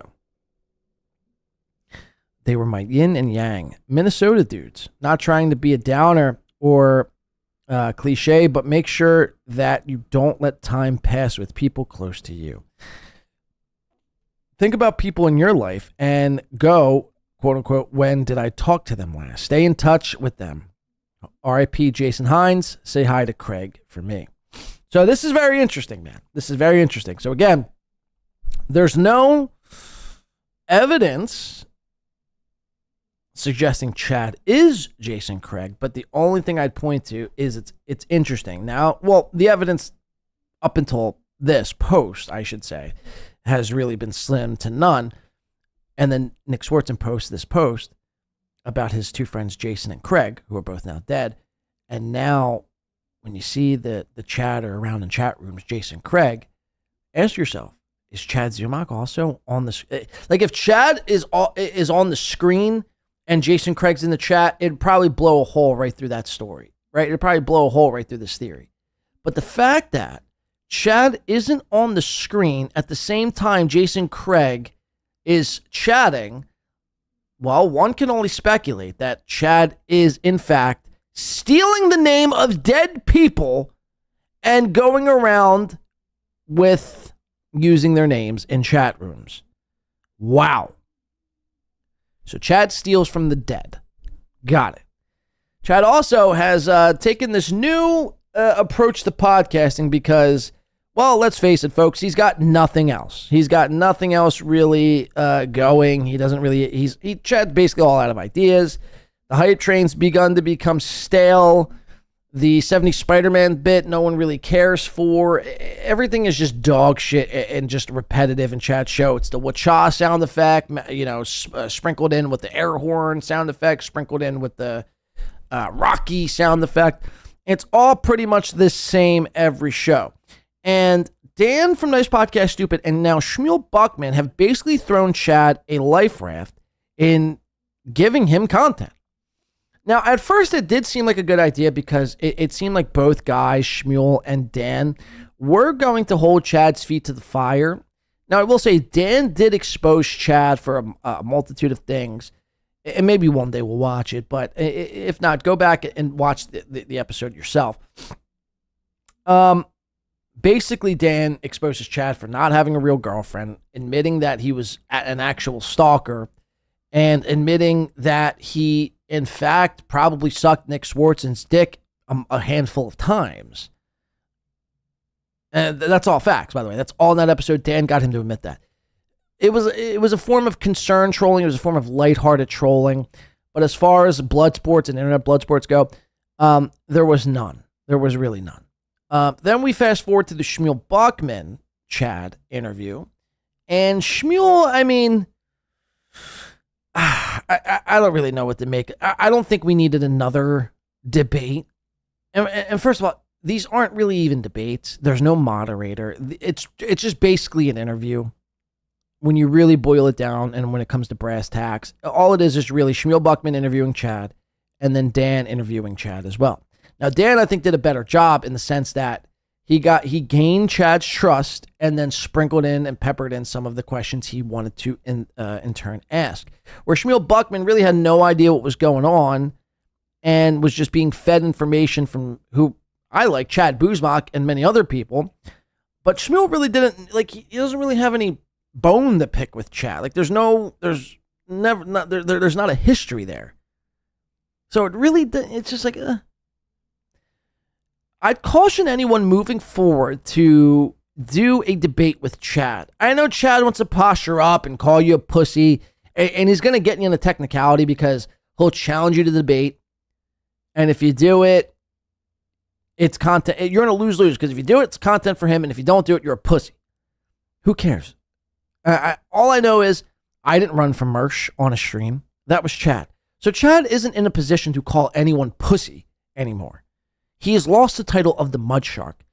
Hell, he's lost the title of even being a sea urchin. A underwater living creature. Chad is basically the human embodiment of a snail when you really think about it. He offers nothing. He's slow and slimy at the end of the day. But Shmuel, he wanted, for whatever reason, to do this quote-unquote debate with Chad. And the most interesting thing that came out of this was a little 36-second clip provided to us by Kimberly Nicholson, I should say, Over on Twitter, it says, I never knew Chad Zumock was such a ladies' man. Now, we know Chad. We've covered this here on the channel multiple times. Chad is the puss slayer. I'm the puss. I slay so much puss and punani, you wouldn't even know what to do with it. Now, obviously, I've called this out before. Anytime anyone is overcompensating and letting you know how much puss they're slaying, probably means either A, they're not slaying any puss and they're just jerking off violently in a bedroom with Jergens lotion, if they're lucky. A, or B, probably fucking gay. And that's a fucking fact. And I wouldn't be surprised if it was either for Chad. So Chad doubles down, triples down, quadruples down. What's the name for 10? Deca? Deca is down with Shmuel Buckman, and he's going to tell us just how much of a ladies' man he is, just how much of a puss slayer he is. Check this out. AC. I did make a list once. I have a list. It hasn't been updated. So they're talking about the ladies Chad's been with. And Chad says, I did make a list once. I did make a list. More than 25 or less? Oh, way more. Over 100 for sure. Over 100 women Chad claims to have slept with. Now, that's a lot. It's a lot of women. All right? If somebody slept with 40 women, that would be a lot. Chad's claiming to have basically almost tripled that number. Over 100. Now, first of all, this is why this is clipped, because no one actually believes over 100 women. Over 100 women was conscious enough to allow Chad to slip his little chode in between their little meat pockets. I don't believe that to be the case. Either A, Chad Zumock is a serial rapist, or B, he's lying. That's a fucking fact. One or the other. 5 or less. Oh, way more. Over 100 for sure. That's a fact. Ask any of my college friends. Ask anybody I ever worked with in radio or any of my comedian friends. I mean, how would anybody you worked with in radio or your college friends, how many women you slept with? Were they there the entire time? Which would be very strange. Let me just throw that out there. If you had radio friends watching every time you had sex. Okay. My college friends. Ask anybody I ever worked with in radio or any of my comedian friends. I mean, it's just... Ask Jim Florentine, who's known me for 20 years. Yeah, sure, because Jim Florentine would never lie to protect you, Chad. Godfrey, who's known me for 20 years. I don't know. Geno, your old roommate, said he'd never seen you with a woman. So. Right. So this is a good point here by Shmuel Buckman. Shmuel Bug-Eyed Buckman. So Chad's like, oh, go ask anyone. Go ask Geno. Go ask Jim Florentine. Go ask that chimpanzee-looking guy, Godfrey. Go ask him. He'll vouch for me. So, again, how would they even know is one question. But the second question is, okay, well, out of those 4 people you named, Geno, Godfrey, Jim Florentine, and whoever the other one was, I forget now at this point, the only person to have lived with you was Geno Bisconte. And according to Geno Bisconte, he claims, and I don't see why he would ever have to lie about this. Maybe he was lying. Maybe he was exaggerating. Maybe he was, I don't know. But Geno claims he never actually saw you with a woman, ever. So, I mean... Your old roommate said he'd never seen you with a woman, so... Geno was hammered the 6-7 months I lived there. And he was drunk. He didn't know what he was talking about excuse. Got it. That apartment was disgusting. What does that have to do with anything we're talking about? Geno was hammered every single second he was living there at the apartment. And not to mention that apartment was disgusting. It was dusty and the floors needed to be mopped. It smelled. Okay, but what does that have to do with you sleeping with over 100 women? And Geno, actually, the person who lived with you for 7 months, saying he never actually saw you with a woman. What does a dirty apartment have to do with you having sexual intercourse with women, Chad? And that apartment was disgusting. But and so that's where the clip concludes there. Let's keep rocking and rolling here over on Twitter. AC. Okay, so this leads us up to the MLC appearance with Mersh and Chad, where Chad cowered away like the bitch boy that he is. And believe me when I say he is a bitch. Chad Zumock is... Look, we should change the soundbite to... okay, so Geno's a bitch. Thing is, to Chad's Geno's a bitch. Chad's a bitch. This is from Chad Zumock. And it says here, yes, the totally real girlfriend is away, and Chad Zumock is not begging for the Kevin Brennan link. Just after Kevin Brennan said guest coming, but it's not Chad. He was already on this week. Chad is putting out feeler and hoping his minions get it to KB. And this was Chad, I guess, earlier on in the day, Saturday, says, I am off this weekend by myself, ... Hoping that Kevin would see it and be like, oh, here, Chadley, take the link, you fucking hack. You fucking hack. Come on my show, Chad. Come on my show. And it gets worse. Zumock says, classic Chad Zumock does another poll, shocker, which says do a show and decides to fuck his fans. And even though on his quote-unquote staycation away from his girlfriend, decides no show because he can't push a button.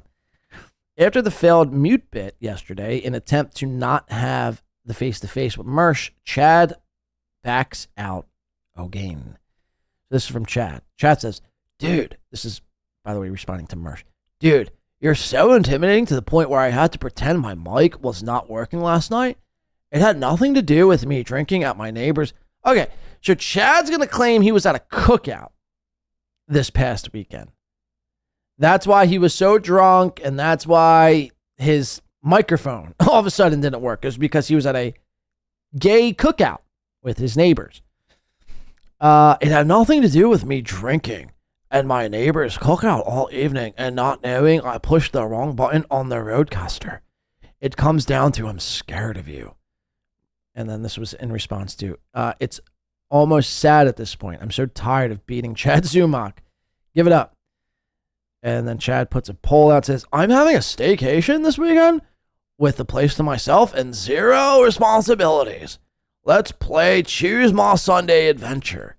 Because again, Chad is incapable of making the decision on his own for whatever reason, I don't know. But this is an almost 51-year-old grown man who can't decide what to do on his and in his daily life routine. He takes to the internet, a place where he claims that everyone is sad, depressed, miserable, and should go touch grass. He turns to the internet in hopes that they could decide his schedule for him. It's so fucking embarrassing. And the choices are go see a movie, party with the neighbors, do an afternoon show, which most people voted for, or go to the beach. Now, party with the neighbors was third, right? Was in third. But yet that's what he's going to claim that he did. So what's the point of this poll when you're not even going to abide by the poll?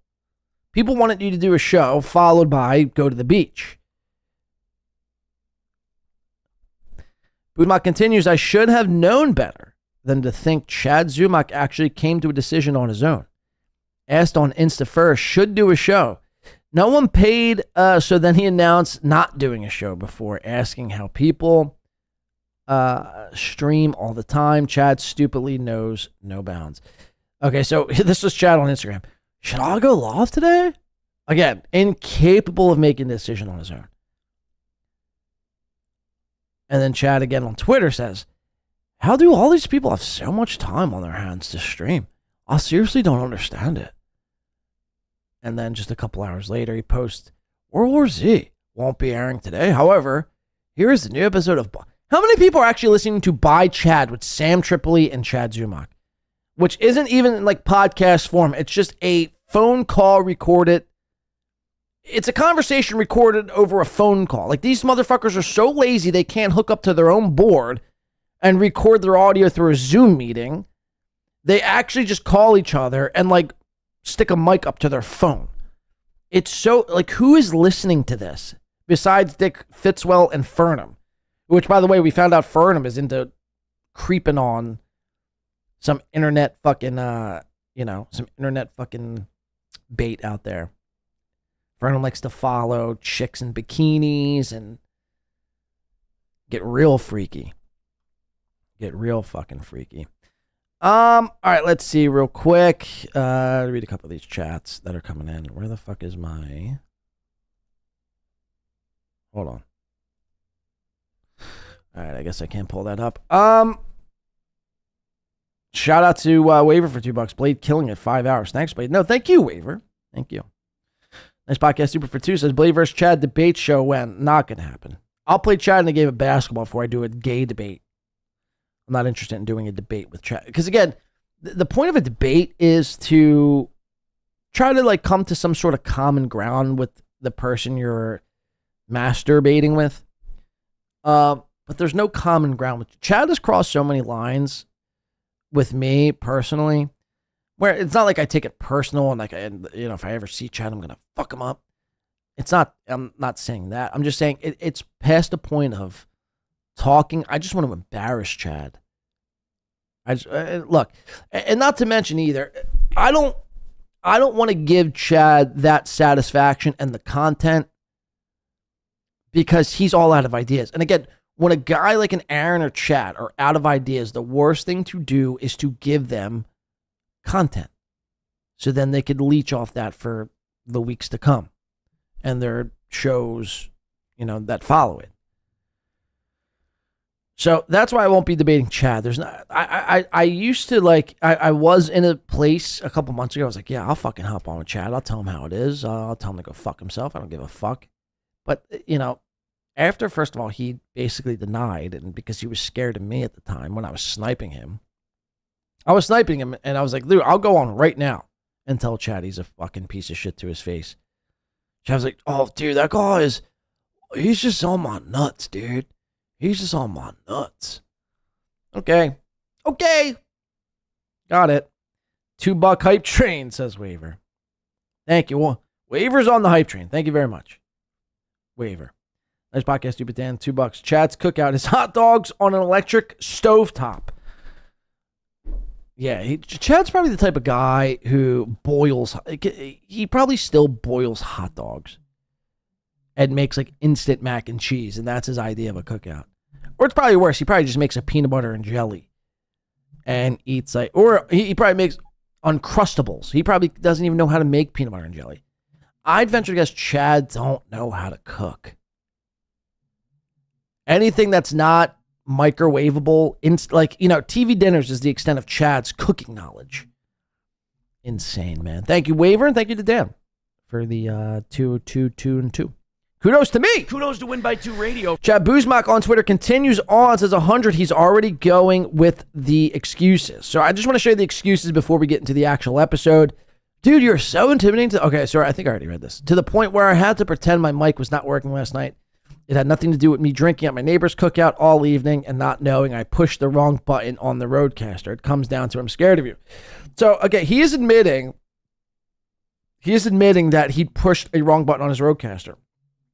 Now, mind you, his Roadcaster is on his little fucking table, right? Where his monitors are. And all it is a button that does this. It just mutes you. It literally mutes you. Cuts your mic off. You can't hear yourself. So, wouldn't you think the second Chad couldn't hear himself in the headphones, wouldn't you think he'd be like, oh, fuck, wait, hold on. There's something not right here. Let me figure this out. Okay. And by the way, the mute buttons on Roadcasters, when you click it, it lights up red and it shows you that you're muted. And even on the screen, there's a digital screen on a Roadcaster that'll, on channel 1, it'll show a big X on channel 1 to show that. So there's 2 ways to view that you're muted. And Chad is now confirming that he knew he hit a button, but for 30 minutes couldn't figure it out. I don't care. I'm drunk right now. I could operate anything. I could troubleshoot anything. Just because you're drunk, that does not give you an excuse to act like a fucking idiot. Like, Chad's the type of guy, like, you see a lot of females do this. Oh, I got so drunk last night, I sucked this dick and I didn't even mean to, man, fuck. Like, chicks do that. Chad also does that. He blames his problems and blames his failures and blames his misfortunes and shortcomings on alcohol. It's a scapegoat for him. It's his best friend and a scapegoat at the same time. Again, I'm pretty buzzed myself right now.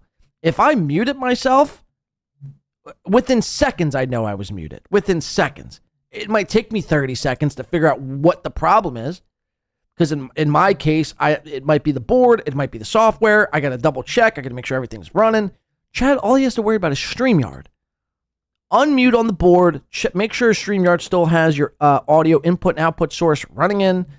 And that's it. I mean, that's it. That's literally it. StreamYard and Roadcasters are made for dummies. They're made for guys like Chad.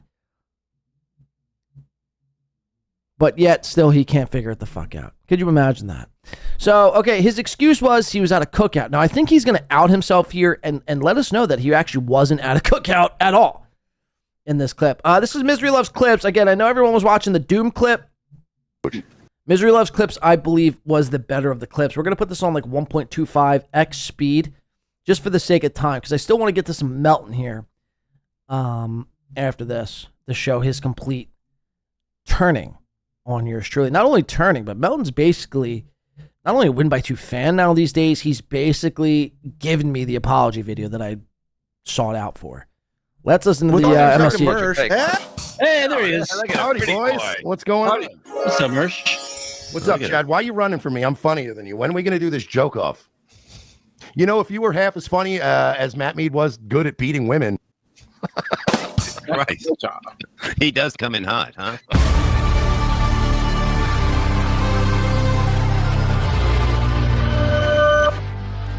Dave Sierra is better than Chad Zumock. This is Mersh. Oh, Mersh. He's an expert on the Dabbleverse now. Mersh, what are you going to do? I thought you hated the Dabbleverse. Now you're trying to make money off of it? So again, it just starts with Mersh lightly trolling Chad via Super Chat on MLC. like Mersh, you hated it. You're like, they're losers. Now you're in here. Right. You're sucking that Melton, Mershy, you're sucking that Melton now. Like, what are you doing, Mershy? Well, there's all these idiots in the He starts to call him Mershy. Super Chat will back his Patreon. Dave Sarah's muted. he's giving it the chat, but he's muted. Hilux Driver, you're welcome. Hilux Driver, you're welcome. How would you explain why the Irish are beyond? I remember Chad always, Chad's back to the sauce, right? I think for the last couple of months, Chad's been back hitting that fucking bottle harder than he's ever hit it before for a multitude of reasons, but mainly because his whole redemption arc has gone to shit, and everybody on the internet, in the Dabbleverse, I'll say, hate his guts, right? So the only way he could cope with that is just dousing himself in fucking vodka or Belvedere, which might be a vodka. I'm not sure. I don't drink vodka. Point is, you'll always hear Chad be like, oh, dude, I'm actually in the best shape of my life. I've lost weight. I'll go to the gym. I don't drink. Meanwhile, it's like every other day, Chad's drunk. He looks fatter and fatter as every day goes forward. It's like, you're in the same boat you were just a couple of months ago. You're not this Mr. You can't be calling out these people for, being drunks and fat when you're, in fact, doing the same thing to a more extreme degree. You see what I'm saying? Almost every day now, Chad's drunk.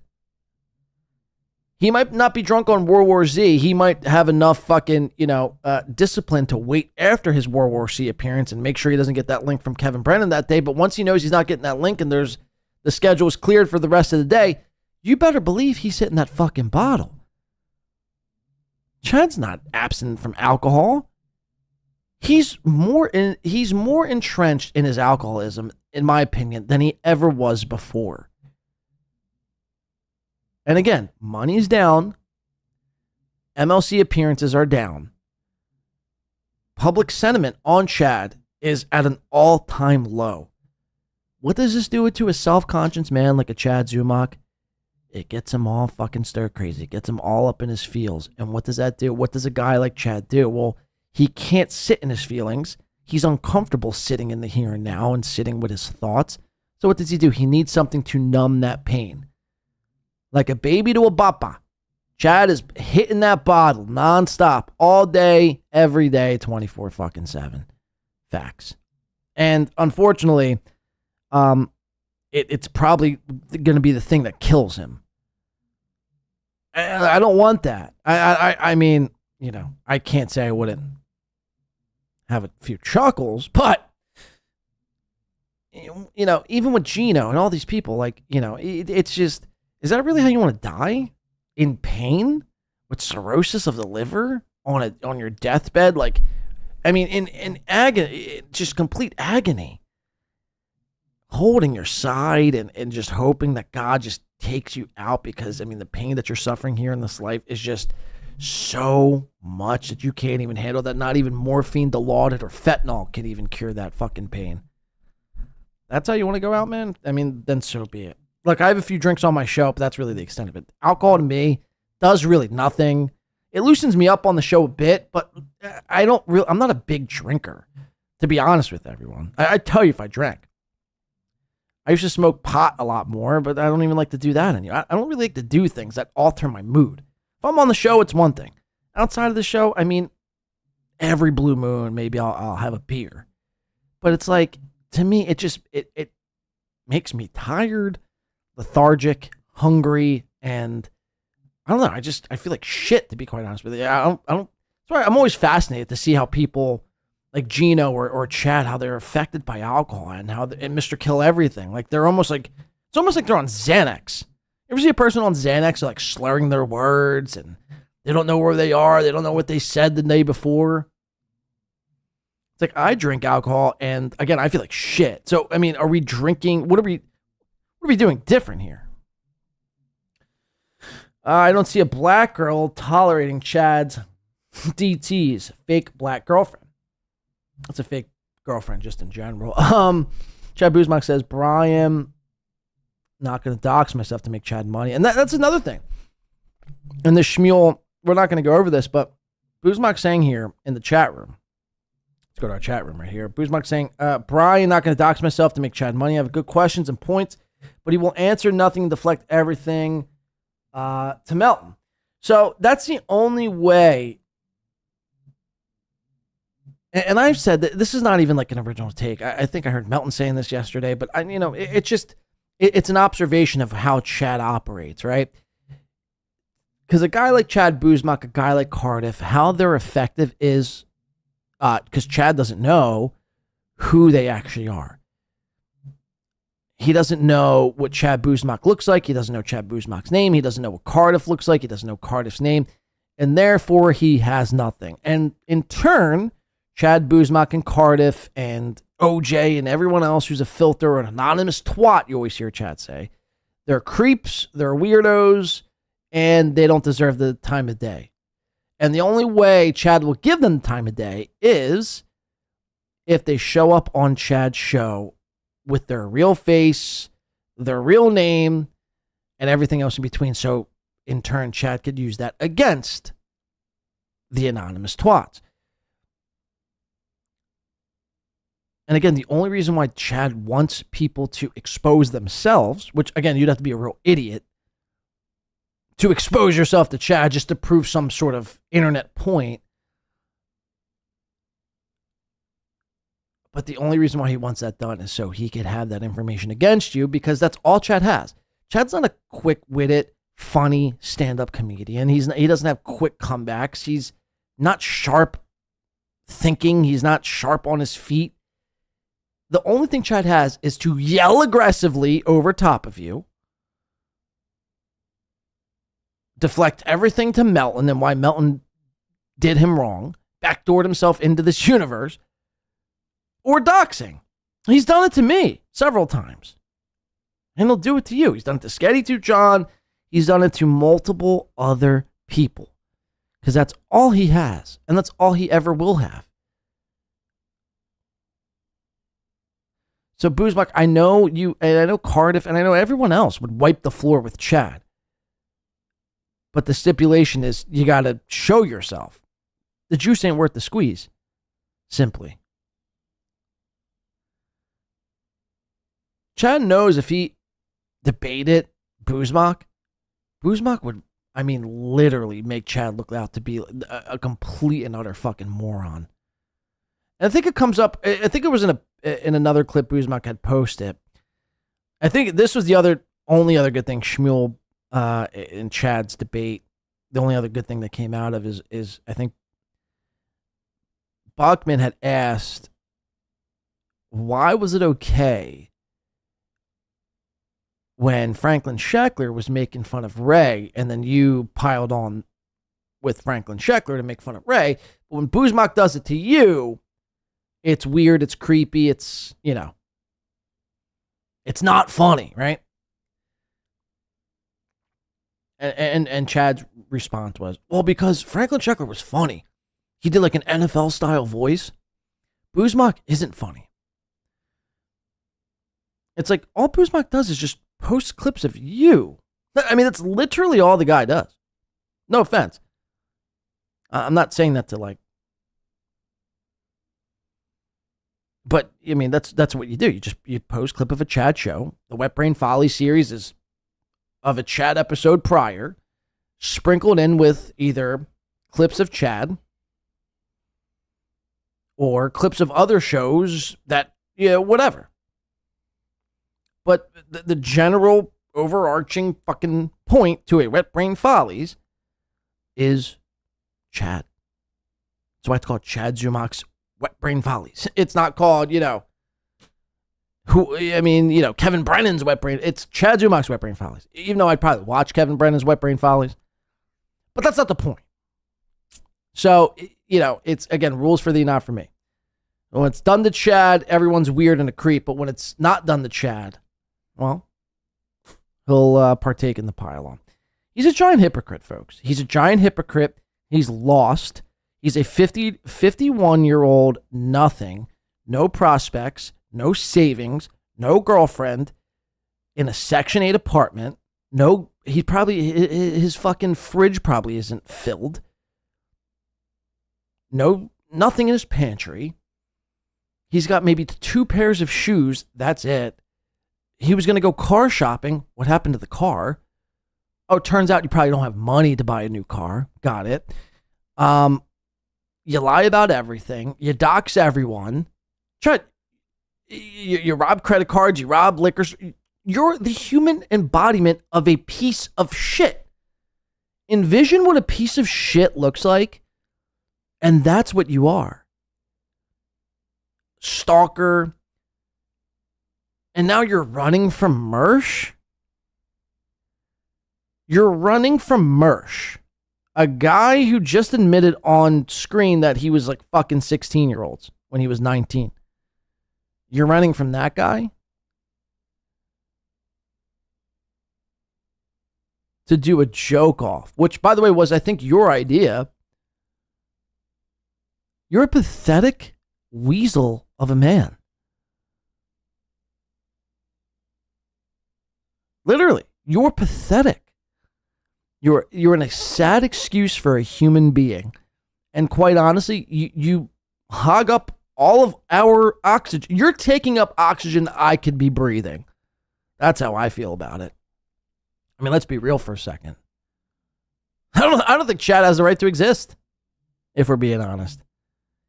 He's hogging precious oxygen that I could be consuming. Chad's not grateful. Chad's not thankful. Chad feels no remorse, or he feels no sympathy or empathy. A guy like Chad, all he cares about is himself. And that's it. Don't care about anyone else. The only reason why he fucking sends people shirts or does anything is because you gave him money to begin with. I'll stand on more. I'll tell big donors to go fuck themselves. Yeah, only when they leave. Only when they tell you to go fuck yourself first. You don't stand on any principles. You don't even know how to spell the word principles. You need help, dude. Seriously. You need some serious fucking help. And you really need to do some serious soul searching and some sort of like mental evaluation of yourself.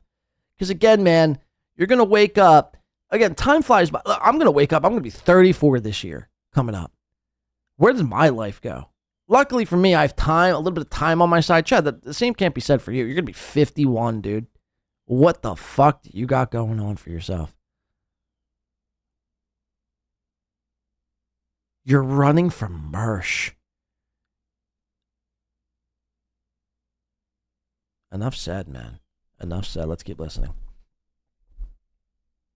Chad? Help according to the sorcerer. How would I explain it? I think they do have issues. They're all dry. They're either drunks or dry drunks. They have issues, but they call it a culture. Yes, we're like the blacks of Europe. Right. Did Dave Chappelle say that? Yeah, except not as good rappers. Clearwater Chad's multiple layers. Better than Chad's. Dude, Mersh, you own motherfuckers, bro. I saw you with that. Why is Mersh not like you? Of all people. I just know he owns people, man. He had that Burger King fucking crown on. He said, I own you, motherfucker. Mersh, you're the man, dude. Dude, I've seen you wobble around Ybor City. You 5'5" nothing. You're a fucking man, dog. I'm scared of you. What the fuck's Ybor City? Yeah. Part of Tampa. Oh, I got you. Really? Wow. Mershie. It's where the Tampa Emperor is. Mershie, let's dance. I'm real inside baseball. Mershie, I want to wobble with you. I want to wobble with you. Let's go wobbling with Mersh. I want to wobble with you.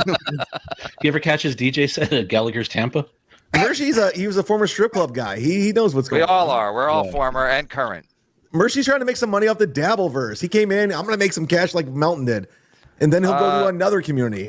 Clearwater That's why I respect Bob Levy. Bob Levy goes, I'm going to do my own fucking thing. And he did it. And he's doing it. And I'm going to be happy. Levy's doing his own thing. Yeah. Mersh is like, oh, where can I make money? Yeah, Levy was like, first I'm going to go to the Shuli Network. Then I'm going to do my own thing. Mersh arguably started the Dabbleverse. So everybody go away. You're a fucking loser. You live in LA. You're a fucking nobody. You do cocaine. Clearwater Chad, what do you think about this? What is that? I'm not really sure what to think about that right now. Okay, well, you don't know what you think about anything. Are you talking about SC, USC? Bring back Bob Levy. So out of nowhere, Chad just has this, I mean, what could only be described as a moment of Tourette syndrome. Watch it. Kevin's reading a super chat trying to interact with Clearwater Chad, and then all of a sudden, real Chad, actual Chad, has an outburst of sorts, which no one has ever seen before. Are you talking about SC, USC? Bring back Bob Levy. And again, everyone's uncomfortable. Bob doesn't know what the fuck's going on. He's like, what the fuck? This isn't the MLC I'm used to. This isn't the MLC I've ever, this isn't the MLC of the past where me, Kevin, and Chad would all, hang out and talk shit. The fuck is this? This is weird, man. Clyde, you're gonna wake up your girlfriend. Chad, He's not here. Bringing back the Chad and Chad. She's not here. So Chad had since previously stated that his girlfriend wasn't going to be around given the whole staycation thing. But when is Chad's girlfriend ever around? She ever around? Again, you and I both know there's no real girlfriend. And I think Lady KB had put the challenge out there. Hey, Chad, why don't you put the rumors to bed and just show us, a hairbrush, a sock, a tampon, a thing of lip gloss, eyeshadow, anything to hint that you actually do have a girlfriend. Chad since denied doing that. Now, look, in fairness, if somebody was telling me or asking me to prove something, I'd like, go fuck yourself. Who the fuck are you? But at the same time, Chad, who always is defending himself and always is trying to convince people that he's not a liar, anytime when he's called out for being a liar and is asked to prove something, if he has something, he'll prove it. But when he doesn't have something, he simply doesn't prove it. So again, look, man, we all know Chad doesn't have a girlfriend. We all know Chad doesn't have a girlfriend. I don't know what the ploy was. I don't know what the plan was to announce that you had this girlfriend in the first place. Maybe just to get people talking about you in some weird, egotistical fucking way. But I don't know what the play is. I don't know what the motive or the angle is to saying you have, maybe to look less pathetic than the rest of us. I mean, I don't know. But now when people are asking, hey man, just show us anything. A scrunchie, a hair tie, anything. Fuck you, I'm gonna show you nothing. Sure. Okay. You guys. But no, Chad, I will take a bullet for Bob Levy. I also take his credit cards, bike, and any cash he leaves out. Chad, DS is the MLC West Coast producer. I love credit cards. I love every credit card. I take the credit cards are good. They're Dave so Sayre, credit card. Dave Sayre is a West Coast producer now. And you know what's great about taking credit cards is like the credit card company has to pay it back. It's amazing. Oh, so that's how you justify it, Chad? So that's how you justify it.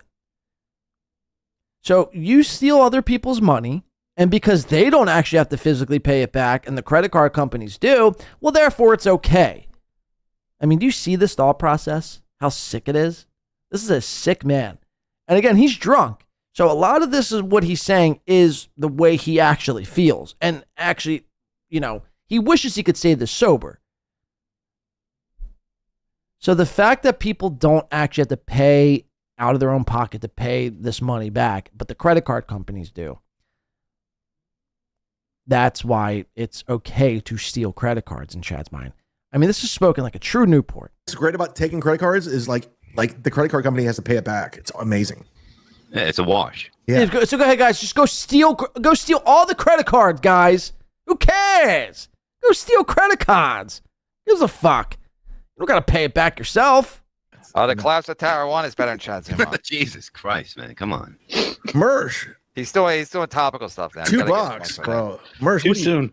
Somebody help Mersh out on his super tips with Melton. He's in bed with Melton now, so help him out because he needs. Someone's Bob. We know, Chad. We know. Is that all you have?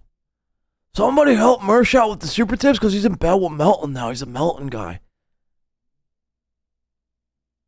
Mersh, look, I have a lot of shit about Mersh I don't like.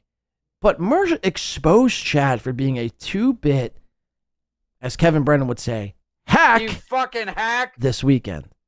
Not that we didn't already know it. But Mersh showed us and exposed Chad on a public format in front of MLC. Your boy Bob. Bob does. And it makes sense why Chad hasn't been on since. He's probably too scared to show back up and do a show. He's too embarrassed. Super tips too. Mm-hmm. Go ahead, Bob. There's your boy Chris Abels. Be honest, Bob. Tell us how hard you pushed back on Shuley when he wanted to do the Izzo comedy work. You were, well, I just didn't think it was a good look. I mean, I have an opinion on it. It wasn't a good look. It wasn't something that horrible comes up in real life. I mean, you don't get on the back of that horse.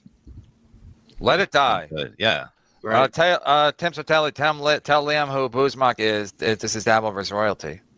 I don't know who Buzmak is. He's just like I know he's on Twitter anonymous a lot. twat. That's all. He's not over here very much. I don't know who he is. He gives his email a hard time. Oh, he's a clipper. Okay. He's an anonymous guy. No, he's more on Twitter. Okay. Yeah, he's Chad, you're really giving notes on grammar and spelling? NJ Ranger, keep working at it. You're killing it. Rape Ray, it's not that bad. Besides that, roast audience is.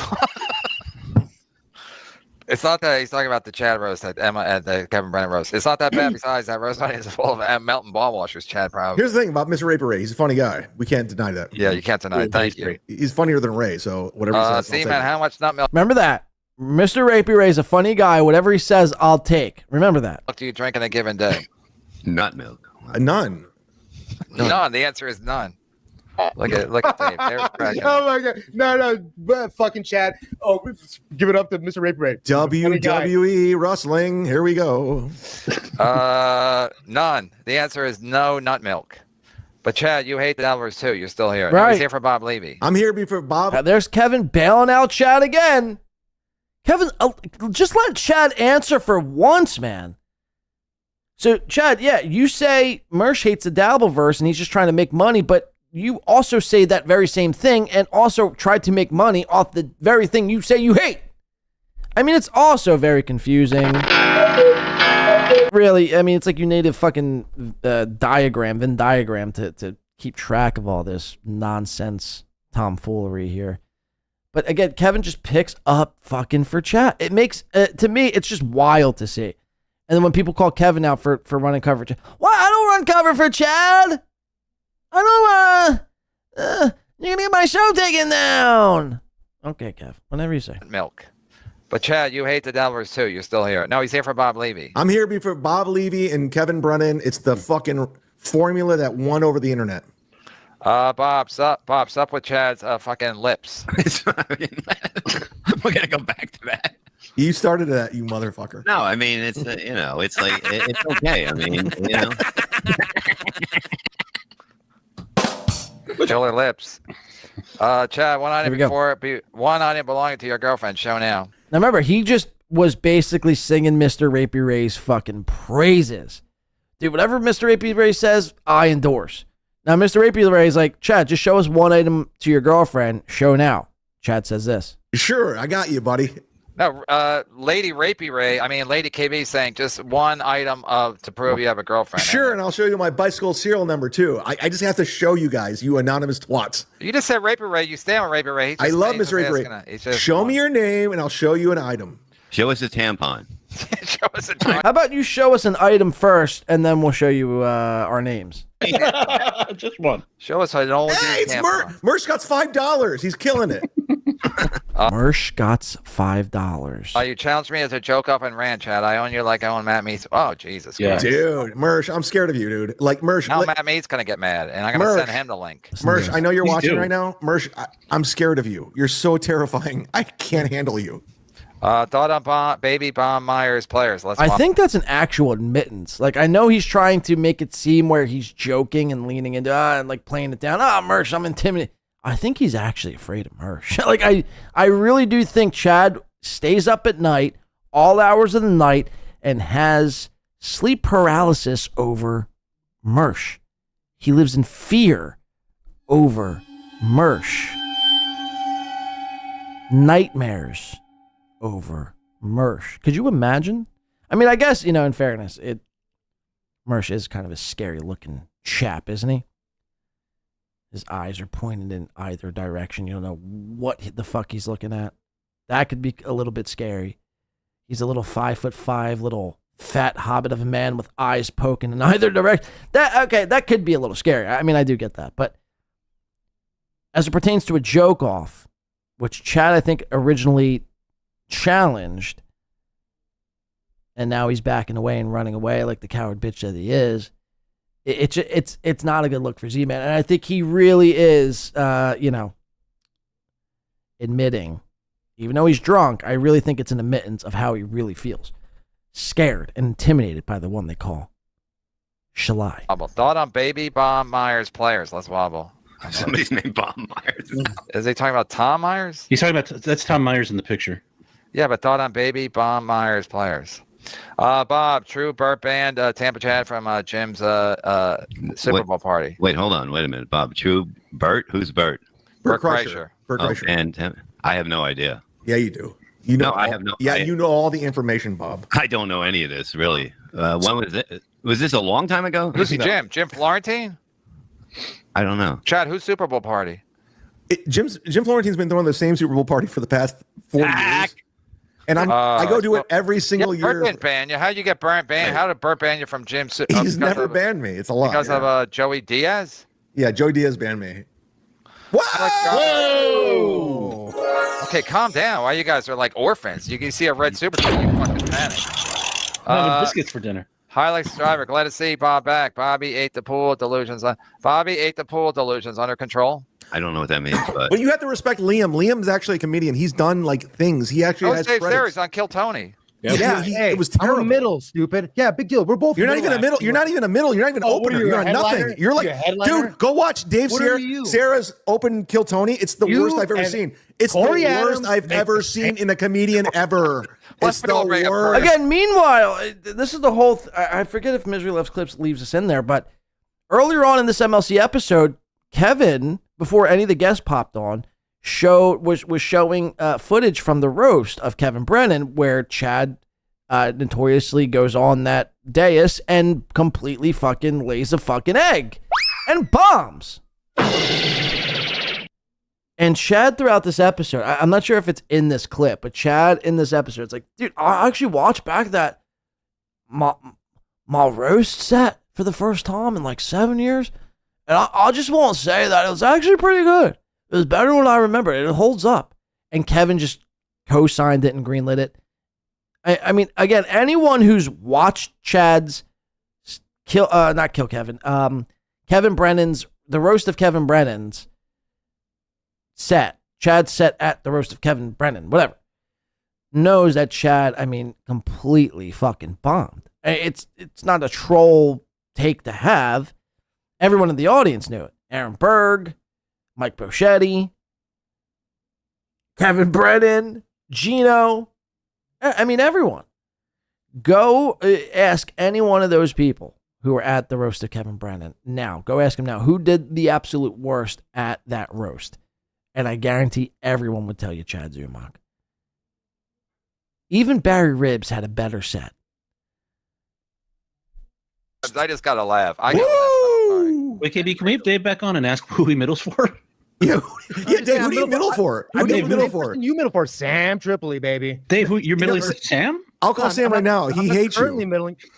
Sam hates you. I don't think he hates him. I don't think he does hates hate me Dave because Sarah. we don't need to get Dave into Sarah's it. a family man. Dave, you know Sam hates you. You know that, right? Sam can hate me. That's fine. Sam can. No, hate you me. know he hates you. That's fine. That's fine. No, It's okay. John Paris hates him, but No. I don't think Sam Tripoli hates him. No, Chad, Sam Tripoli hates Dave Sarah. You don't does get it. not like him at all. That's okay, Chad. You don't get it. You know it's that, right? It's okay if Sam. Who hates cares? me. You know that, right? I know. Okay. All right, call Sam Tripoli. Ask him what he thinks about Dave. He's Sarah. at Skankfest. Okay, you can still pick up. What are you going to give your phone at the airport when you go to Stankfest? Hilux Dave driver, knows glad to it. see He's Bob stuck. back. He's stuck. He knows he's fucked. Bobby ate the pool. Delusions under control. I think he spelled something wrong in there. It doesn't matter. Yeah, 'cause a lot of times YouTube turns to service. Yes, I did. Liam and Tom Myers versus me and Edison Park. Just gotta show this one more part before What? Is that Mersh really pops him? on. This He guy? rules. That guy rules. That is racist. That's a picture of him. Apparently, the guy's enormous. Chad, the Dallas locale hates women more than me, allegedly. You're great, Bob. Don't let Chad do this divide and conquer stuff. Come on, Nightwave, ready? Yeah, Bob, don't fall for this. I got Mersh to knows do what he's Monday doing. early. Get paid in advance, Bob. Listen, Mersh, I think you're a funny guy. You learn that the hard way. Get paid in advance. Mersh, I think you're a funny guy, but I know all your tricks. I know everything you're doing. I watch it. It's hilarious. I get it. Bob, With one good eye, he does all these tricks. Good for him. Yeah. Bob, what day are you available to get on Nightwave Radio? Monday and a day. Yeah, protect me, man. Gonna keep protecting Z-Man. Chad fears Dave. Fuck Chad Zumock. Yeah, protect me, man. You need to protect me. The from that Irish guy. are much better at poetry than blacks. Yeah, So because there they we can go. read. Right. Except for Clearwater Chad, would ya? Thank you. Hey, Mersh. Yeah, you're right. Mersh, I'm drinking. Can you believe it, Mersh? Google Mersh drinking. Google Mersh fucked up. Google him. He's the poster boy for getting fucked up. Send him a link. You've inspired me, Yeah. Mersh. Come on, you fucking bitch. Yeah, Kevin, I want to meet Mersh. I can't. Mersh almost got my. Listen. Liam wants to meet Mersh. Bring Next him on. week, and I'm not losing Come my on. channel tonight. We've dodged a bullet so far, but I'm not going to have Mersh. Mersh likes to talk a lot. Mersh has got lost his Patreon, his YouTube. Enough. How to play. Yeah, but look at the people. You know, you're surrounded by Shut up, degenerates. you fat fuck. I mean, Permasil finishing. Shut up, Chad. Mersh. Mersh, you ran away from Ethan Ralph, the Ralph A male, ran away alpha from male, heel. Wow, Permasil. Permasil's getting in the middle of a lot of Go stuff. to permasil.com. You'll see what this guy's all about. It's pretty lame. Bob, how much was Shuli paying ISO after he left the shit network? He Yes. said Shuli was still Shuli knew. paying him after He he knew. quit. Give us the deets. He knew. That's right. Bob, how much was Shuli paying Izzo after he left TSN? He was in. He was away. He definitely went away. You know what I mean? He said he was getting a job, doing whatever construction with his father or whatever he did, knew. and that's when he left. And everybody thought it was normal. You know what I mean? It seemed normal until we found out. But he knew. Shuli knew. Of course, he knew. Wait, Chad, you're a Shuli defender now? What's going on? I'm going to bring Dave Sarah on. I just don't care. Is Carl going to do a jailhouse interview with Iso? Chad is Jason Craig, or Swartzen's two best friends. Oh, Jason and Craig. I get Oh it. yeah, now. that's I my. get That's it. totally me. Rocky D, perfect super chat, no words. Nice. I'll read. Thank you, Rocky D. Chad, we watched your roast set in this whole appearance, and not a single funny thing was said. How do you justify calling yourself a comedian? Right. It wasn't that bad. Right. Actually, that was the first time I watched my It roast. holds up. Yep. It holds up. It's When not did bad. you watch it? When did what? It Kevin played it sucked. today, and I was home, and I go, first time. I thought you were at a cookout. By the way, I thought, Chad, didn't you just go over all on Twitter and saying that how you were at a neighbor's cookout? But now you were home watching your MLC, watching Kevin watch your set at the roast. Got it. Not Did bad. you watch it? When did what? Kevin played it today, and I was home, and I go, first time I'll watch it. I think it's not that bad. So, and again, are we supposed to believe that in 6 years, this is the first Chad has ever watched his roast back? I mean, get the fuck out of here, man. How did I catch friendly fire? That's what I don't get. Because you're a fat. I did it today, and I was home, and I go, first time I'll watch it. I think it's not that bad. How did I catch friendly fire? That's what I don't get. Because you're a fat fuck. You catch a lot of extra stuff. Oh, yeah, gotcha. If you don't catch it, it'll just stick to you. So Liam, where's your special at? Like, how do you get it? Oh, don't worry about Liam's special. Watchliam.com. The Cushing chat. Remember that one time you stole vodka? I bet you did it more than once. No, I did it one time. It was amazing. Yeah, they're calling you Mr. Belvedere because you drink Belvedere instead of Shout out Kush King, by the way. Kettle First One or went to whatever. China, never met it before. Who cares? Rock D became he sent a $5 super chat with no words, and now he became a new member. wow. Whatcha? You want a whatcha? Chad Zumock on pills and booze tonight. Oof, he farts white. I've never done pills in my life. Rookie. Bob remember that. Yeah, I had to go to rehab for it. That's how crazy that shit is. I'll do it tonight. I'll do pills. Send me pills. Jim Kitty. Ever hear the story of Mersh jizzing in his pants with that streamer girl? He said he was such a pathetic loser in person. Whoa. Dude, Mersh is so hot. Okay, now this is where things start to go off the rails here. Out of nowhere. So this Jim Ginty goes, ever hear of the story of Mersh jizzing in his pants? Which I think somebody brought up to me last show. Mersh was with this chick in Vegas, and they were doing some dry humping, and Mersh couldn't contain his little Mersh to the point where he had premature ejaculated in his pants doing some dry humping. So this Jim Ginty presents that story, and Chad, like the fucking flaming homo that he is, starts hitting on his new love, Mershy. Streamer girl, he said he was such a pathetic loser in person. Whoa. Dude, Mersh. Look at him. Look at him. Mersh is so hot. What the fuck is this? Huh? Somebody better clip that, or else And he's serious. Look at I'm him. jumping off the devil. He's soothing. You see him like aggressively rubbing his shoulders here, self-soothing. So hot. Watch.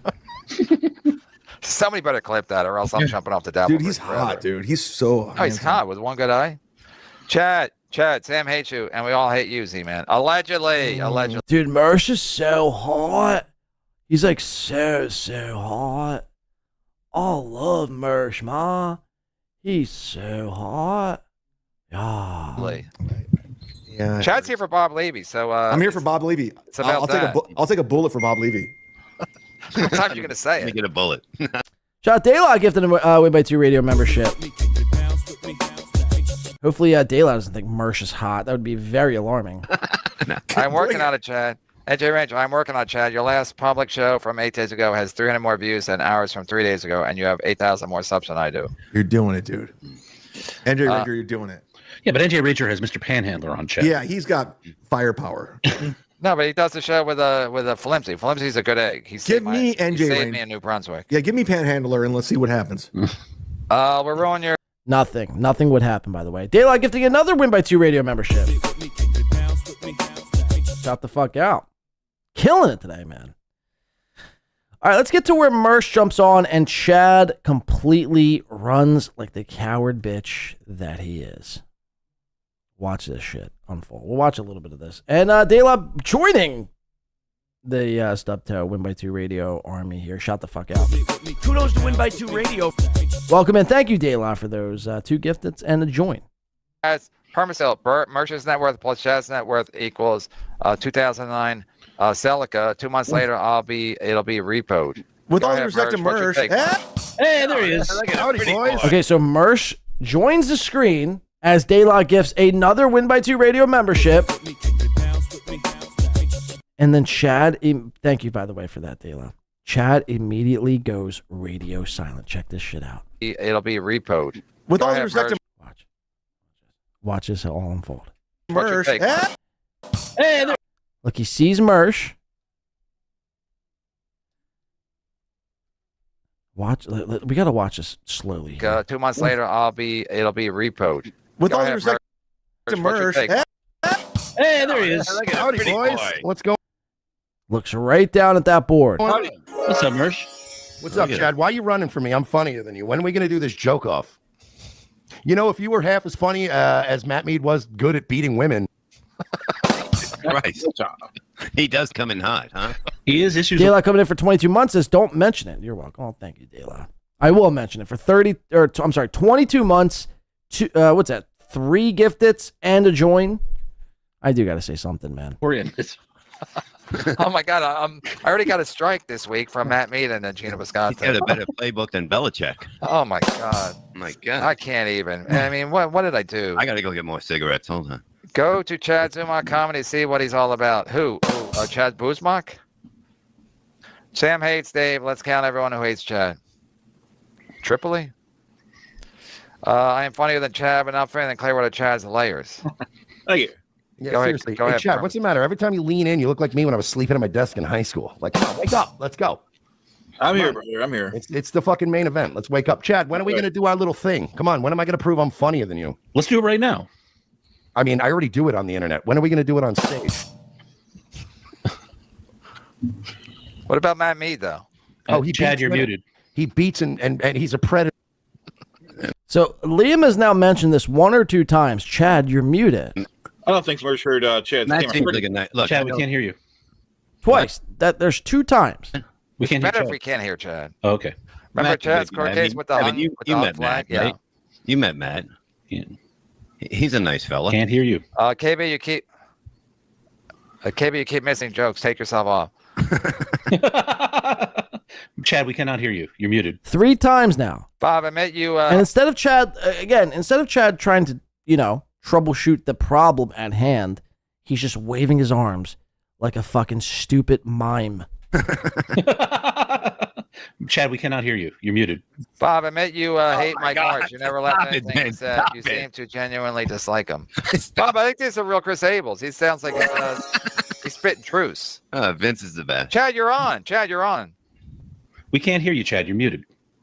Go ahead, Mersh. What do you want to say to Chad since he can't? I don't know. I mean, this retard can't figure out how to use. How long you been doing this, buddy? Unmute yourself. When are we doing the joke off, tough guy? Yeah, it should be that. But what if? I'm afraid I'm going to lose my channel. I don't earn a living being funny. Same as you, Chad. Ouch. Chad can't even defend himself. Bob, you want to admit you hate Mike Morris and you had to be prompted to laugh at anything he said? Mike's a funny guy and he's a great writer. He really is. There's no doubt about it. Zoo was a college legend. Now, he's just been informed 3, 4, maybe 5 times from 3 different people. Chad, we can't hear you. And again, when you're muted. You can't hear yourself when you're muted. Now, again, this probably has been pointed out already, but we know this isn't the board. We know this isn't the roadcaster simply because he's playing sound effects the whole time. Chad's actually going to get a phone call that goes through his board. So we know 1,000% beyond a shadow of a doubt, it's not the roadcaster's fault. It's not the microphone. It's not the roadcaster. It's Chad acting like something was wrong with his audio. I mean, you saw it in the tweet. He blames it on being at a cookout, being too drunk at a cookout with a neighbor and the roadcaster going to shit. But meanwhile, the roadcaster's working. You hear the sound effects, but you don't hear Chad. Again, it's so wild to me because it's Mersh. And Chad's talking all that shit, posturing up like a peacock. And then the second Mersh confronts him face to face, Chad goes silent. It's not a good look. This is the day. You can mark your calendars here. This is the day where the Mud Shark has been definned. There's no more Mud Shark. There's no more even a shark. The guy's not even, I say barely even a fish. He's not even a fucking, again, it's almost disrespectful to refer to him as any sort of animal at all. At least animals will protect what's theirs and stick up for themselves. This fucking whatever this is runs away. Crawls up into the hole that he came from. He's a scared, drunk, out of it loser. Nothing more, nothing less. And I've said this, and I know, look, this pains Chad because I know Chad's big attack on me, his big, groundswell effort to try to, really try to take Win by 2 out, or remember he said he was going to, all his beefs are now considered squashed on the internet, and his sole focus was to go after Win by 2. I mean, how'd that work out for you, Chad? I think people actually hate you more since then, by the way, than they did when that all happened 2 weeks ago. How did it work out for you, Chad? How did it work out for you, bud? Tommy Jordan, still around kicking up fucking to the big guy. 5 gifted memberships, Chad. You see that? It don't stop, man. It don't stop. Tommy Jordan, you need to be, somebody's got to take your fucking credit card or debit card away from you. You're right. You and your relationship to money is piss poor, my G. Thank you, though, nonetheless. You've been insane today. I want to do a little bit of Melton here, but I just want to finish with this because it's so goddamn good. And again, this is the day we're going to look back and you're going to remember, where were you? You're going to ask yourselves, where were you when the mud shark was definned?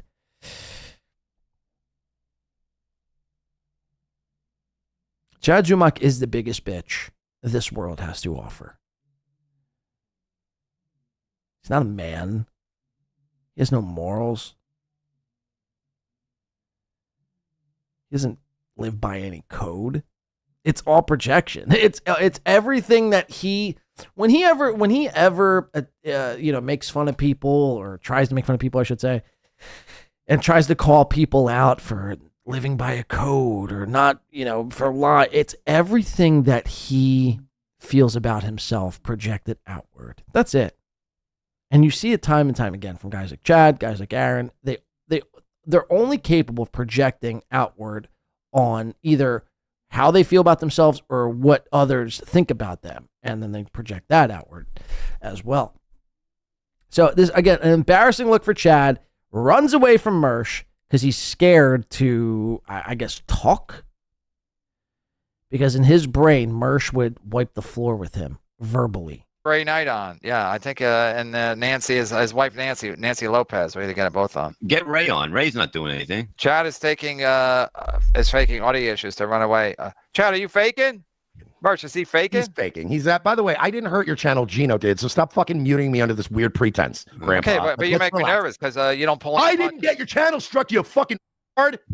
Talk like that. Geno did. My channel struck. Yeah. Okay. Right. The worst things have been said. A woman got. What is that? You just saw him say, "Oh." Watch this again. Watch this whole fucking Charlie Chaplin bit go to shit here. Watch this all unfold. Grandpa. Okay, but you make me nervous because you don't pull. I didn't get your channel struck. You fucking hard. Talk like that. Geno my channel struck. Yeah. Okay. Right. Who's he talking to? The worst things have been said. Who's he trying to fool? Nobody's buying this, you idiot. A woman got beat on your show. Like, let's calm down. Oh, come on. Allegedly. No, not really. No, we watched it. Matt Mead's a woman beater. Jesus. I don't know. How do people not watch this show? This show is classic.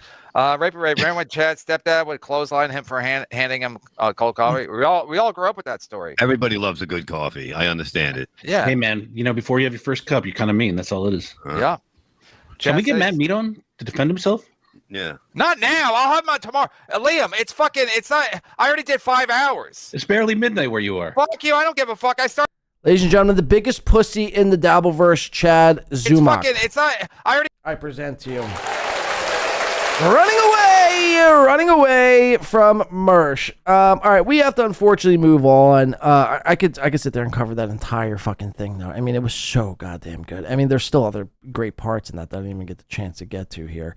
But I want to get into some of this Patrick Melton stuff and his turn on me. I'm going to try to make this quick, even though I have no time codes for this. But either which way, let's just jump into this. This will be the last thing we do here today. Make sure you hit the like button if you haven't already. Make sure you say thank you to Tommy Jordan, because you're probably a lucky motherfucker to get gifted one of those memberships that Tommy's been fucking making it rain with here in today's chat. Without further ado, Patrick Melton, ladies and gentlemen.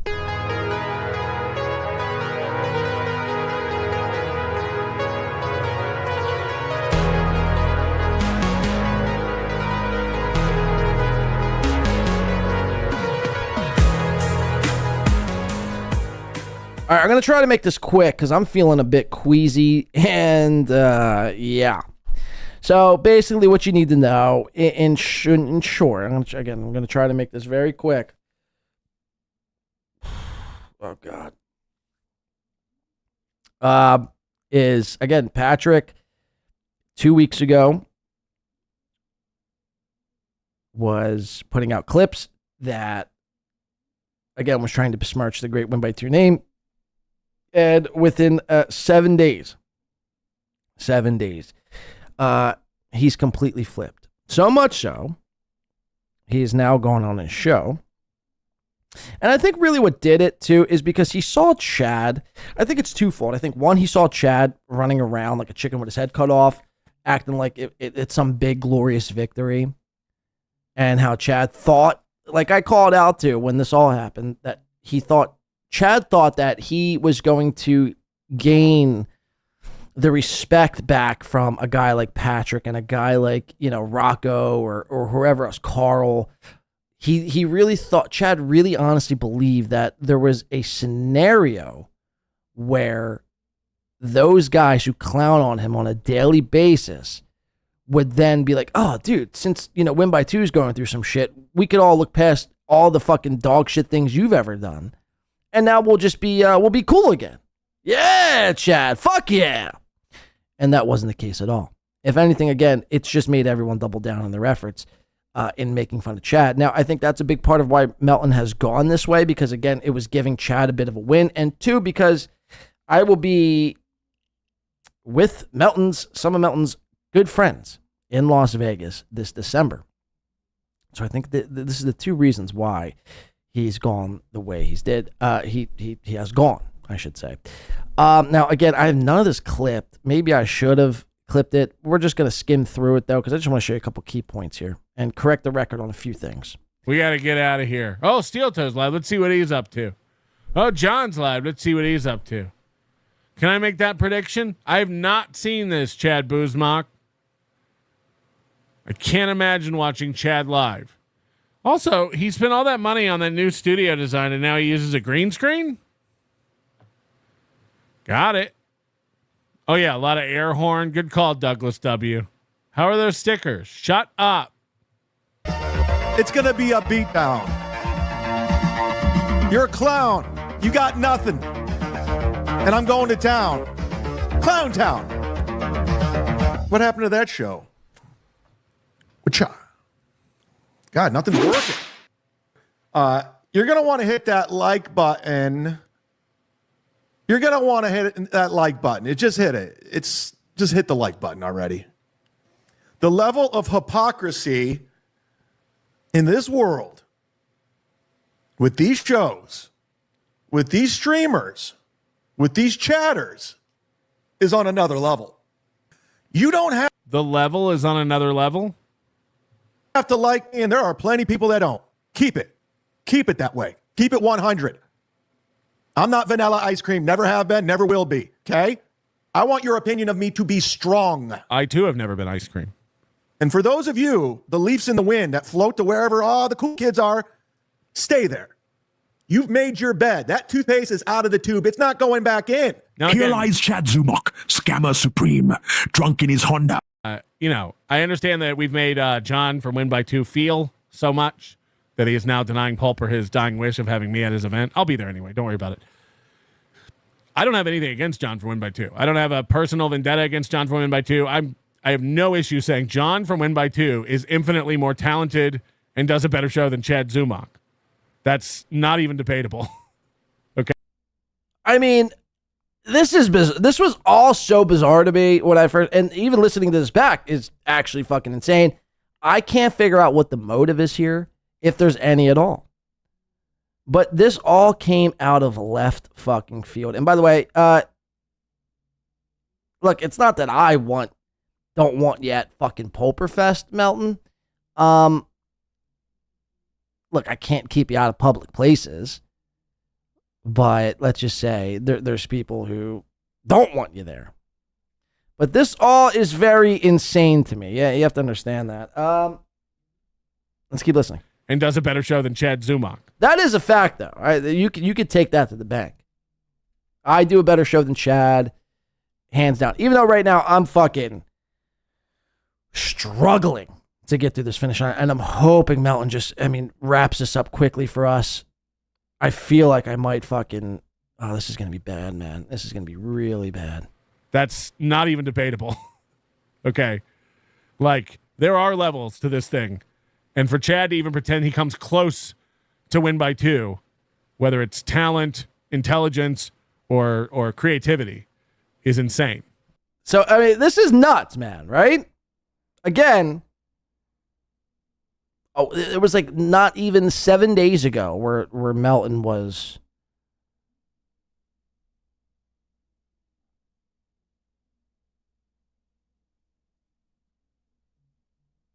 Well, it wasn't even 7 days ago. It's really been the last 2 years with the whole Melton thing and me is the reason why I started going after Melton in the first place and making fun of him and calling him out for his lies and shenanigans and everything else in between is because he's misrepresented a lot of what I've said and did and lied about certain scenarios pertaining to me that he was involved in, and that's why I started going down the Melton route, because mainly one of the biggest times was when he was in the chat when we were, me and Soft Weekly, I think we're on a show, and we were getting ready to wrap up. We had been on for almost 5 hours, and I probably had felt much like I do right now. Very queasy, just ready to get off, and I think Soft was like, dude, Melton's in the chat room right now looking to jump on the show. Check your DMs. I'm like, dude, that's cool. This was like when the Steel Toe stuff first started popping off. Maybe March, April, maybe even May of 2023. Somewhere around there. So almost 3 years ago now. I'm like, that's, cool, man. Melton can come on the show. That's fine. But today just not going to be great because we have shit to finish. And we've been on for almost 5 hours. And by the time we finish the thing we're going to finish, it's going to be like 6 hours. And it's like, at this point, it's like 10 o'clock at night, 10 o'clock at night. And I know he's 3 hours behind. So to him, it's 6, 7 o'clock. But to me, it's like, I got to get up and go to work the next morning. I can't be on here fucking playing charades all night. So we got to wrap this thing up, but maybe another time. Melton then goes on his very next show. It was like maybe 2 shows after that. And proceeds to say that A, he wasn't not only in the chat room, but B, that he never asked to come on the show. And it was in that moment right there, and I tell this story a lot on this show, but I'll repeat it again, so I apologize for people who have heard this story before. It was in that moment right there, I was like, holy fuck, dude. If Patrick is willing to lie about something so minuscule as just being in my chat room, hitting me up in a DM, wanting to come on Win by Two Radio, what else is he capable of lying about? What else is he hiding? What else isn't he telling everyone? And it was in that moment when I started to actually watch Patrick, but not in the sense that I was entertained by it, but in the sense of, I was just watching in more of a skeptic sense and looking to poke holes in the things that he was saying. And, it just flooded with, a lot of shit. I was able, made fun of Melton for 2 years probably. And his Hackmanias and his Hunchbacks and his Matador songs and his AI child porn arguments and everything else in between, and his little lies about this and about that and about me saying that I was going to go up to him and film him, but he saying that I was going to go up and fight him.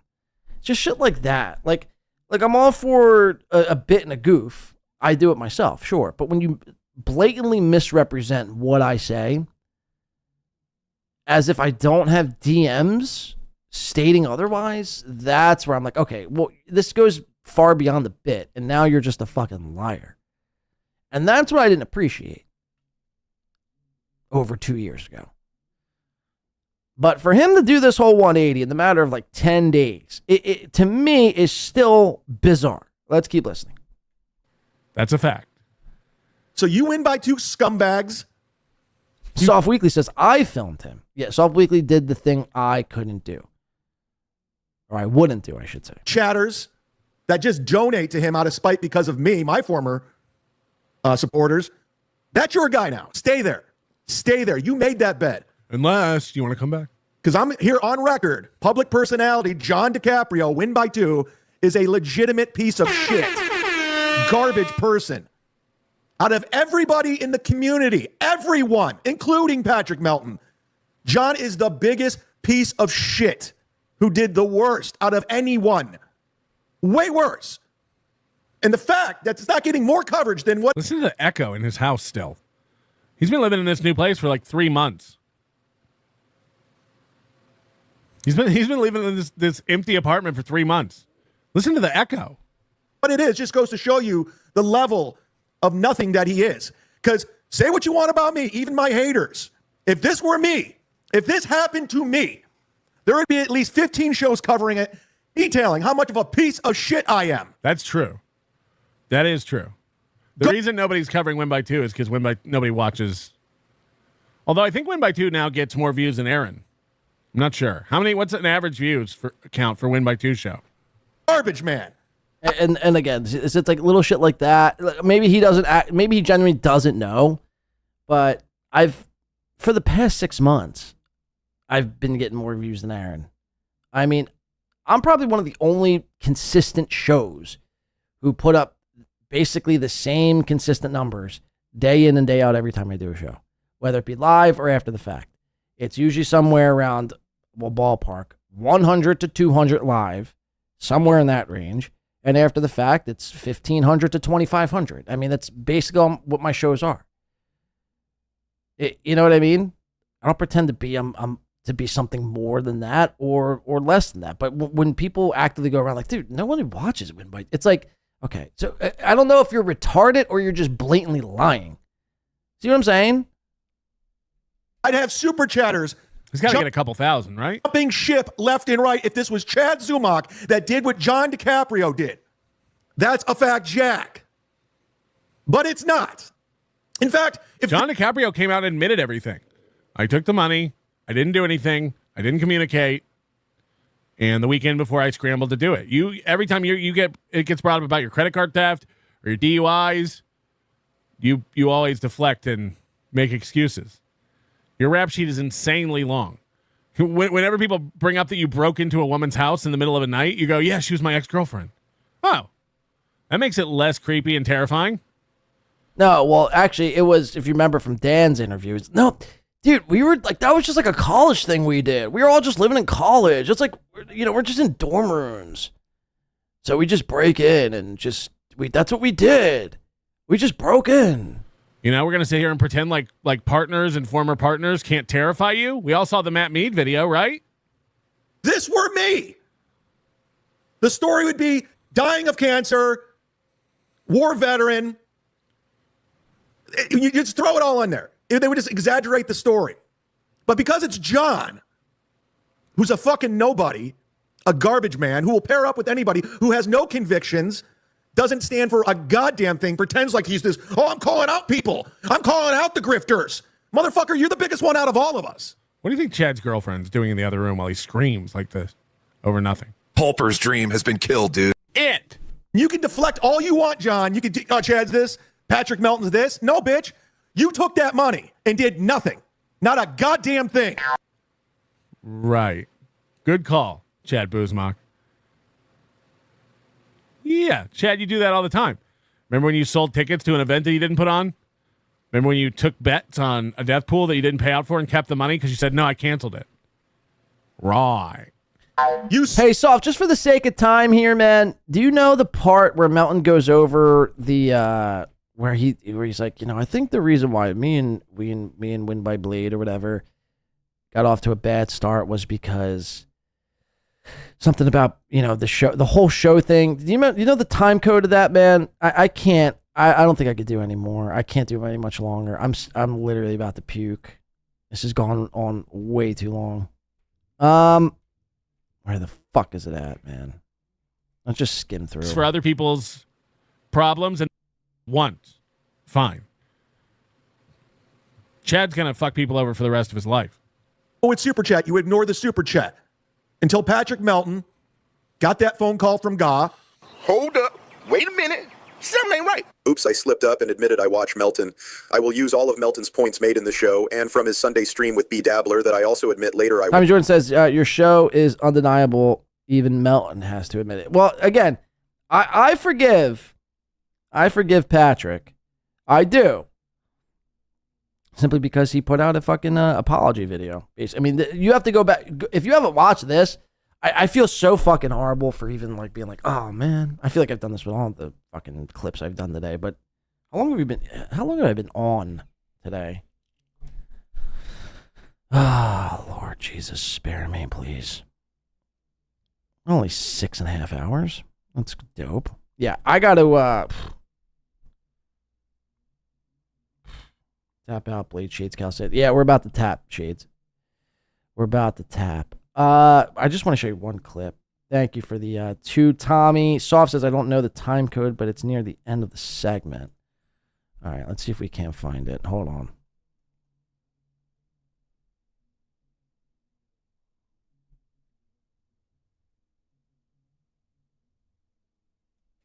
Oh, you like to troll me on that? But Birds on Zumock like with my debate. I don't have any fans of yours. Not me. Chad thinks you're allowed to lie as long as the person's a public figure. That's not true. Everyone. Is because this is bigger than anything. You know what I mean? Especially dealing with it with somebody. Lost. Like, he doesn't even know what he believes. He hates. Is women. there a veteran? John, no, you weren't. Who are you going to contact? You didn't contact me. You didn't contact anybody. You didn't contact Ray DeVito. Who? For comics? Chad's the first.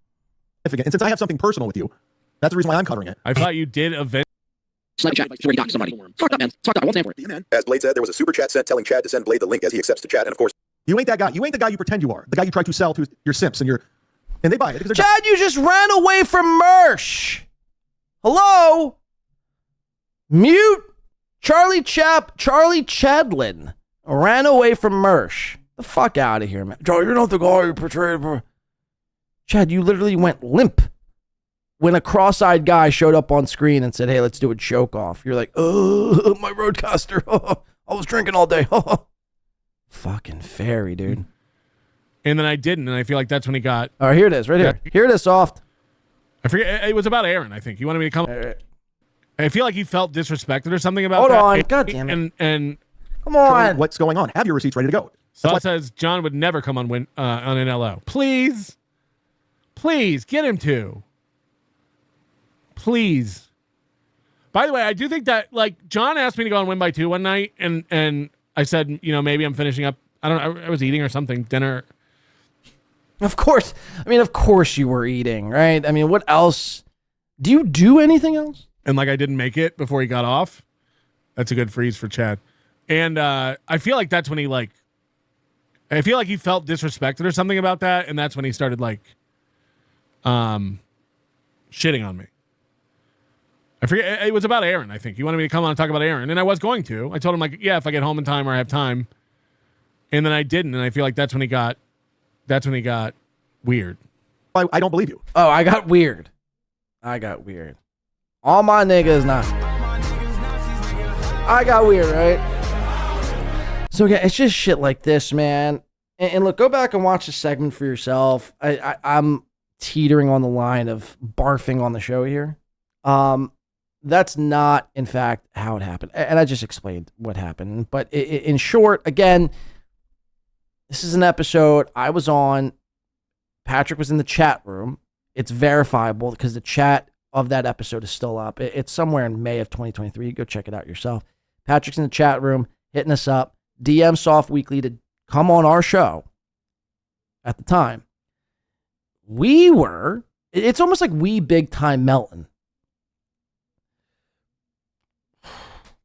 Because we at the time, I mean, like I said, I was going for almost 4.5, 5 hours at the time, and I probably felt similar to how I feel right now. I was like, listen, the thought of doing another 3 hours is daunting, and I just can't do it. I'm going to finish up with the coverage I have here. It's probably going to take me another hour, and I'm splitting. And Melton's like, all right, cool, man, because I couldn't make it on for like another hour and a half, 2 hours anyway, but if you guys are still on, I'll happily jump on. So again, I don't know, Melton, if what you do here is, if it's incompetence, if you're retarded, or if you just blatantly misrepresent things of what people say, especially when you're called out for it. And that's what I didn't appreciate. And that followed up for a whole 2 years worth of shit, man. But again, it all started like basically there, the coffee idea and a lot of other small little shit that festered up and built up. And that's how we've gotten to ourselves in this place. So again, I don't know what your motive is. I don't know how I even feel about any of this. Again, because just a couple of days ago, I mean, you were making clips and shit like that of, saying that I'm a scammer thief. So again, you have to understand why I'm cautious in being like, hey, well, let's be pals now. It's not what I'm saying at all. I'm not in the business of being pals. But I think he says he'll email me here or some shit like that. I don't even know, man. It's so bizarre. I'm telling you, if you haven't seen this clip, it's NLO from November 11th. It's when the Chad segment starts. I wish I could play it all, and that's what my intentions were here today, but I just can't. I can't do it whatsoever. But I'm going to show you this last part here before we get the fuck up out of here. So I make a good point, and Melton thinks I hit it out of the park. Check this out. I'm going to fast forward to a little bit. As I mentioned, I watched this whole show, so I am skipping ahead here for simple reason. This is where Blade mentions this was all to troll me, as you can see here. Damn Zumock. Hey, Chad. So this is from Pulper. From Chad. Hey, Chad. It's Pulper. Want to come to my Vegas party from October 9th to 12th? By the way, Chad, I hate to break the news. This was all going to be to troll you. This was all going to be to troll you. Pulper actually didn't want you to come because he thought you were good at stand-up or good at podcasting. He wanted to troll you. That's what you're good for, Chad. Get it through your fucking fat skull. That is wow. Nailed it. That's what you're good for, and nothing else. You're a punching bag. Nothing more, nothing less. Wow. I like this Blade guy. I'm a fan. What? Not only to Kevin, not only to people like me. This is what I've been missing by not watching Win by Two. I'm in. Everyone else. Literally everybody. That's how people view you. Again, I was given money to basically troll you into coming so we could shit on you in person. Think about that. So again, before you have this whole big own, remember that. And I apologize that I wasted my whole show on this clown, but I was driving back from... All right, so I show that for many reasons again. I don't know what Melton's motives are, but Melton, we're on to you. We're not going to just simply become cool now because of this common hatred over Chad. Chad, on the other hand, he's got to be fuming over the way this whole thing went down because, again, the second this whole thing blew up the way that it blew up, Chad was literally probably licking his chops and saying, thank Christ, it's not me today in the chopping block. It's someone else. And the fact that remember, all his other beefs are squashed now. He squashed all his other beefs to solely come at me, and that completely backfired. How's it going for you, Chad Lee? You scared, phony, pussy-ass, nothing of a human. You're the shit under my shoe. I think there's a part here, Melton's like, dude, he should invite Chad, even if he doesn't want to. I want nothing to do with Chad. I know it'd be funny, it'd be for the goof, it'd be for the bit. I really don't want nothing to do with Chad. Actually, no. You know what? I do invite Chad to pull. Somebody get this out to Chad. Dick Fitzwell, somebody get this out. But I'm not paying for anything.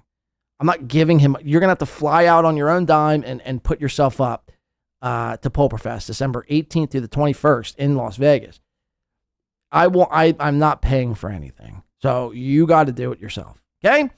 Guys, that's where we're going to wrap up here today. Tommy Jordan comes in one more time at the buzzer. Shout the fuck out, Tommy. Thank you very much. It's about time you get that QR code. NLO loved you. Now, we're not doing super tips. I remain firm on that. Again, especially when we got guys like Tommy Jordan coming in, gifting like fucking $1 million here today, which leads me to this. Thank you to everyone who supported today's show, mainly Tommy Jordan, not only the Dabbleverse Rookie of the Year head nominee, but the, I'd say, chat, Win by Two Radio chat MVP here today. And let's give a quick rundown of everyone who supported on today's program from the likes of, let me see. Sorry, guys. I do apologize. I wish I could have stayed a lot longer, but I'm telling you, I feel like shit.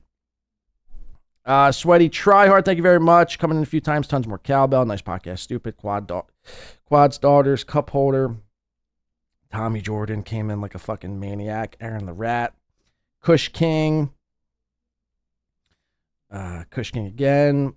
Isaac Walmart. Deb. Who, What, Why. Los Federales. Adam Bush. Thank you very much. I do appreciate it all, guys. Thank you I mean, look at this. This is just nuts. Tommy just went on a spree here today. Insane shit. Eva coming in today. Thank you very much, Jeff Closer. MGD. Delco Lou. Go Birds, Delco. Go fucking Birds. Mod Chris coming in today. Balls Deep. Let me see. Who else came in? To Mama Tabien. Thank you very much. Waver coming in a few times. Dayla coming in a few times. You guys are incredible today. Holy shit. And then Balls Deep coming in with the buzzer beater. Shot the fuck out. Thank you very much, guys. Again, thank you. Kudos to me. Kudos to you. Kudos to Win by Two Radio. And a shout out from me to you from Mersh. A shout out to Win by Two Radio. Shout out to Win by Two Radio. Again, my apologies. I feel like I'm wrapping this up prematurely here today, but now I'm beginning to sweat. It's bad. It's really bad. I'll try to make it up. Again, my schedule's just been fucking nuts over the last couple of weeks, so I'll try to make it up. Maybe I'll try to do another show by the end of the week, or maybe like Saturday afternoon or something like that. But stay tuned. Hit the like button on the way out if you could, please. It means a lot. Subscribe to the channel to stay updated. Again, I don't have a set schedule at this moment in time. Kind of just whenever I can pop on, I will. So you're going to want to stay subbed to the channel to know when we will be live. Thank you to all our great moderators out here today. We had Daylock coming in. We had Mr. Z, Chris, K. McDuck, Tracy, Jeff Closer. Thank you to our mods, always keeping the channel safe and, monitoring chat room terrorism. Thank you very much. We do appreciate that. That's pretty much going to do it here, guys. Tommy Jordan, again, fucking gangster today, dude. Thank you very much for that. And again, if you want to watch the rest of that, it's NLO from November 11th. It's a Chad Zumock segment, so go check that out. We've covered a lot here today. I can't even begin to give a list of rundown. I gotta tap out, guys. I gotta tap out. This is... I need a fucking bucket and some ginger ale, some pasta, and a bed. You know what's crazy? I started today when Tommy Jordan was kicking in, and I'm like, dude, I'm going to go to fucking Five Guys and get a massage. Now I'm like crawling and scraping to the finish line. But it has been great, and I think our boy Tommy Reds is going to take us out. Tommy? Tommy! No, hey, everybody. Thanks for hanging out with us. Thanks for being here. Pretty solid effort all around, I would say, mostly from Corey and I. Luke had some good points, but all in all, a good show. Thanks for everybody for being here. Let's call it a night. Hold on. Greg Edwards says, did you see the Chad video I sent? Hold on.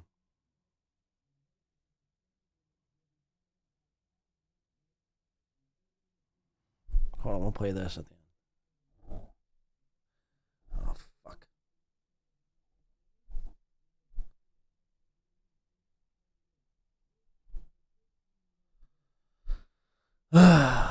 Greg Edwards.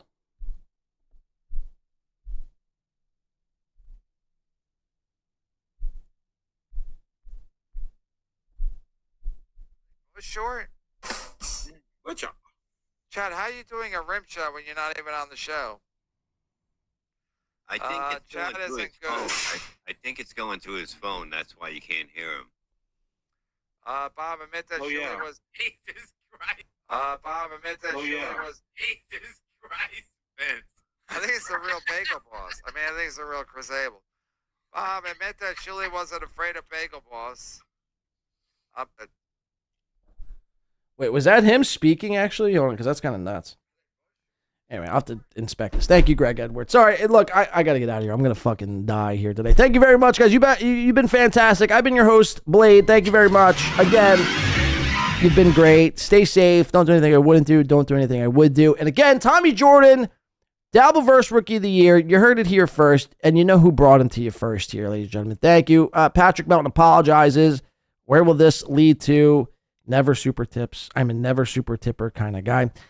So just understand that. And again, Chad Zumock is the biggest pussy in the Dabbleverse, and in fact, on the probably entire planet.